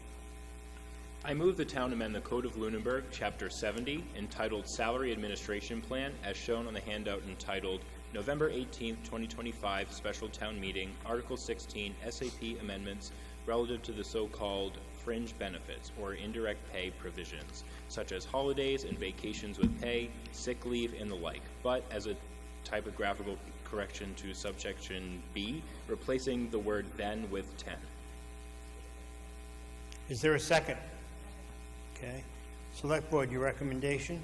Select Board recommended approval 5-0. And Finance, I believe you deferred. Want to talk about this article, Madam Town Manager? I will, and there is a lot here, so I'm going to try to go through this very quickly and just focus on where folks might have questions afterwards. So the rationale for this article is that the Select Board and Town Manager have a joint FY26 goal on the employee experience, and part of that goal is to review the SAP and draft amendments to modernize the bylaw, aid in recruitment and retention of employees, and to bring those before you this evening with these initial modifications. So this handout details, if you want to track along, this handout details the actual red lines that you have, but the changes are as follows in summary. Section 70.5, newer change positions. We're changing a term, brackets, to ranges, and we are also striking a sentence about any increases in wages or salaries under this section shall be effective only if funds are available for that purpose and approved by the FinCom and Select Board. Well, we can only pay things if funds are available, and town meeting authorizes any COLAs. So, and other payments. Job descriptions and interpretations. We are requiring that job descriptions be reviewed upon the exit of an employee and before filling a vacancy, and it also requires the town manager to make COLA recommendations to the Select Board. This is just some best practices things. Under Section 70-11, we're making sure that the way that when an employee is promoted or reclassified, that there is no question of how we plot them on the new grid, and this is just clarification language. We correct a typo under new personnel, but here's one of the big changes that I want to just stick on for a moment. So currently, and you're going to hear about the Personnel Board in a minute under Article 17, but currently in the absence of a Personnel Board, the Town Manager administers the SAP. The one area that in the absence of a Personnel Board, the Town Manager does not have discretion is hiring above a Step 4. So this would say in the absence of a Personnel Committee, the Select Board could authorize the hiring above a Step 4. Right now, there's no mechanism to do so. At the last special town meeting, you adopted through the SAP as a employee retention and effort special merit awards, but by including it in the SAP, it limited who can be eligible, and none of our union staff can be eligible. So it eliminates this from the SAP so that special merit awards can be broad. Recruitment incentives, so there were also recruitment incentives that were put in the last fall town meeting. We're going to be making some changes later on in this article to vacation that make these incentives less incentivizing. So we're adding recruitment incentives could be one-time sign-on bonuses or similar limited allowances. Grievance procedure, we've clarified and streamlined the grievance procedure. Under hours of work, we've clarified language around non-exempt and exempt employees and make it clear to all those who would read the SAP that comp time only applies to non-exempt employees. Here is a major change, and this is going to be a huge tool for the town of Lunenburg, hopefully, to recruit and retain talent. So currently, if you work for the town of Lunenburg, upon hire, you receive 0 vacation time. 0. That vacation time accrues, and then at July 1, you get the benefit of whatever has accrued. So employees can be hired and spend a substantial amount of time not being allowed any vacation time. So we have changed to a full accrual system that starts, if adopted tonight, which is, starts immediately upon hire. So this would allow employees the flexibility to use vacation time. Folks, When they are hired, they might have things planned, would also allow them to take their vacation time in the red with some fail-safes there, that they would have to repay us if they were to separate before their vacation time actually accrued. And their vacation would run on a continuum. So there's not vacation per fiscal year. You have your accrual, you are allowed to continue accruing until you have, say you have 2 weeks of vacation. You accrue your 2 weeks, you keep accruing until you get plus 5 days of your accrual, and then you're capped. You stop accruing time until you start burning it down. Let's see, what else? It also, this eliminates the need for carryover or buyback. If you are around Town Hall right now in June of any year, you will see that a lot of vacant offices, because people are trying to burn their vacation time down. People want to take vacation time, not because of an arbitrary date on the calendar. It also allows the town to offer up to 4 weeks of vacation time based on an employee's qualifications, experience, or market conditions in the time, and we provide a transition from the current system to the new system. So if adopted tonight, all employees who are already in the system, this won't go into effect until July 1. And to effectuate that accrual, anybody that is earning on July 1 over 120 hours, we're going to buy that off. That is $9,397.67. That's the financial impact right there, folks. And then we have a mechanism in here to move so that nobody will lose time, and we'll spread out the impact of that vacation time that otherwise would have dropped on July 1st. Paid holidays, we provide additional flexibility for when an employee must work a holiday. When an employee must work a holiday and then they get to use an extra, it said originally that they had only 30 days to use that time, but they have the entirety of the fiscal year. We're also changing the sick leave to an accrual system so that new hires can start accruing sick time straight away, and provides new hires some immediate sick leave upon hire.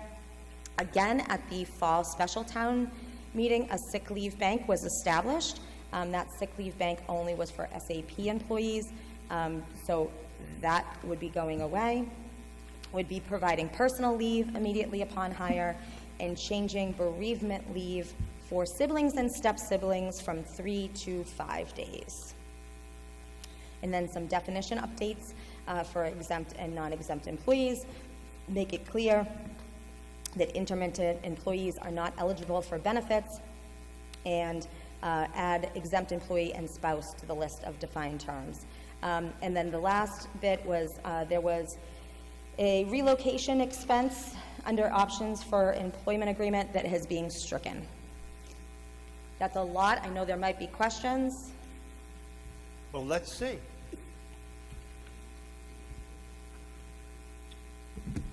Go right ahead. I get to go first again. I'm Deb Kristen at 100 Boucher Road. I have some questions. What about in the town hall? Some are on union and some are on salaried men. Will they be the same now? Is that the... What we're talking about right now is for SAP employees only.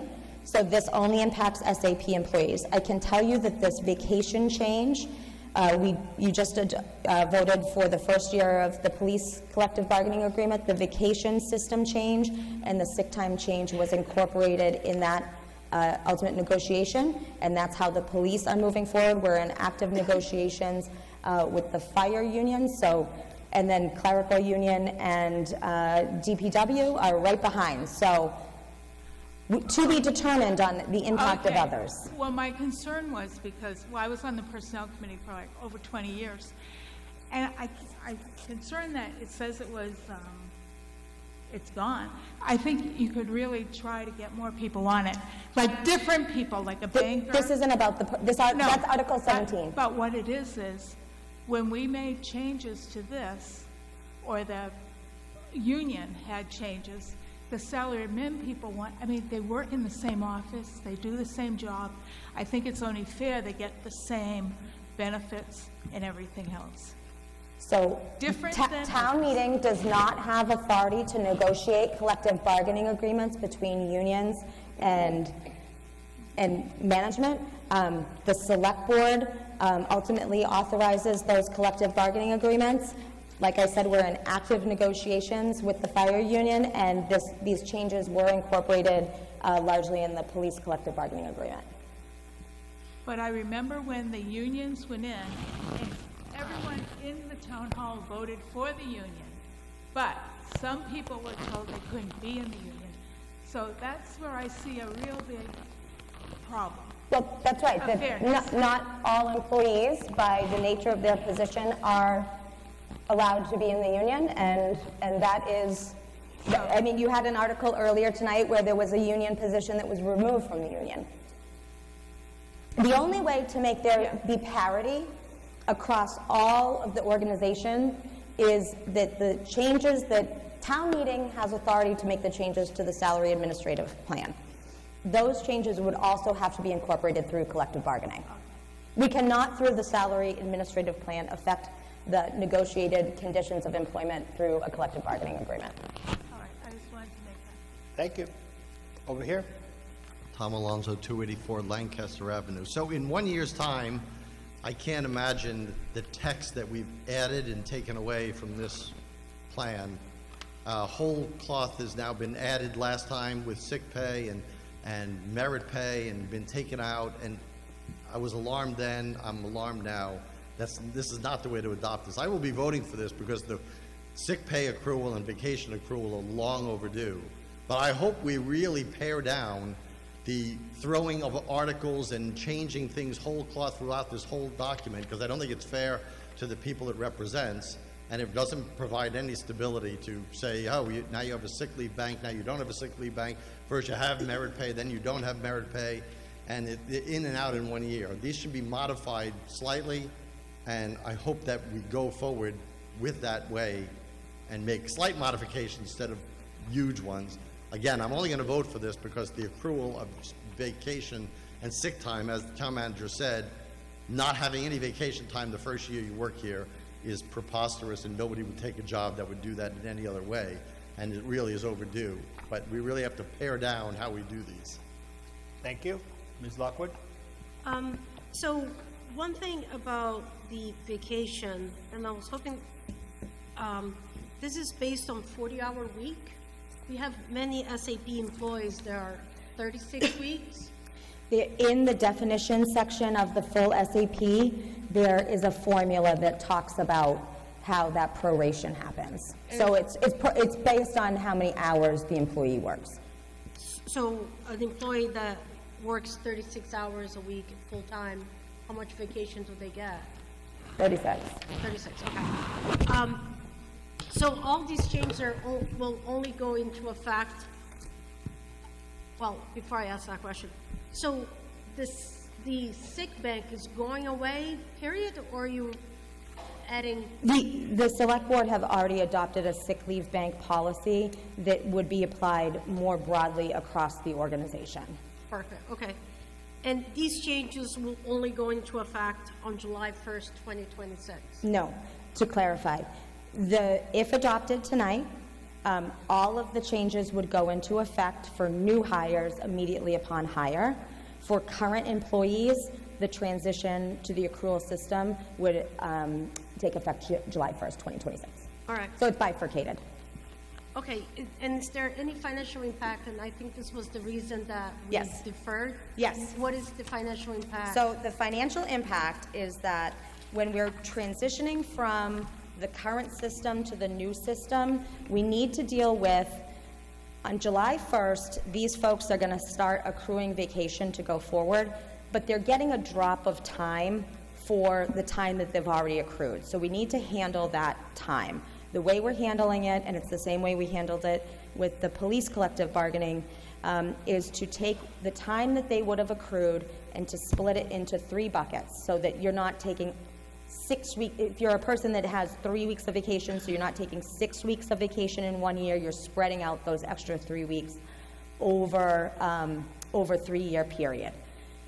However, anybody that has over 120 hours, we're buying that off, and we'll have to pay for it through May town meeting. We're buying that off, and the total impact, there's 13 staff members who are going to be changing over, but of the 13 staff members, we would have to buy off $9,397.67. All set? Mr. Menard, if you could have a recommendation from your committee. Any further discussion or questions? All right, I would make a motion that we recommend approval of this article. Second. All right, roll call vote. Anna? Tanya? Jay? Tom? And I for myself. 5-0. Thank you very much. Okay. I think we're ready to vote on Article 16. Praise the Lord. Article 16 is now before you. Click away. Voting is open. Majority vote. And we got one more article after that, folks. You're doing great. Hang in.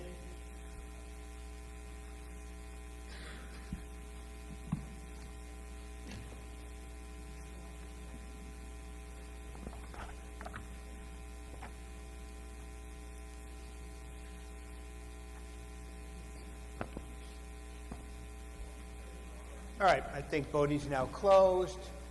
What is the results on Article 16? No. It's green, it passes by a majority. Article 17. Who's presenting that one? Ms. Moore, go right ahead. It's about the Personnel Committee.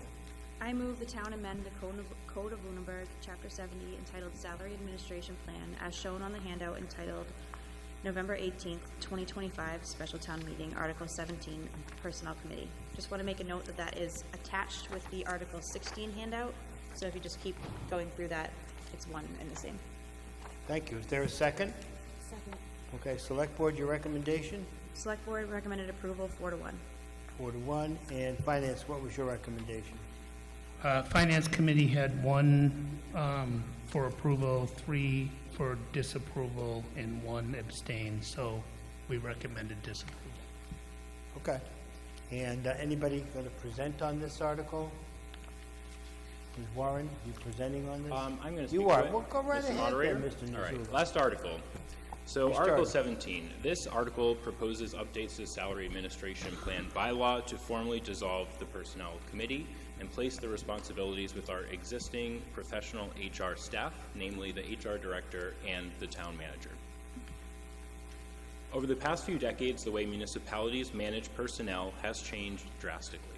Our day-to-day HR work, hiring, maintaining job descriptions, job classifications, and compliance with state and federal employment laws has moved over from the years of being primarily the responsibility of volunteers in town to being handled by trained full-time staff with support from our Labor Council.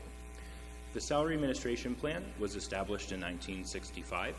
In 2009, Lunenburg transitioned from a chief administrative and financial officer to a town manager. In 2019, Lunenburg created and filled the position of assistant town manager / HR director. The structure of the Personnel Committee in Lunenburg is established by the Salary Administration Plan, not the town charter or the town bylaws. It is a 5-member board. They are residents of Lunenburg, appointed by the Select Board. They have 3-year terms, and town employees may be called as subject matter experts or non-voting members as well. The Lunenburg Personnel Committee disbanded on May 29th, 2024. They haven't met there yet. And what currently happens in the absence of a Personnel Committee. In the event that the Personnel Committee does not have enough members to conduct business, the town manager shall have the authority to administer the Salary Administration Plan, and that's how this has been working for a year and a half now. So personnel committees are from a bygone era, when the town was a lot smaller, when there wasn't as much compliance requirements with labor laws, and when the job market was more local and wasn't as complicated as it is today. This change is about adapting and modernizing to meet the needs of the job market, which moves quicker than duplicative bureaucracy can handle, to better manage the complexity that is public sector labor laws compared to what they were decades ago, and to align with the town's transition towards trained professionals executing day-to-day operations. There are several reasons why this change would be beneficial. The first is professionalized HR outpaces volunteer board models.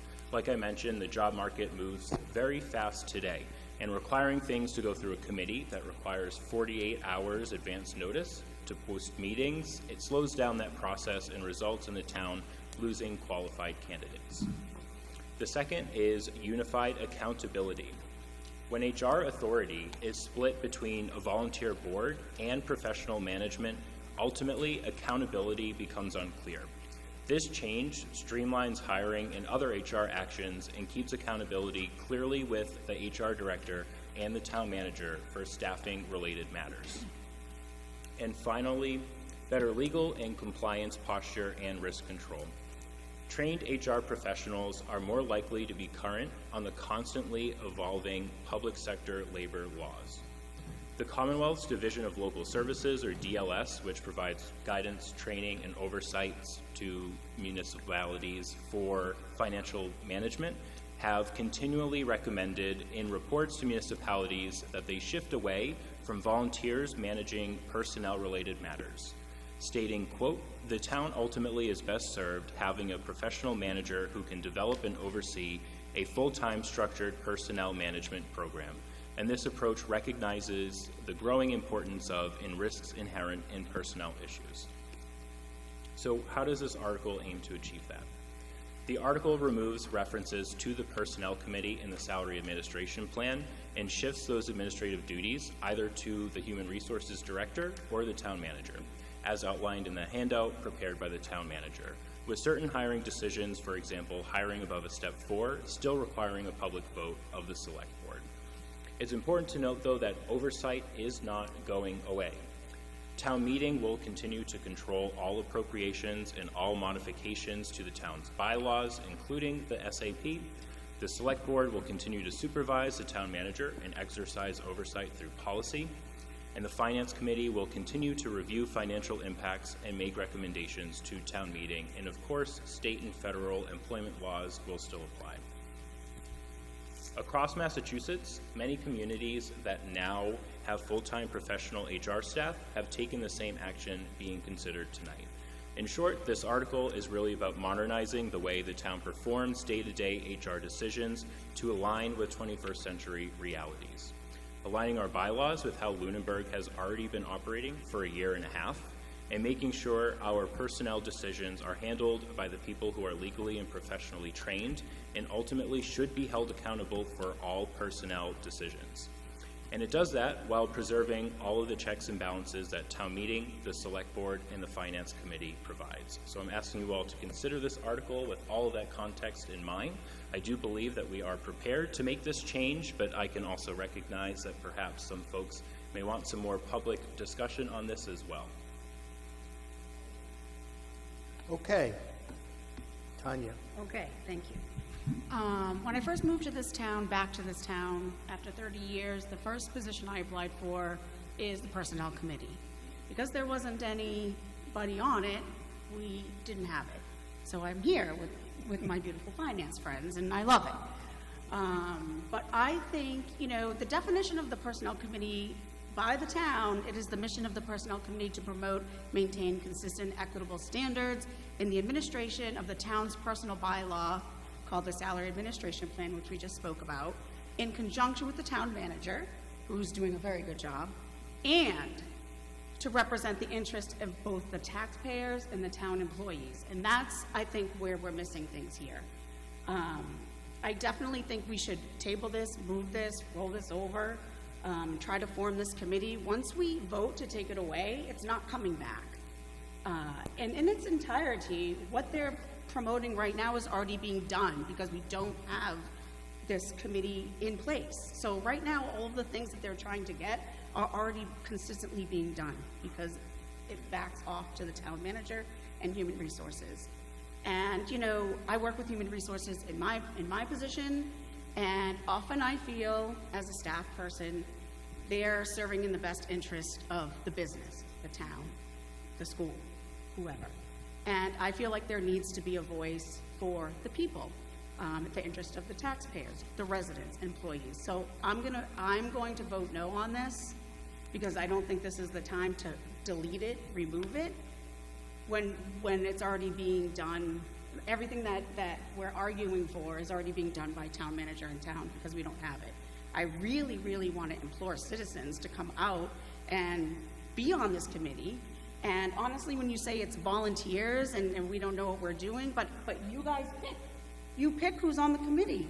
Town board picks the people.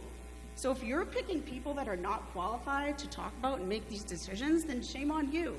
You're the ones that are picking. So if someone comes forward and they have the qualifications to be on this committee, then you should definitely move forward and have the committee. And that's all. That's all I need to say. Thank you. Mr. Alonso? Tom Alonso, 284 Lancaster Avenue. I couldn't agree more with the previous speaker. I think that taking away a volunteer body that has an important role, that role being the independent protection and oversight of a group of employees who have no other avenue, I think that by incorporating human resource director and town manager, as that's who they bargain with individually at some level. Being from corporate America, HR ain't on the employee's side. Now, again, that's going to differ with the people in the position, so this is not a commentary on the people in those positions, but it really exists. And so it's unfortunate that we haven't had that in place, but what I'd like to know is, A, how many people still are on the SAP? What's the number of employees that it covers? Benefited or total? Yeah, total. 70-ish. 70.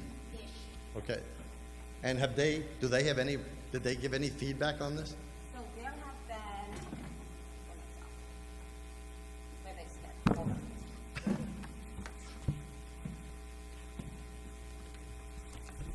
There has been multiple attempts to elicit feedback. I have received some feedback on the last article that was considered. I have not received any feedback since circulating any of this material from anybody. Okay. I mean, I personally am going to vote against this because, again, as the previous speaker said, if I was an SAP employee and there's no one for me to collectively go to, then I feel that they're going to make the decisions in steps, in salary and benefits, what's going to benefit the town, and not necessarily weigh against the balance of what is best for the employees compared to other employees in the town who are part of other bargaining units. And I think we should try to get people on the board and do whatever we need to do to entice people, reduce the membership or whatever, but I think we should have a separate personnel committee. Thank you. Mr. Brenner? Matthew Brenner, 619 Northfield Road. I'm afraid every day. And what I mean by that is, so I do chair the planning board, and I have become deeply aware as a volunteer who has a lot of legal responsibility in this town of how easy it is to screw up planning law and open the town up to lawsuits and other fiscal damages. And I bring that up because one of the things I also understand is no matter how complex planning law is for a volunteer to wrap their mind around, even after years on a committee, HR is worse. HR moves faster. HR is even more in the weeds, in nitty-gritty with technicalities. This is an area we need to be relying on professionals. The world is changing. Lunenburg is growing. Lunenburg is 12,000 people. The average town size in Massachusetts is 11,000. The median town size is 9 and change. We're big. We don't think of ourselves that way. We're actually a big town. And as much as I hate the times we have to do it, there are moments we need to look at the way we're acting and the way we maintain government and make conscious, thoughtful steps in that direction. We need to maintain who we are in our soul. But we need to recognize there's times that untrained volunteers who have limited ability to act. Getting a committee together is very hard. The HR is not a place we should be dabbling with volunteers. We absolutely should maintain oversight. We should watch like hawks.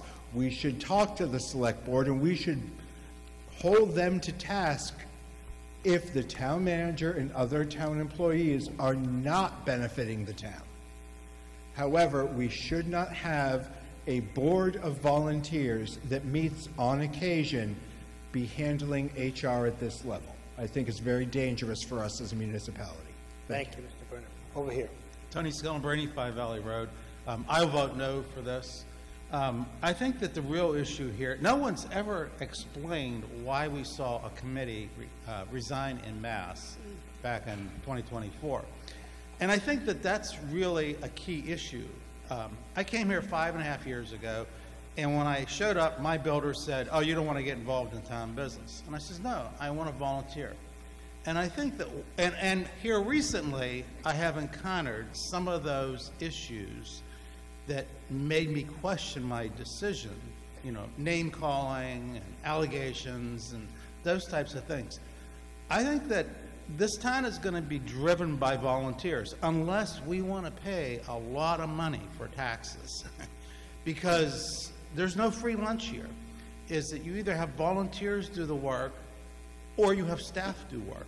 And in this case, we would be asking staff to do work. Now, if anybody thinks that getting rid of the personnel committee and going with a professional HR person isn't going to mean that we're going to have another staff person on the payroll, you know, that's just not what's going to happen. You know, if we vote for this, we're going to have a staff member on the payroll.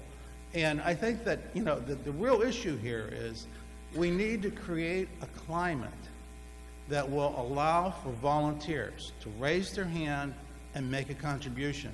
Tanya, you're a perfect case in point.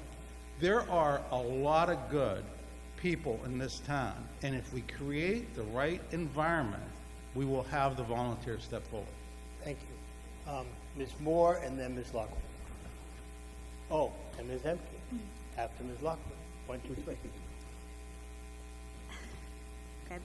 To address a couple of the previous comments from some previous speakers about, I think it was told that shame on us if we wouldn't pick appropriate volunteers. I would ask, what volunteers? We've had one, yes, but I appreciate that, but we can't sit a board with one volunteer. Maybe we'd be having a different conversation if we had a pool of 20 volunteers. Regardless of whether we do or we don't, I still would be in support of this change. I was an employee who was a union member for the town who was switching to be a member of the SAP. I attended personnel committees. I was personally attacked as an employee on both recorded and non-recorded meetings. It's one of the main reasons that I left the community was because of the way I was treated as an employee by that committee. I think that it opens up the town for a lot of risk and potential legal ramifications that are not being thought out here.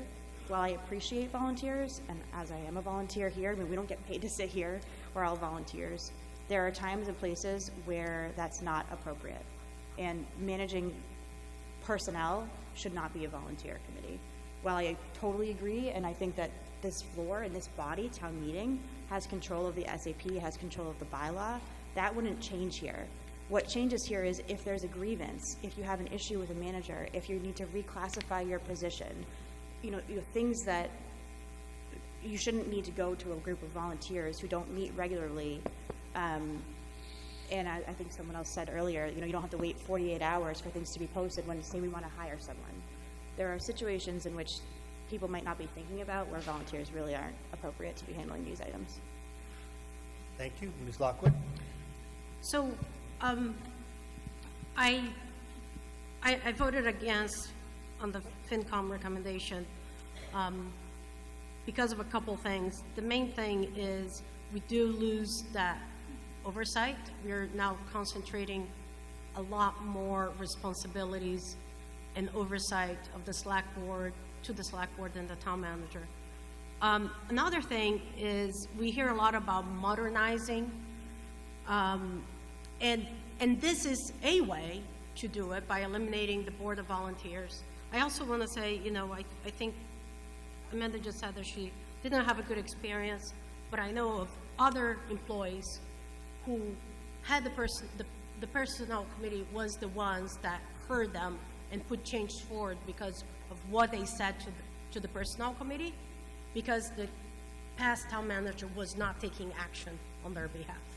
So, you know, you get a little bit of a mix of both. But I want to point it out too, the Groton went through this, the same issues that they had. And it took them, I think, a lot of time to fix the issue. But what they did was they rewrote they modernized the personnel committee, the SAP, where it modernized, it made some functions that, you know, like to hire, you don't have to wait 48 hours, that moved some of those responsibilities away from the personnel committee and allowed the personnel committee to still exist and still be sort of an oversight. So I think we could do a rewrite of the personnel committee and their role, but I don't think eliminating is the way to go about it. I think, you know, once you eliminate it, it's gone. I think it has its function. I think we can modernize it with the framework of personnel committee. Now, volunteers run this town. Volunteers are the people, you know, like the government of the people. That's us. So I want a government of the people. So I will vote no on this. I think we could do a rewrite to modernize and to make it so that these functions that need to exist and be quicker on the decision can exist with the executive. But other than that, I wanted to keep a board that if an employee has an issue, they have that as a resource to bring some concerns that they have. Thank you, Ms. Emke, then Mr. Alonso, then Mrs. Bertram. But we're going to get out of here before midnight, I'm telling you right now. All right, we'll be ready. Got my flashlight. Ms. Emke first. Okay, so a few things. One, Select Board discussed this article in detail 3 times at our meeting throughout 3 consecutive weeks in October. Town manager presented it to FinCom. Following that meeting, I want to address the volunteer question. I mean, not only do we have a lack of volunteers for this particular committee, but even when we get a volunteer, now for many of the reasons a previous speaker raised about the HR challenges, legal implications and everything in today's workplace, I would like a volunteer with HR experience to be on this. So now we're even limiting our pool more. Without the personnel committee being in place today, there's actually less oversight than if we implement the changes here. It all rests with the town manager and of one. There's some things, there's one part of the personnel committee bylaw right now that is, I don't know how it passes today. It would not pass in my workplace. Considering that these are volunteers, not necessarily professionally trained or HR certified, that the committee shall have access to all facts, figures, records, and other information relating to the personnel of town departments. That's a lot of private information. Privacy laws are very complex today in, you know, medical and in the workplace. So I don't know if people are comfortable with that. Personally, I'm not. So I am actually in favor of this article. Okay, we're going to hear from Mr. Alonso, then Mrs. Bertram, then we're going to vote. Go. I'm still Tom Alonso. So, I just want to, I don't like when people use fear as a reason to voting for things. And so when all the fears about all the laws and regulations and everything, you know, we have them across everything. In my 18 years serving on the board, I don't know that there was ever an employment law suit brought against the town because of the SAP. So, I mean, there are ways around that. Plus, the current HR director was very instrumental in the personnel committee meetings. So we talked about other boards. We talked about the planning board having consultants. We talked about the facilities directors hiring consultants. We have our own employee to make sure we don't run aground of the laws. The focus of the personnel committee should be the fairness in at least the following items. That is salary, benefits, steps, everything against other organizations, other bargaining units. That's what I'm looking for. to a previous speaker who says maybe we should revamp that, don't eliminate it, you know, I think to the very previous speaker who talked about a power of access to records that wouldn't pass today, well, then remove that. We just changed 7 pages of the whole SAP, so remove that one thing. Change the way the Personnel Committee operates to make it focused on monetary and benefit fairness, and leave all the laws to the professionals. I'm for that. I'm just against eliminating them completely. And with that, Mr. Moderator, I would move that we pass over this article. Okay, well, I already said I'm going to allow Mrs. Bertram to speak, so go ahead. So I just want to comment on a couple of the statements by previous speakers. I am completely in favor of this. The Personnel Board, the Department of Local Services has routinely recommended to communities to eliminate personnel boards because they have become obsolete, because the laws have become more complicated, and because you have volunteers who don't have the necessary background and the necessary education to ensure that we're complying with those laws. So this body does not lose oversight of how the salary administration plan is run. This body still votes on the plan, still votes on vacation, still keeps all of that authority. It simply transfers the legal and potentially litigious issues from a volunteer board to where it should be, which is individuals who have the necessary training. Okay. I would like to second Mr. Alonso. I was going to say that he made a proper motion. Yeah, You're right. so I would like and to nobody, and even though his wife is sitting right next to him, she didn't second it, so somebody had to. So Yep. Mr. Alonso made a motion, and it's now been seconded to pass over this article. So that's what's going to be before you right now is the motion to pass over this article. So give Melanie a moment to get that up on her screen. Motion to pass over was seconded. You'll be able to talk about on that issue. Just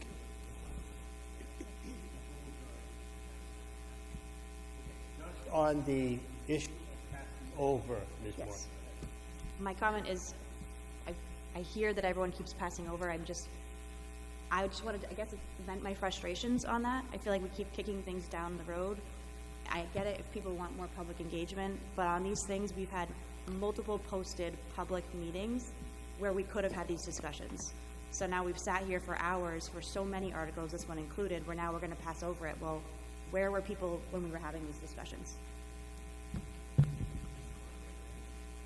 Just on the issue of passing over, Ms. Luckwood. Yeah, so I do watch meetings as related. I did not see a public input, public hearing, inviting the public to participate or invoke. So anyway, I would have been happy to participate and given the feedback that I gave today. Thank you. You've been here all night. Please, what do you got to say?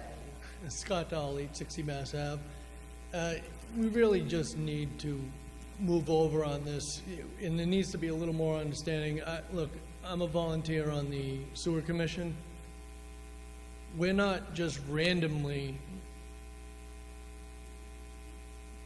willy-nilly throwing out things that we think is best for the town. If we have a question, yeah, my background isn't sewer lines and waste management. I'm an accountant. We have Bill Bernard, head of the DPW, that can guide us in whatever we have. I'm sure the Personnel Committee, which people think they're not educated or they're not, they don't have specific training. Well, that's not what a volunteer position is about. Volunteer position is doing what's best interest of the people, interest of the town, but you have guidance.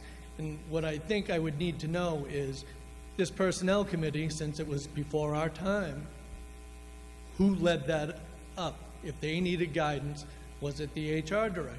Was it the town manager? So I feel like we're being misled in a sense of we're just saying that it's 5 volunteers or however many people are on the committee are just making HR decisions without any guidance. So if you could please answer how the Personnel Committee worked We can't really do that, and I apologize, because I'm glad you're volunteering, and I'm glad you've been here all night.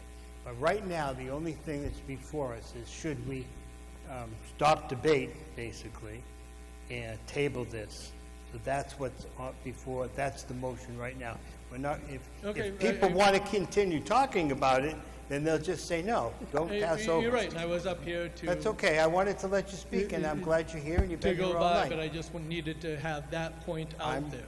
Yep, and hang around, because you can bug them before they leave, or before the lights go out. You always get the last word, the moving party. Go ahead, take your last word. Thank you, Mr. Moderator. I just want to say I believe that this is a productive conversation that we're having on this article. I see absolutely no reason to move over this article. This is the forum for public dialogue, and we just had it. So let's just vote on it. Vote no to pass over, and just vote how you feel on the actual article. Okay, on the motion to pass over the article, that's in big bold, I guess. So you're ready to vote. The voting is now open. Shall we pass over this article, perhaps to another day, or shall we vote on it before midnight?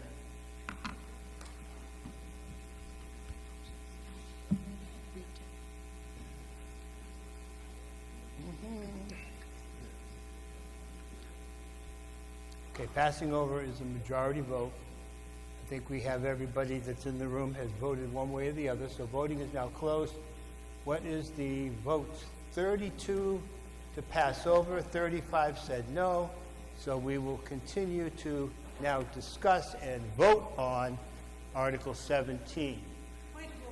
Point of order. Like I said early on, it was a long time ago, but when you say point of order, just stand up for a moment, let me focus. Go ahead.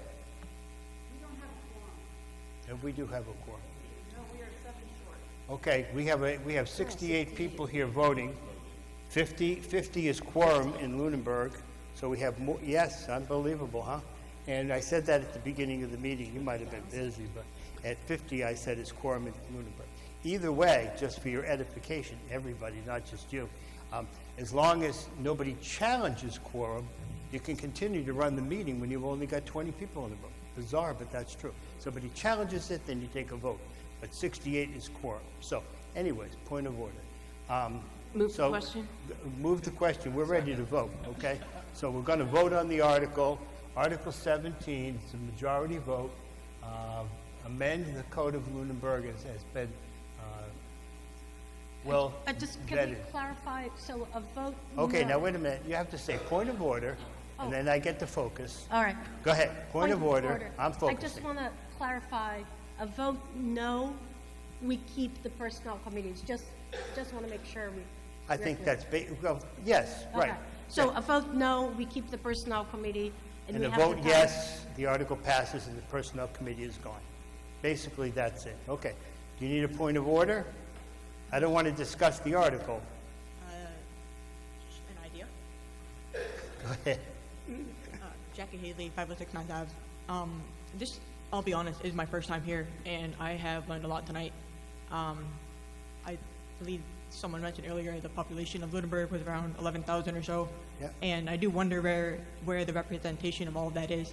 So could we keep this and use it as an opportunity to bring more cohesiveness between the town and the school and the committees? Okay, it kind of depends on how the vote goes down, okay? Yes, sir. You know, if people vote in favor of the article, then we won't be discussing this ever again, I guess. And if people vote against the article, well, then everything stays as status, and we can come back and discuss it at a future date. So we're ready to vote. Clickers in hand. Voting is now open. Shall we move the code, basically eliminating the personnel committee? Everybody clear? Excellent. Keep voting.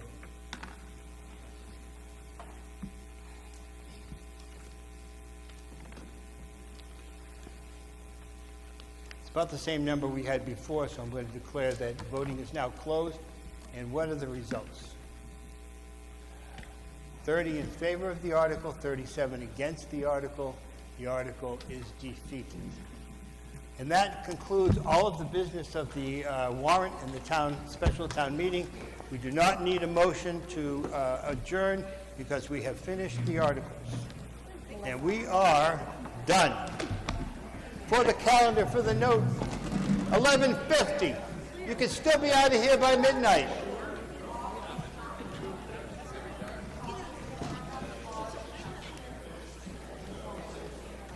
Thank you for staying, all of you.